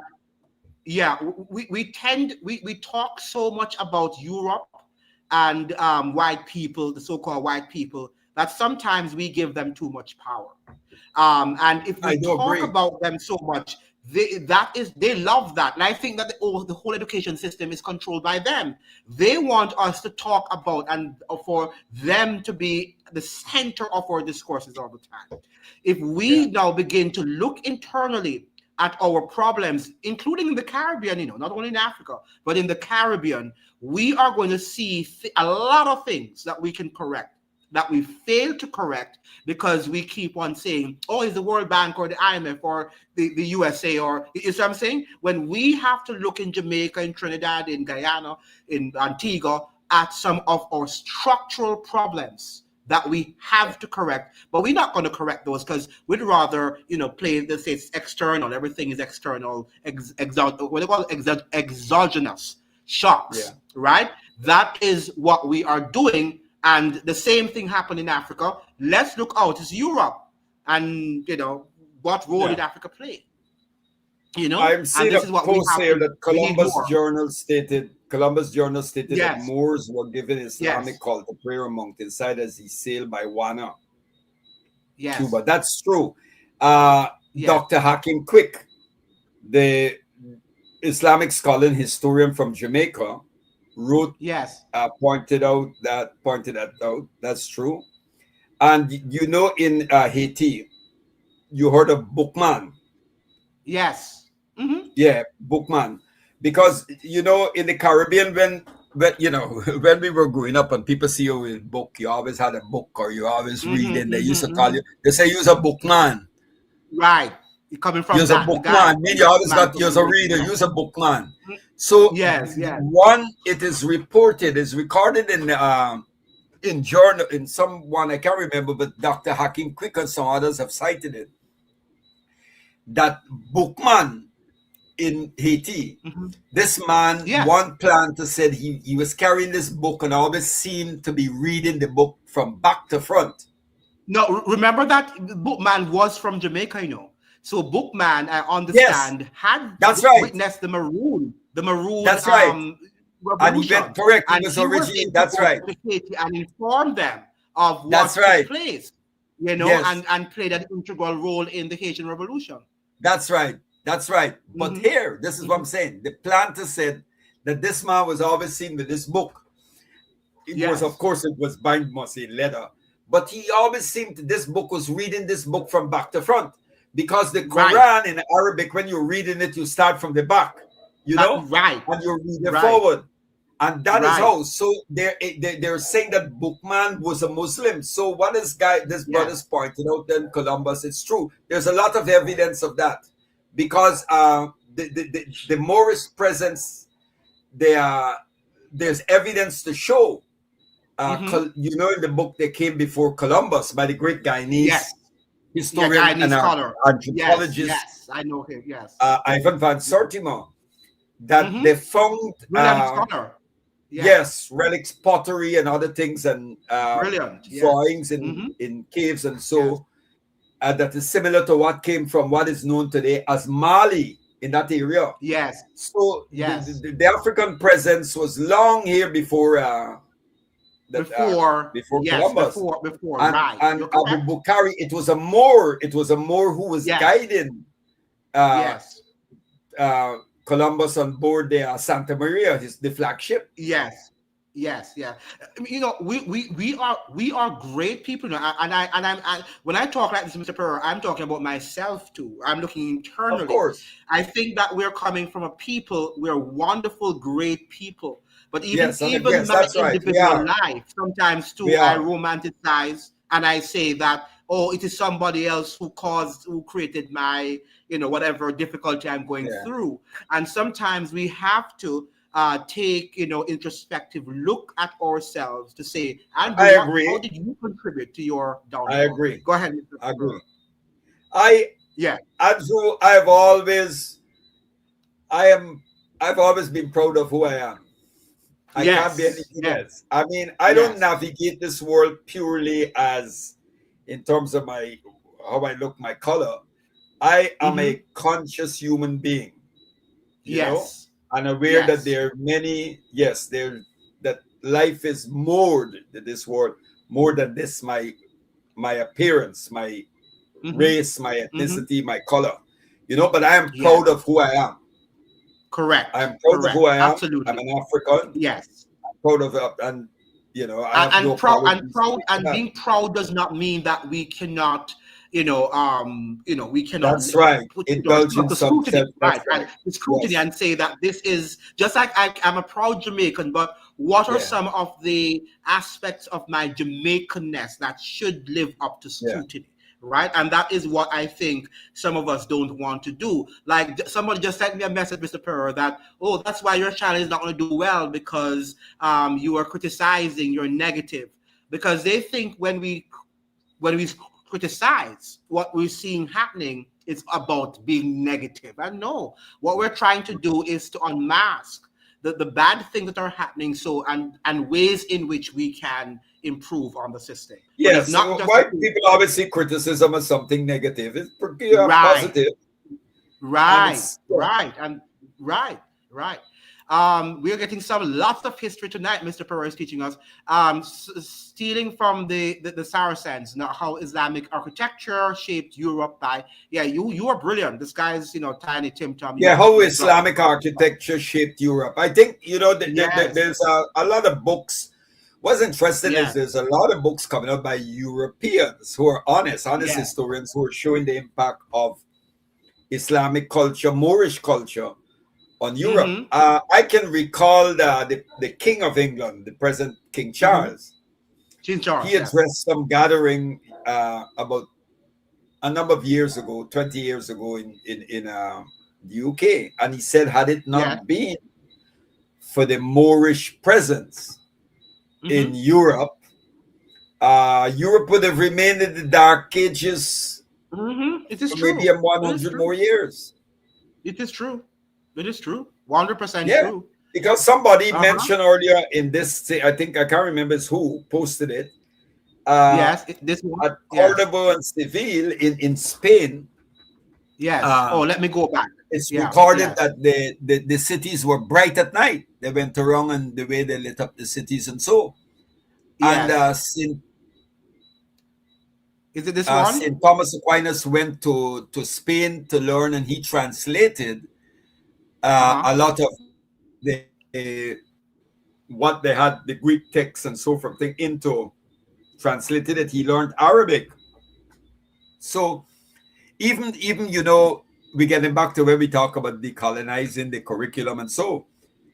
If you were doing sociology or a sociology major, or even doing it as a minor, you were told that sociology, the father of sociology, was Auguste Comte, Right.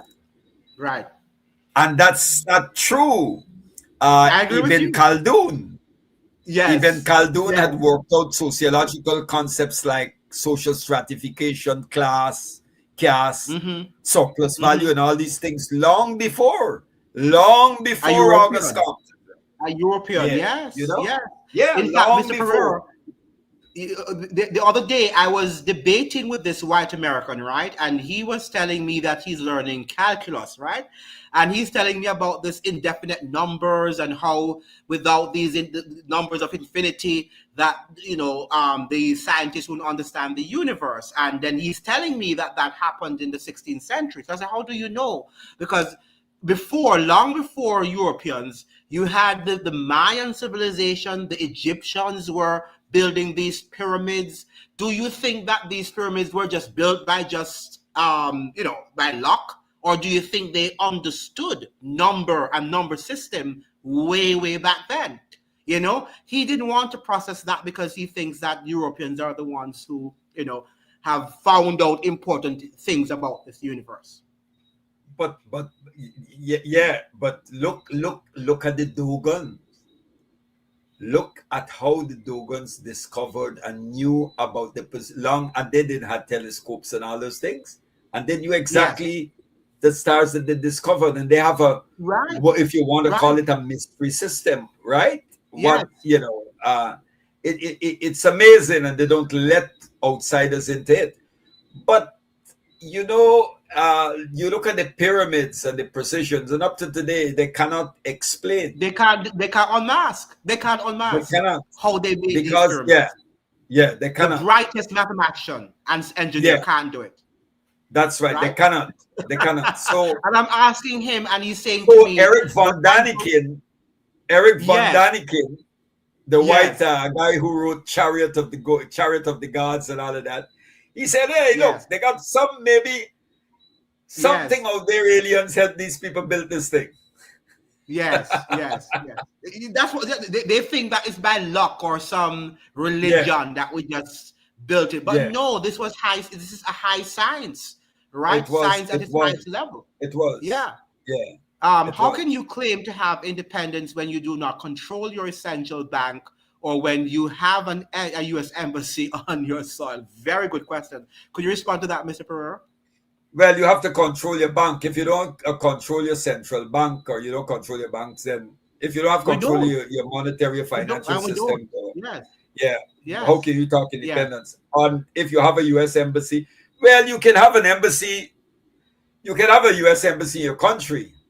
I have no Yes. problem with it. I have no problem with you having a U.S. embassy in your country, but the U.S. ambassador must not dictate our country.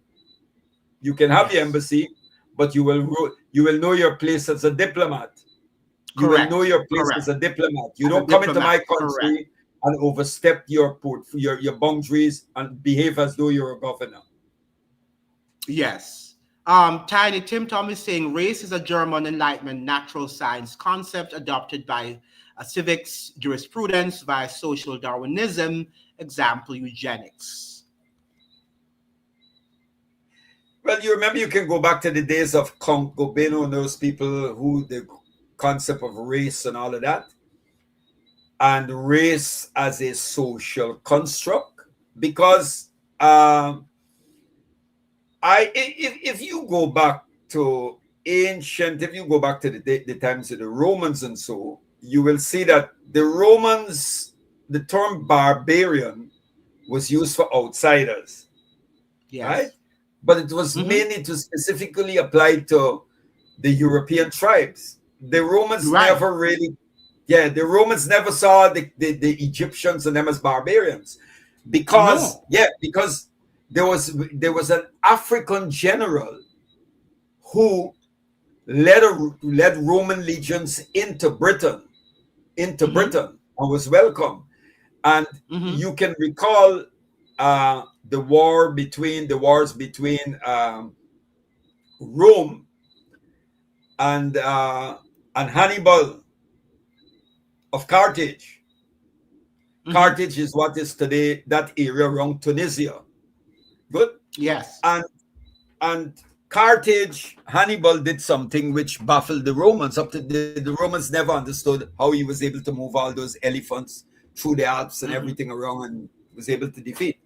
But what's interesting is this: Hannibal defeated the Romans at many battles, and the Romans had a general, an African general, a black general. He wasn't white. Scipio Conctadus de Maximus, the Delea, Fabius the Delea, where the Fabian Society took its name from, to show a very evolving form of socialism, the Fabian Society.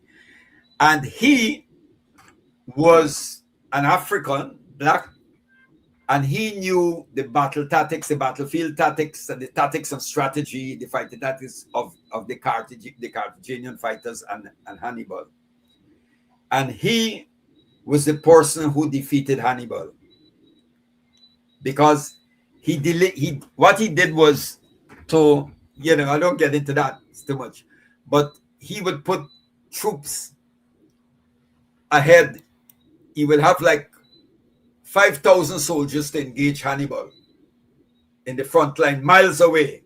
And then they will engage them, and then they will retreat. Or by the time they're defeated, as Hannibal come forward, there's a second line to meet, and then a third line. And by the time you reach the fourth line, that is where the offensive, that's where the charge is coming from. And he defeated Hannibal because he knew the battle tactics.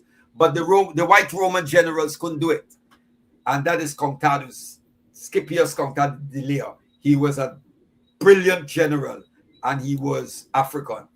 So the Romans had tremendous respect for people from Africa.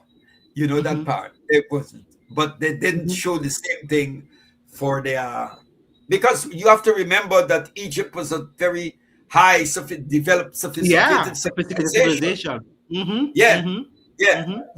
This was not like the Romans knew that. They saw it. They weren't dealing with, but when you go to, you're dealing with the Visigoths and the Vandals and the Huns and all of those. Which they destroyed.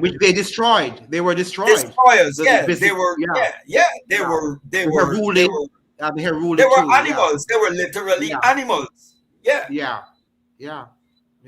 But would you say the Visigoths were entirely animal, or do you think sometimes they defied the power structure of Rome?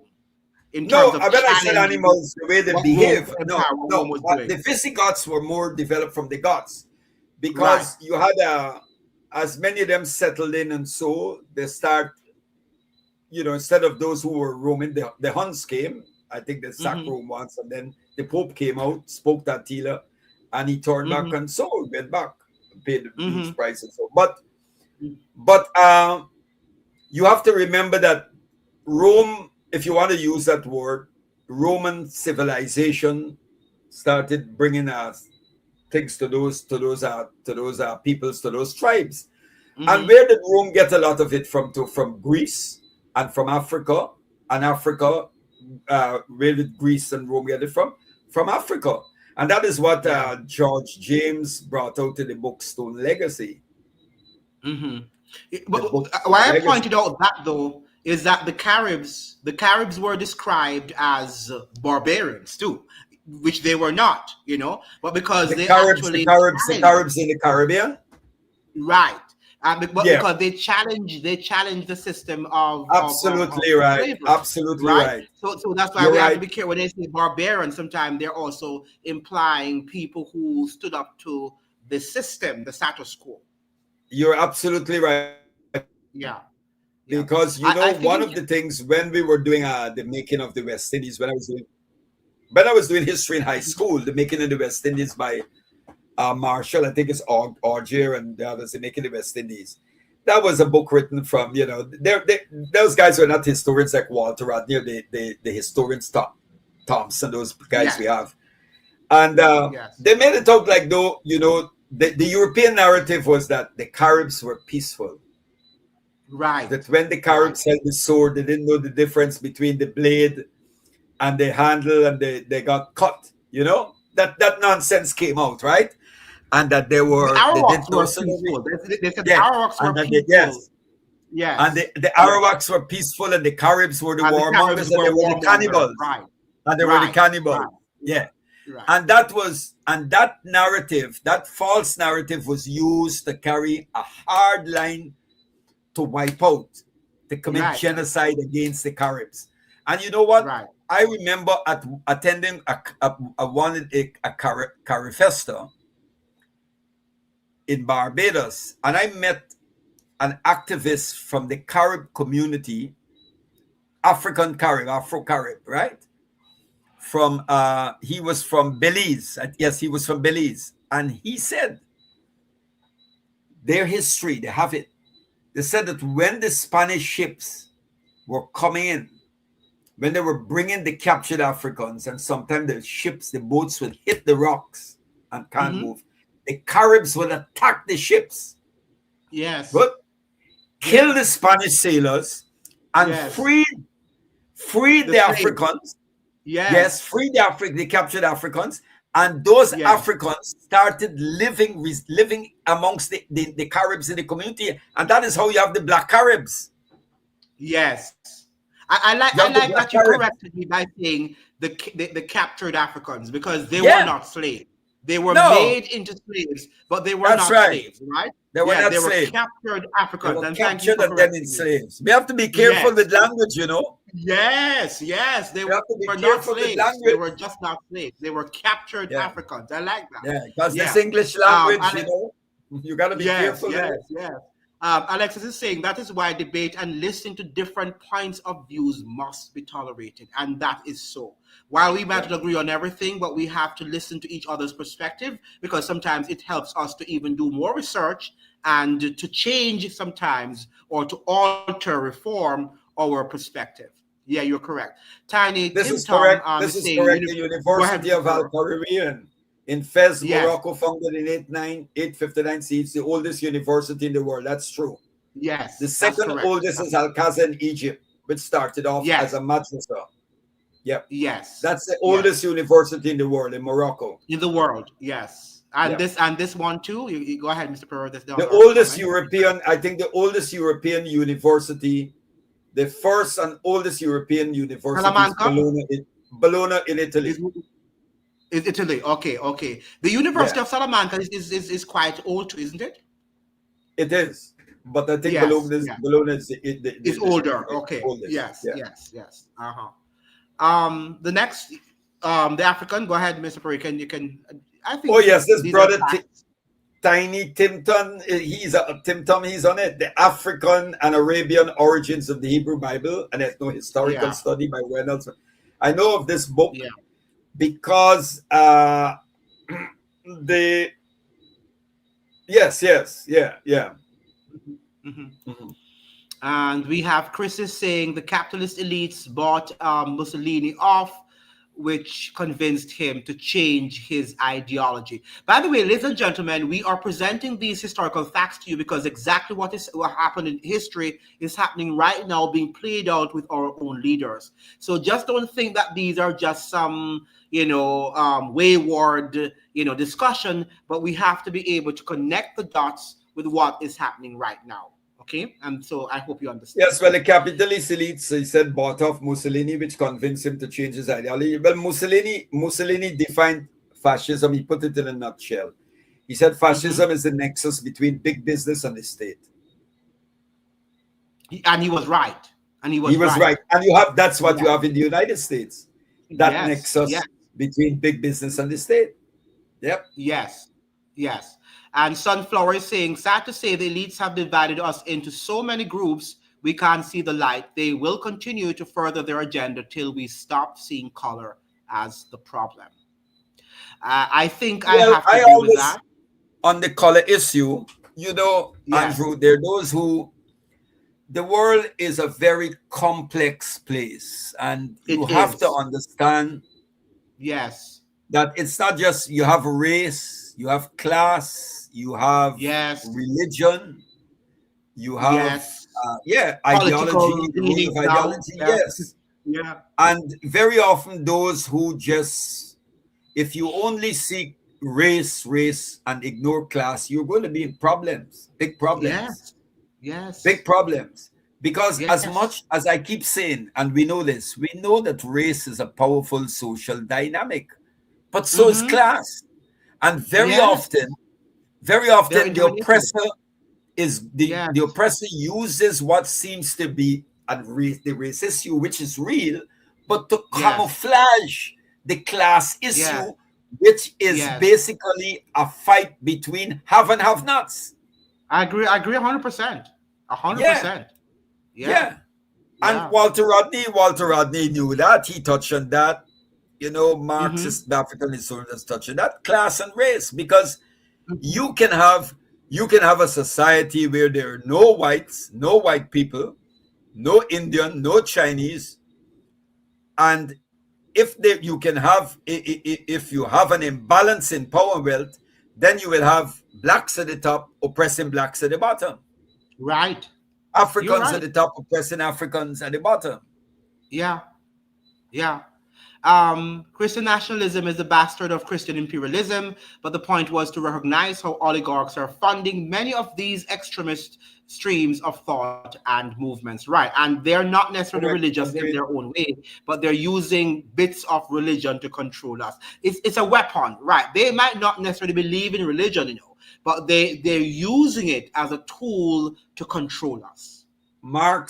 Karl Marx referred to that type of religion as the opium or opiate to the people. Correct. I think I love that, Mr. Pereira. The opium of the people. Because that is what it really is. Jordan Peterson's think tank conference ARC is also funded by the Dubai Royals too, which is an elite branch of Christian nationalism. I would not disbelieve him. What do you think about Jordan Peterson, Mr. Pereira? Jordan Peterson, I listen to the things he's said are. Yes, and some are true. Yes. There's some things, but no, I don't agree with a lot of what he's saying. But it's interesting. I'm not surprised that he's funded by the Dubai Royals. And this here now, isn't it interesting? Because this is what we mentioned, we were talking about earlier. You remember when we were talking about the way the Iranian Revolution and Hezbollah speaks of the party of truth, party of God, the party of devil, or the two false religion versus true religion, or those who you can find Muslims and Christians in the camp of falsehood and Muslims or Christians in the camp of truth. Well, the Dubai Royals are meant to be Muslims. They are. Yes. Why would they be funding Jordan Peterson?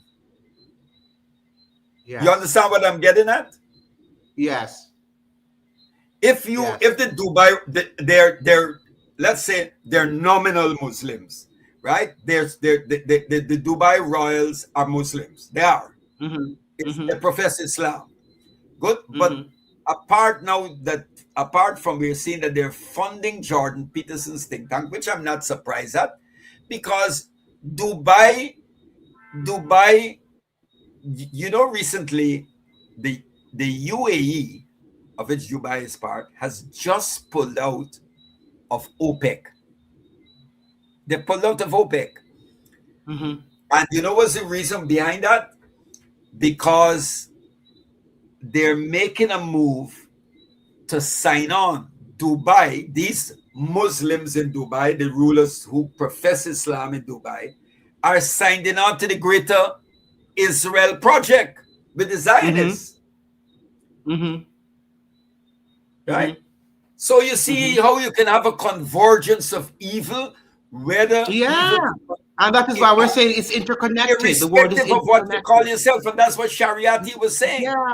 Yeah. It has nothing to do Jesus with said, "You anything. know them by the fruit they bear. Don't bother with what they call Yeah. themselves." How Yeah. can you call yourself? Look, Islam teaches that the Ummah is one. In the same, the Ummah, the community of believers, in the same way that the Christian church teaches that you're one in the body of Christ. Am I right? Mm-hmm. Mm-hmm. Good. Mm-hmm. So Islam teaches that if anywhere that Muslims are suffering, it is the duty of Muslims to come to their aid, to help them. How can you call yourself a Muslim, the royals in Dubai, and more than 60,000 babies have been killed, more than 2 years going into 6 months of genocide, and you are supporting the state of Israel? You're allowing the United States to use your country as an aircraft carrier to bomb Iran, who has come to the defense of the Palestinian people and to the defense of the Lebanese people who are being slaughtered. So there's a word that they use in Arabic for the people like the Dubai royals, munafiqin. They're hypocrites. They're hypocrites. That's what they are. They're not Muslims. They're not Muslims in the same way. They follow the money. In the same way, Jerry Falwell or John Hagee are not Christians. Right. They follow the money. Their religion is money. And that is money. What we have. Their religion is money. Yeah, it's money. Yeah. Bogus prosperity theology. Right. There's a far right, far left. Another phrase to divide media sure is winning with propaganda, and that is the whole thing. Because there is this Mr. Pereira, the false biblical religion. That is what the far right represents, and the far left represents this false secular religion, this transhuman agenda that we're seeing. They're pulling us one side. So one is saying that both of them are wrong, right? When the far left begins to talk about, there's no difference between a man and a woman, and they talk all these very both weird stuff. Yes, and then you find now it swings to the far right, and they're talking about God wants them to rule and to rule over us. And we can see that both sides are trying to control us and to divide us at the same time. Both are wrong. Yes. Both are wrong. Yes. Both are wrong. Yes. Yes, I agree with that. We're coming down. Peter Thiel warns that the Antichrist and apocalypse are linked to the end of modernity currently happening. Yes, and because they're far right again, Christian nationalists. U.S. Anglicans are upsetting traditional Anglican communion, apple cart, with the CAFCON movement in Global South, overthrowing authority of Canterbury. Every mainline denomination has split in the last decade. We're seeing now. I think now we can go ahead, Mr. Pereira. We can now end the program. The Anglican Church, ever since the American Revolution, the Anglican Church in the United States became the Episcopal Church of in the United States, and the head of the Episcopal Church in the United States does not don't go by the authority of Canterbury. Right? We know that. Yeah. So the Anglicanism in the United States is different from the Anglican in the United Kingdom, because the Queen, the King now, the King is the Yes. head, not the Of spiritual of head. the The church. Archbishop, the highest authority Yes. is the Archbishop of Canterbury. Then the Mm-hmm. second highest authority is the Archbishop of York. Mm-hmm. But the King of England is the head of the Anglican Church, not the spiritual Mm-hmm. head, but the head. The Archbishop Yes. of Canterbury is the spiritual head. But the Yes. King of England does not exercise, has no authority over the Anglican Church, which is called the Episcopal Church in the United States. That's a separate, they're autonomous. That's a separate body. That's a separate Mm-hmm. body. Mm-hmm. Yeah. And Yes. I Yes. just saw a part there which you had before about Falwell and something, Oh, should the I? one before. Which I one? missed it. What was that? No, not that. Is it The another one. Uh, um? Is it this? no, The King of the North or Marco Rubio? Let me. I think this probably is it. Is this this the one. one Pete here? Hegseth is a Dutch Yeah. Calvinist. That's a Dutch name, yes. Trump is Norman. Yes. Vincent Peale, Reformed Methodism, as well as backed by Franklin Graham, Paula Chinmay, Vance Rubio is Catholic. Okay, you see now, Hegseth is Calvinist. Yep, Trump is not. But you know, I've seen Norman Vincent Peale named there. Norman Vincent Peale was more. He broke with he came out the Methodist Church, but he broke with traditional Methodism. Traditional. He became like, he wrote this book that became a bestseller, and it keeps selling Mm-hmm. by the hundreds of thousands. A new edition is out. I think you will remember it. It's called The Power of Positive Thinking. You know that book, Mm-hmm. Dr. Norman Vincent Peale. Yeah, where he gets into, he draws, but he moved away from what is called Orthodox, from Methodism. He was no longer Methodist, and he adopted a lot of what you call New Thought. You know the New Thought schools, New Thought metaphysical, Mm-hmm. like how you have the Unity churches. You know Unity, Silent Unity, Mm-hmm.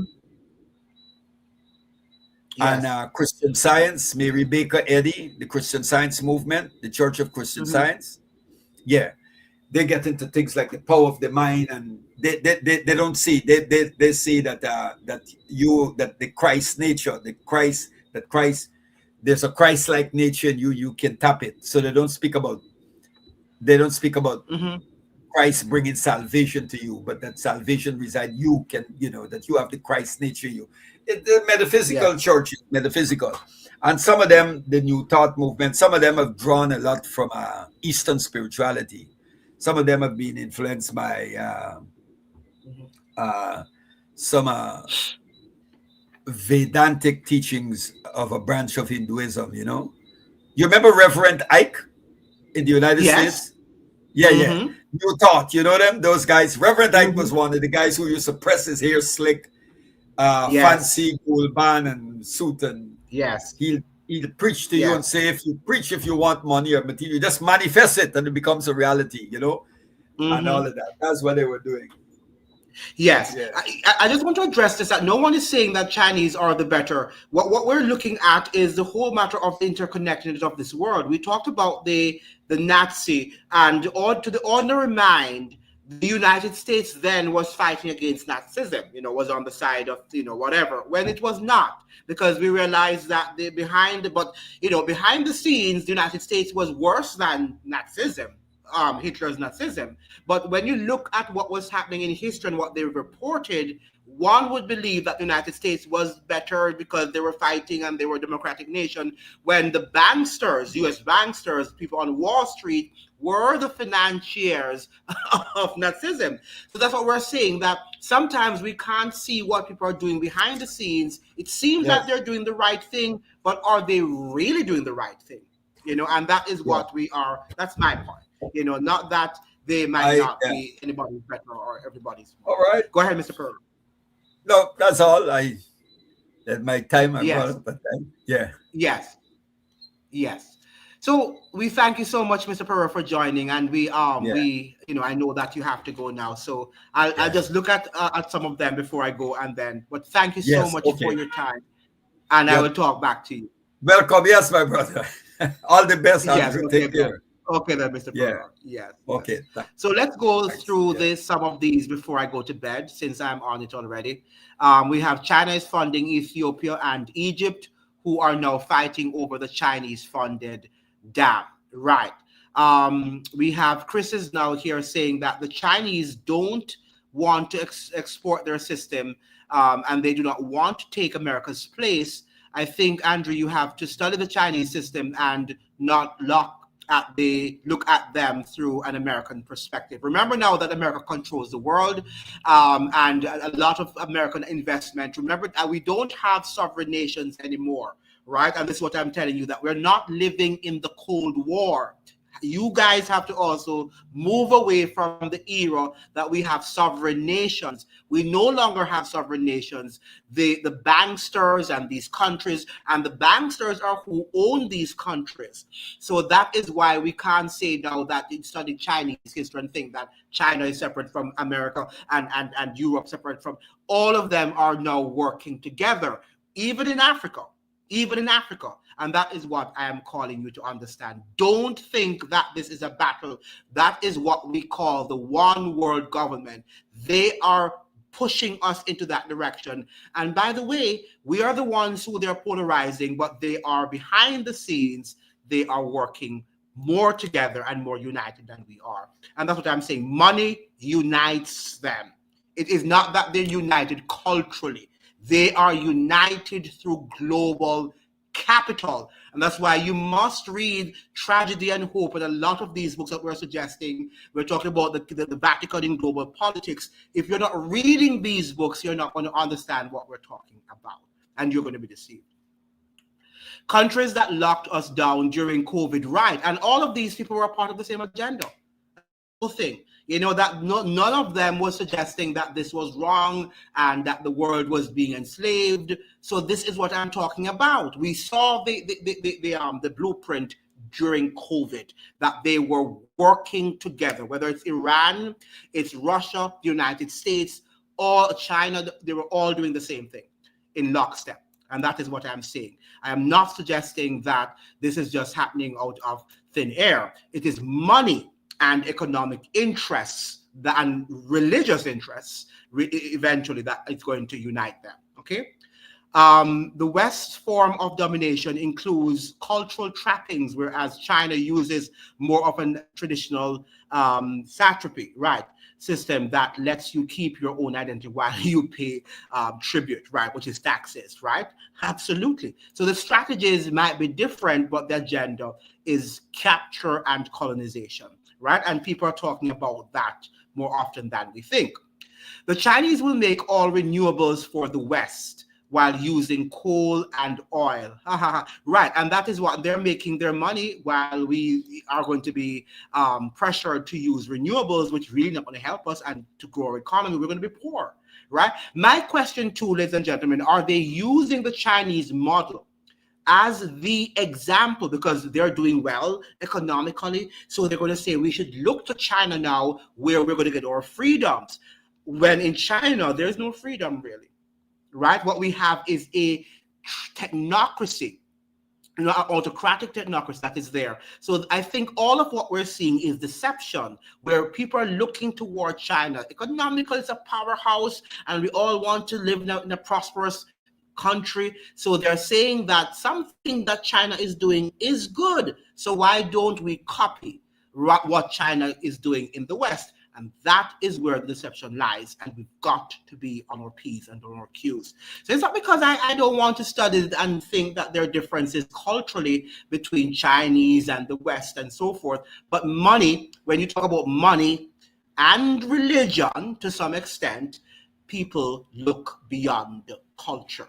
And that is what we have to understand. You have to read the Chinese political writings and documents to see what their objectives are. No, you're not going to get the objectives there. You have to look at the global agenda, and that the Chinese have signed on to the WEF, to the United Nations, and all of these global institutions, this is not about a sovereign nation. This is about a nation that has subscribed or will have already subscribed, has already subscribed to global dominance and to the one world government order. Remember now, you have to study the Great Reset. You've got to read the Great Reset. And many of these people are controlled by this. The Chinese are on it, the Iranians are on it, all of these people that we're thinking that we are on their side. I'm not now talking about the Chinese people, right, or the Iranian people, the ordinary man. I'm talking about the people who run these particular countries, right? So we have to make that distinction. That's relationship you guys have in Jamaica, but in other countries, the relationship is different. How is it different? What relationship are we talking about here now? I think that a lot of us are more similar than we think. That's why we're in the current crisis that we're facing. The Caribbean region is facing a crisis where we are not united, and we have to learn to unmask what is happening in our distinctive countries, which we don't. We don't like to say these are problems affecting us. We like to think that our countries are wonderful and are uniquely so.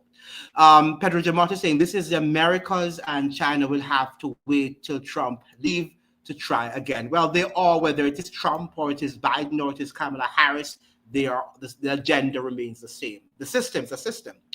Guest needs to really do some research on what happened in the last 6 years. Yeah, well, some people just think that the world is different. We have different countries, and I think we have different countries in terms of we have different cultures, but they are trying to merge all of us. And in order for us to be in a one world government, we have to agree. All countries, including China, including Iran, will have to agree with what they're doing, even if they have to kill some of the leaders. Okay, and that is what we have to understand. When government implements a shot that wasn't even flipping tested, that's genocide. It is, and it was, and and if they didn't do it, then you know what happened. The UN is the head of the one world government, and people blind to it. And the Chinese are on it, right? Are they speaking against it? No, right? They are on board with it, just like the vaccines and other things that they were on board with. Yeah, China and the West are interconnected too, absolutely, right? And ladies and gentlemen, just go and study the Great Reset. Go and study that book, Tragedy and Hope by Professor Carol Quigley. It's very dense, okay? And, it took me years to understand the system.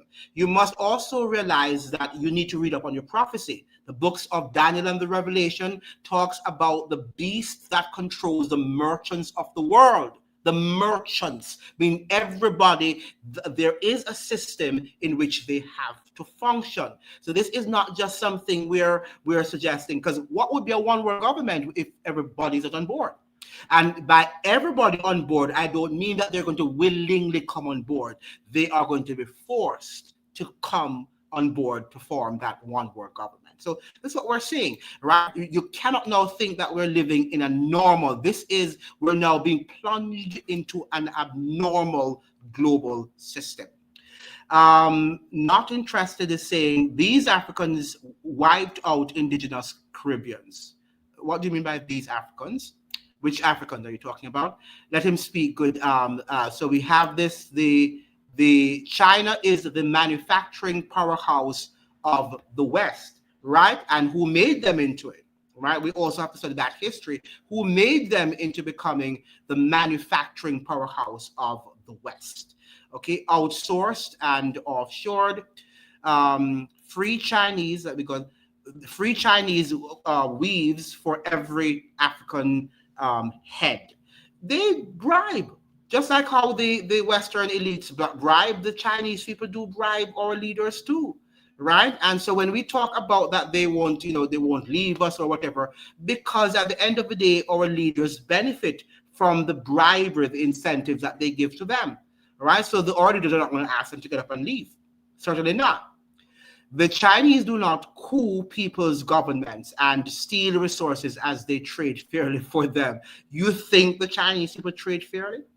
Look at what is happening in Jamaica. Look at what is happening in Guyana and other countries. I don't think that they trade fairly. I don't think they do.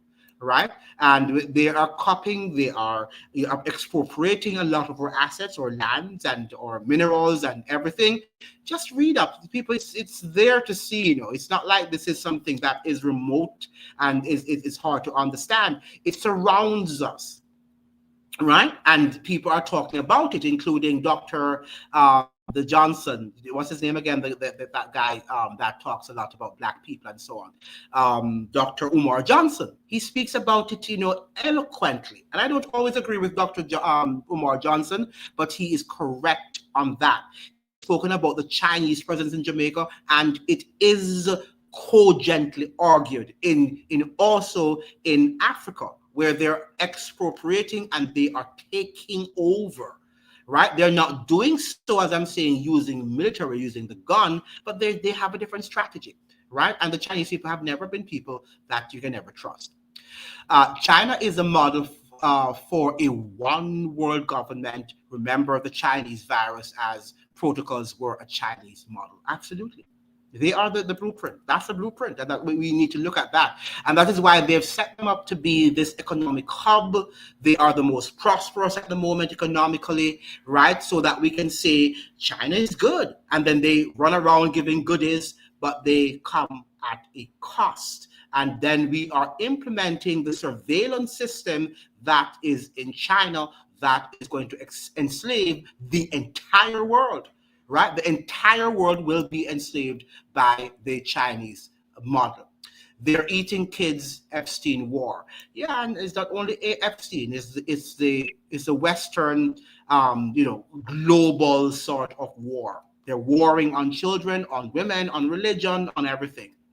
I respect Chinese culture and study their history too, but also wide eyes open about their imperial agenda. Right. And that's what I'm saying. I am not saying that Chinese history and Chinese people, the ordinary man and woman, want to control the world. What we're saying is that the leaders, the economic elites from China are involved in the whole Western one world government sort of agenda.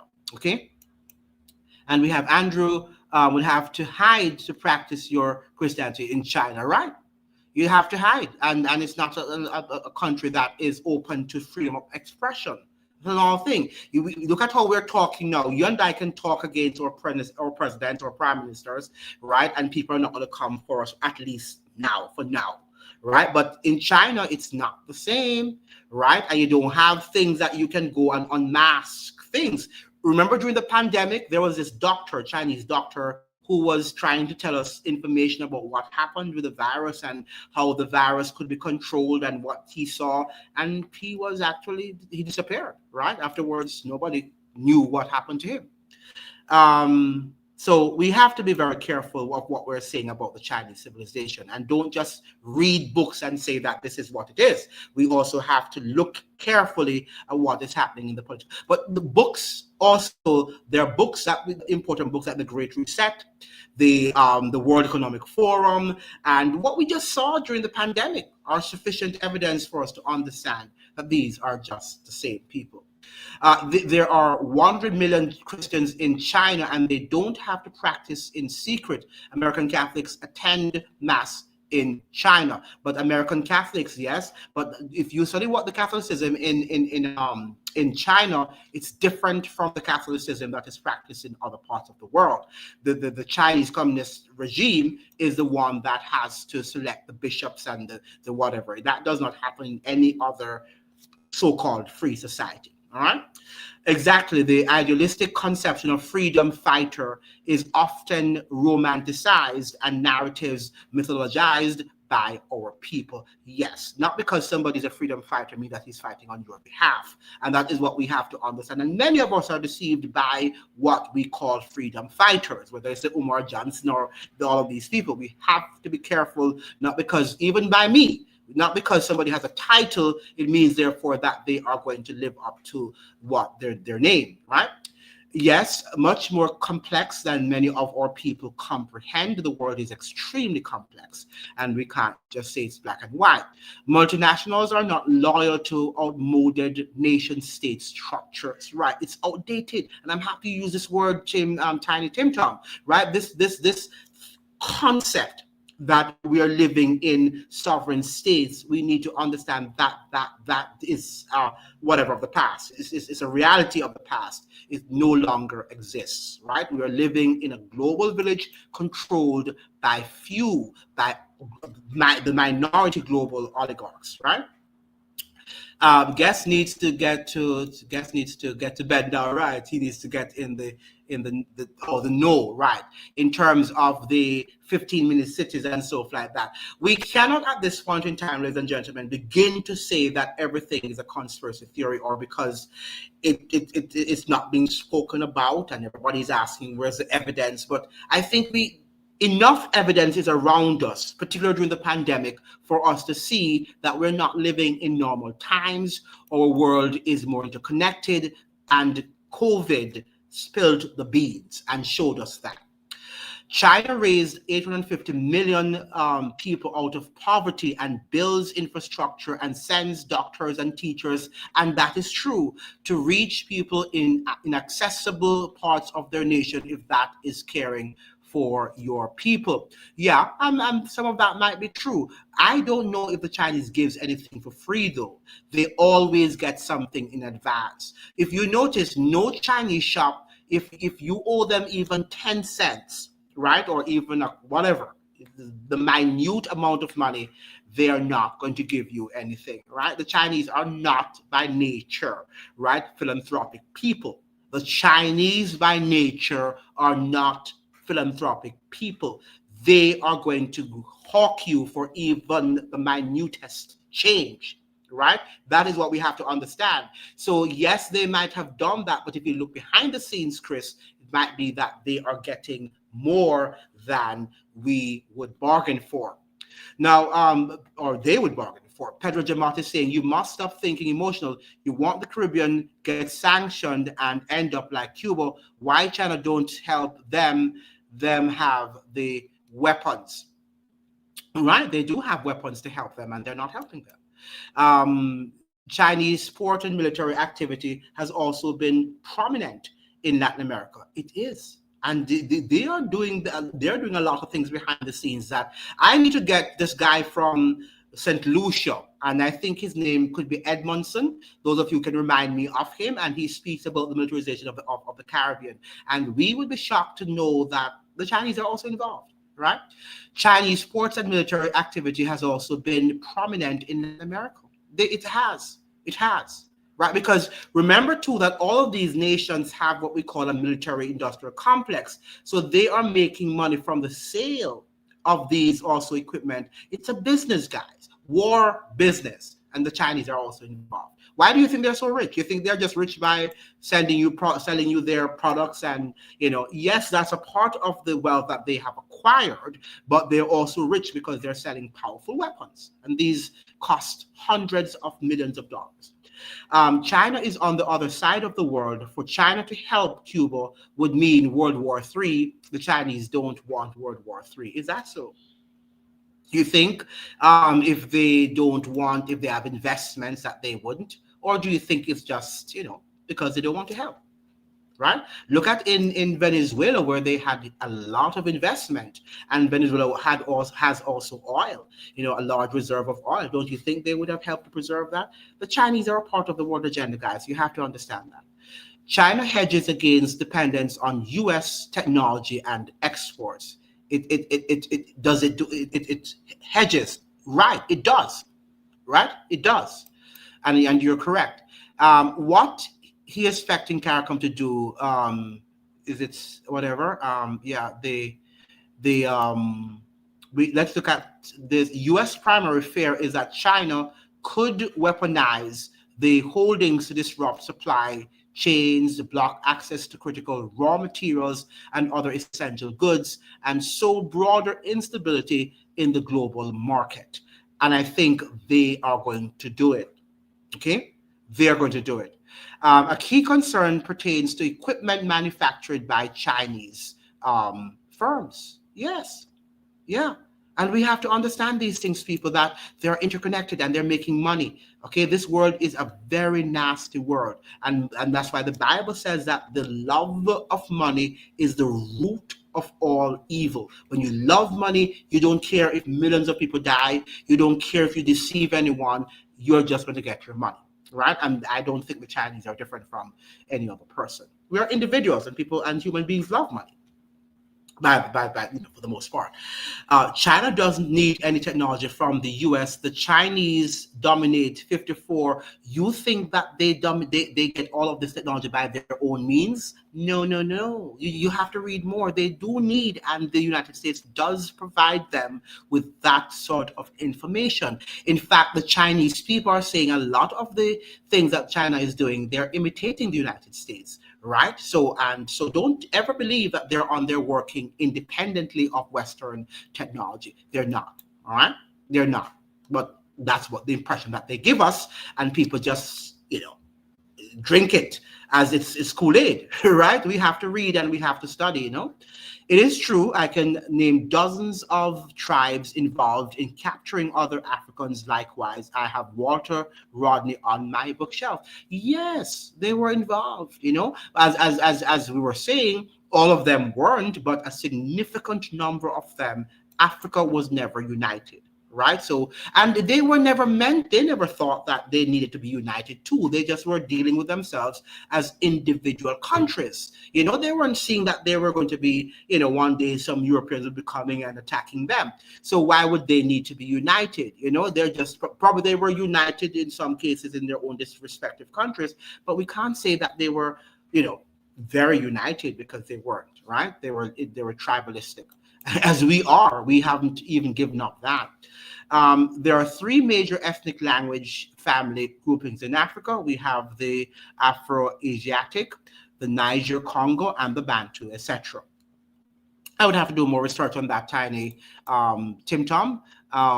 Saharan slave trade also enslaved millions of Europeans, hence transatlantic slave trade was revenge for Moorish Al-Andalus, and the Saharan slave trade term slave etymology comes from the Slavs. Correct.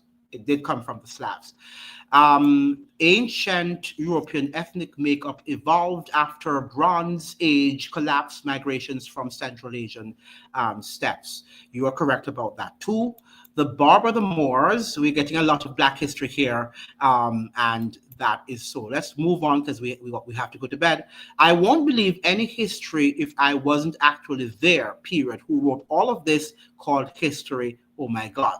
Well, we can believe history if it connects with what we see, the realities of the present, right? So when we talk about history, we have to come and say, how is that being connected to what I'm seeing at the moment? If it's not connecting, then you have to question it and do further research. And we can say that Africa was not united because we can say, how did that system last so long, right, on such a massive scale if they were united? So it means, therefore, that we have to throw that argument out or either do more research on that, because certainly the two do not connect. They could not have been united if they, what am I saying? I think I'm losing my train of thought here. I want to go to bed. So you mean pay reparations to or repatriate reparations? I would think, right? I think that's what Mr. Perry was suggesting, to pay reparations. I don't think we can all repatriate.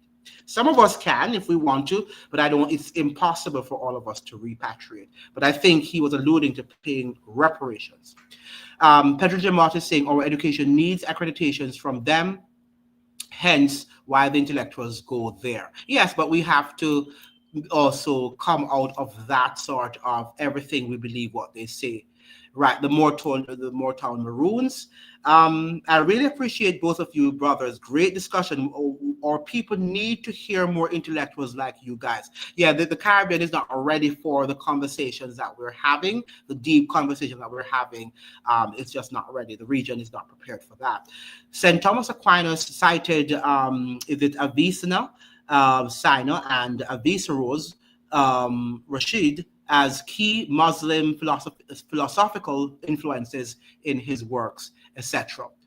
Pythagoras, that's a lot of knowledge here, Mr. Tim Tom. Let me get it here on the screen. Pythagoras was a Phoenician who studied under Persian in Babylon and Egypt, moved to Greece, right? Exiled to Italy, and martyred for sacred mathematics, algebra, Arabs, geometry, the Persians. Yes, what the Europeans did, right, and the Westerners did, is that they built on these prior civilizations, right? So they can't say that they were the ones who are at the renaissance of everything that is modern, right? They have just built upon these former civilizations. Barbarian etymology, the Berber, right? You're correct, and who were the Numidian Punics, hence Barbary kingdoms. Then we have let me go through this very quickly because it's time to go to bed. Roman Saint Crispina, 3rd century name, literally means curly hair because of her Berber heritage, and so on and so forth. Let me see if we can see a lot of very great information here. Yeah, thank you so much, people, for joining, and we are coming down to, I know you want to go to bed. Episcopalians are in communion with the Canterbury, which ACNA are conservatives that split off from them. Yeah, the Episcopalians are the American terminology for Anglicans, for those of you who don't know. We keep fear-mongering China when there is a whole U.S. Africa Command or AFRICOM all over Africa. China is not doing anything like AFRICOM in Africa. Well, we know that militarily the United States, right, is the might or power of the world, right? So that is known. So therefore, the China will be engaged more, in economic, colonialism or colonization, while the United States is engaged more in military colonization, and that's what we have to understand. All right, they are just different powers. Right? The China, we can say, as you're rightly saying, is the economic power of the world, right? But the United States is the military power of the world, both of them, because you also have economic colonization. That's what we want to understand. It's not, we just don't have military colonization, and we tend to look at the United States as the one that is the aggressor, and she is. But China, as an economic powerhouse, is also an economic colonizer. And that's what my point is. Hitler sent his administrators to study Jim Crow South, exactly what he did, and the eugenics movement. And so the Jim Crow laws were converted to the Nuremberg laws for the Jewish people in Nazi Germany. Exactly so, exactly as you stated. Okay, so that is how we need to understand that Nazism is not just was confined to Europe. Right, the United States was involved, but from the surface level understanding, people might think that the United States was trying to free Nazi Germany, the Germans of Nazi Germany, when the ideology and the finances came from the United States of America.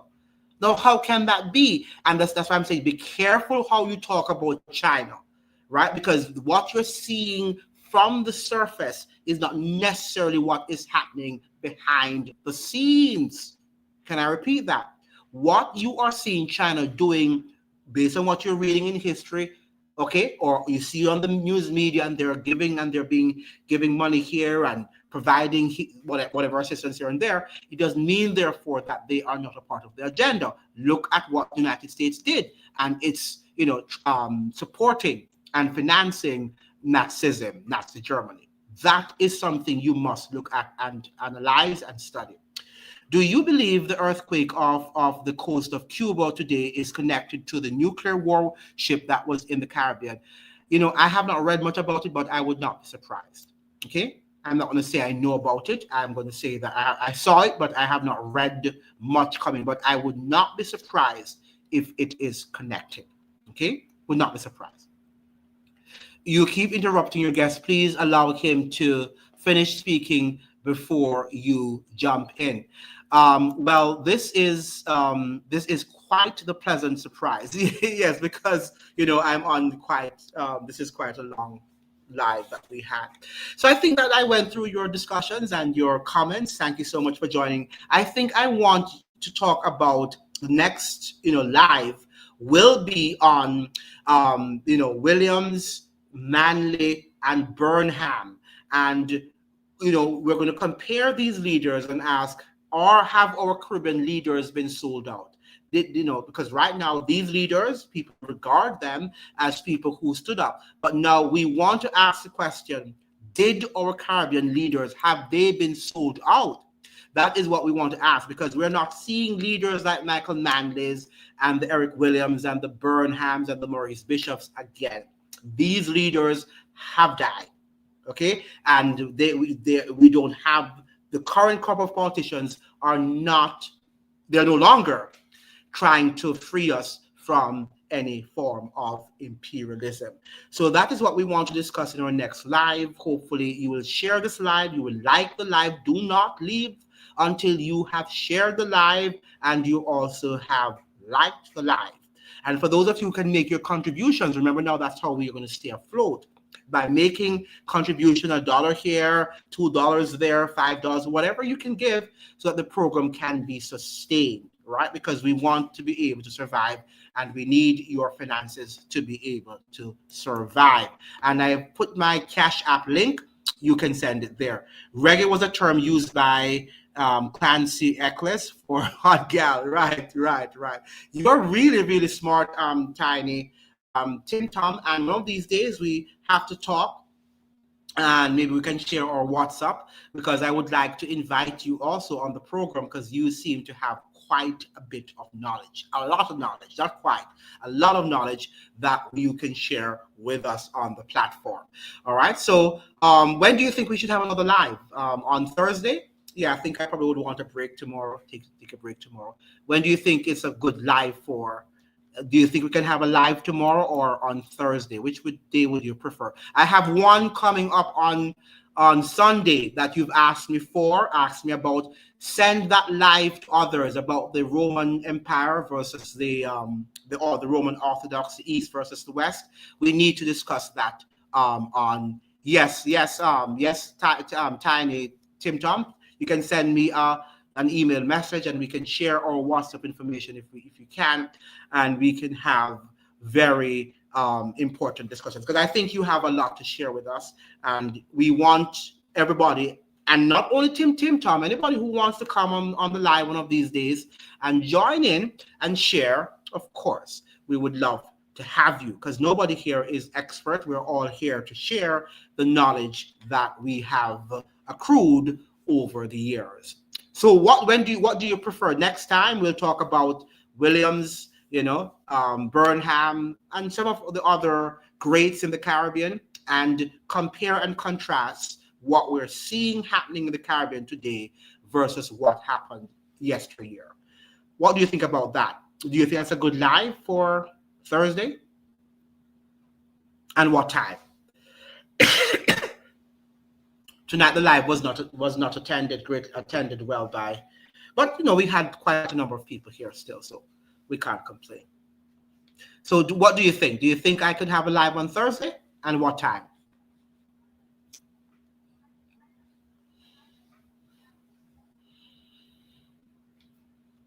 $5 o'clock, 6 o'clock? What's the best time to have the live on Thursday? Or at 7 the same time? What do you prefer? Anybody?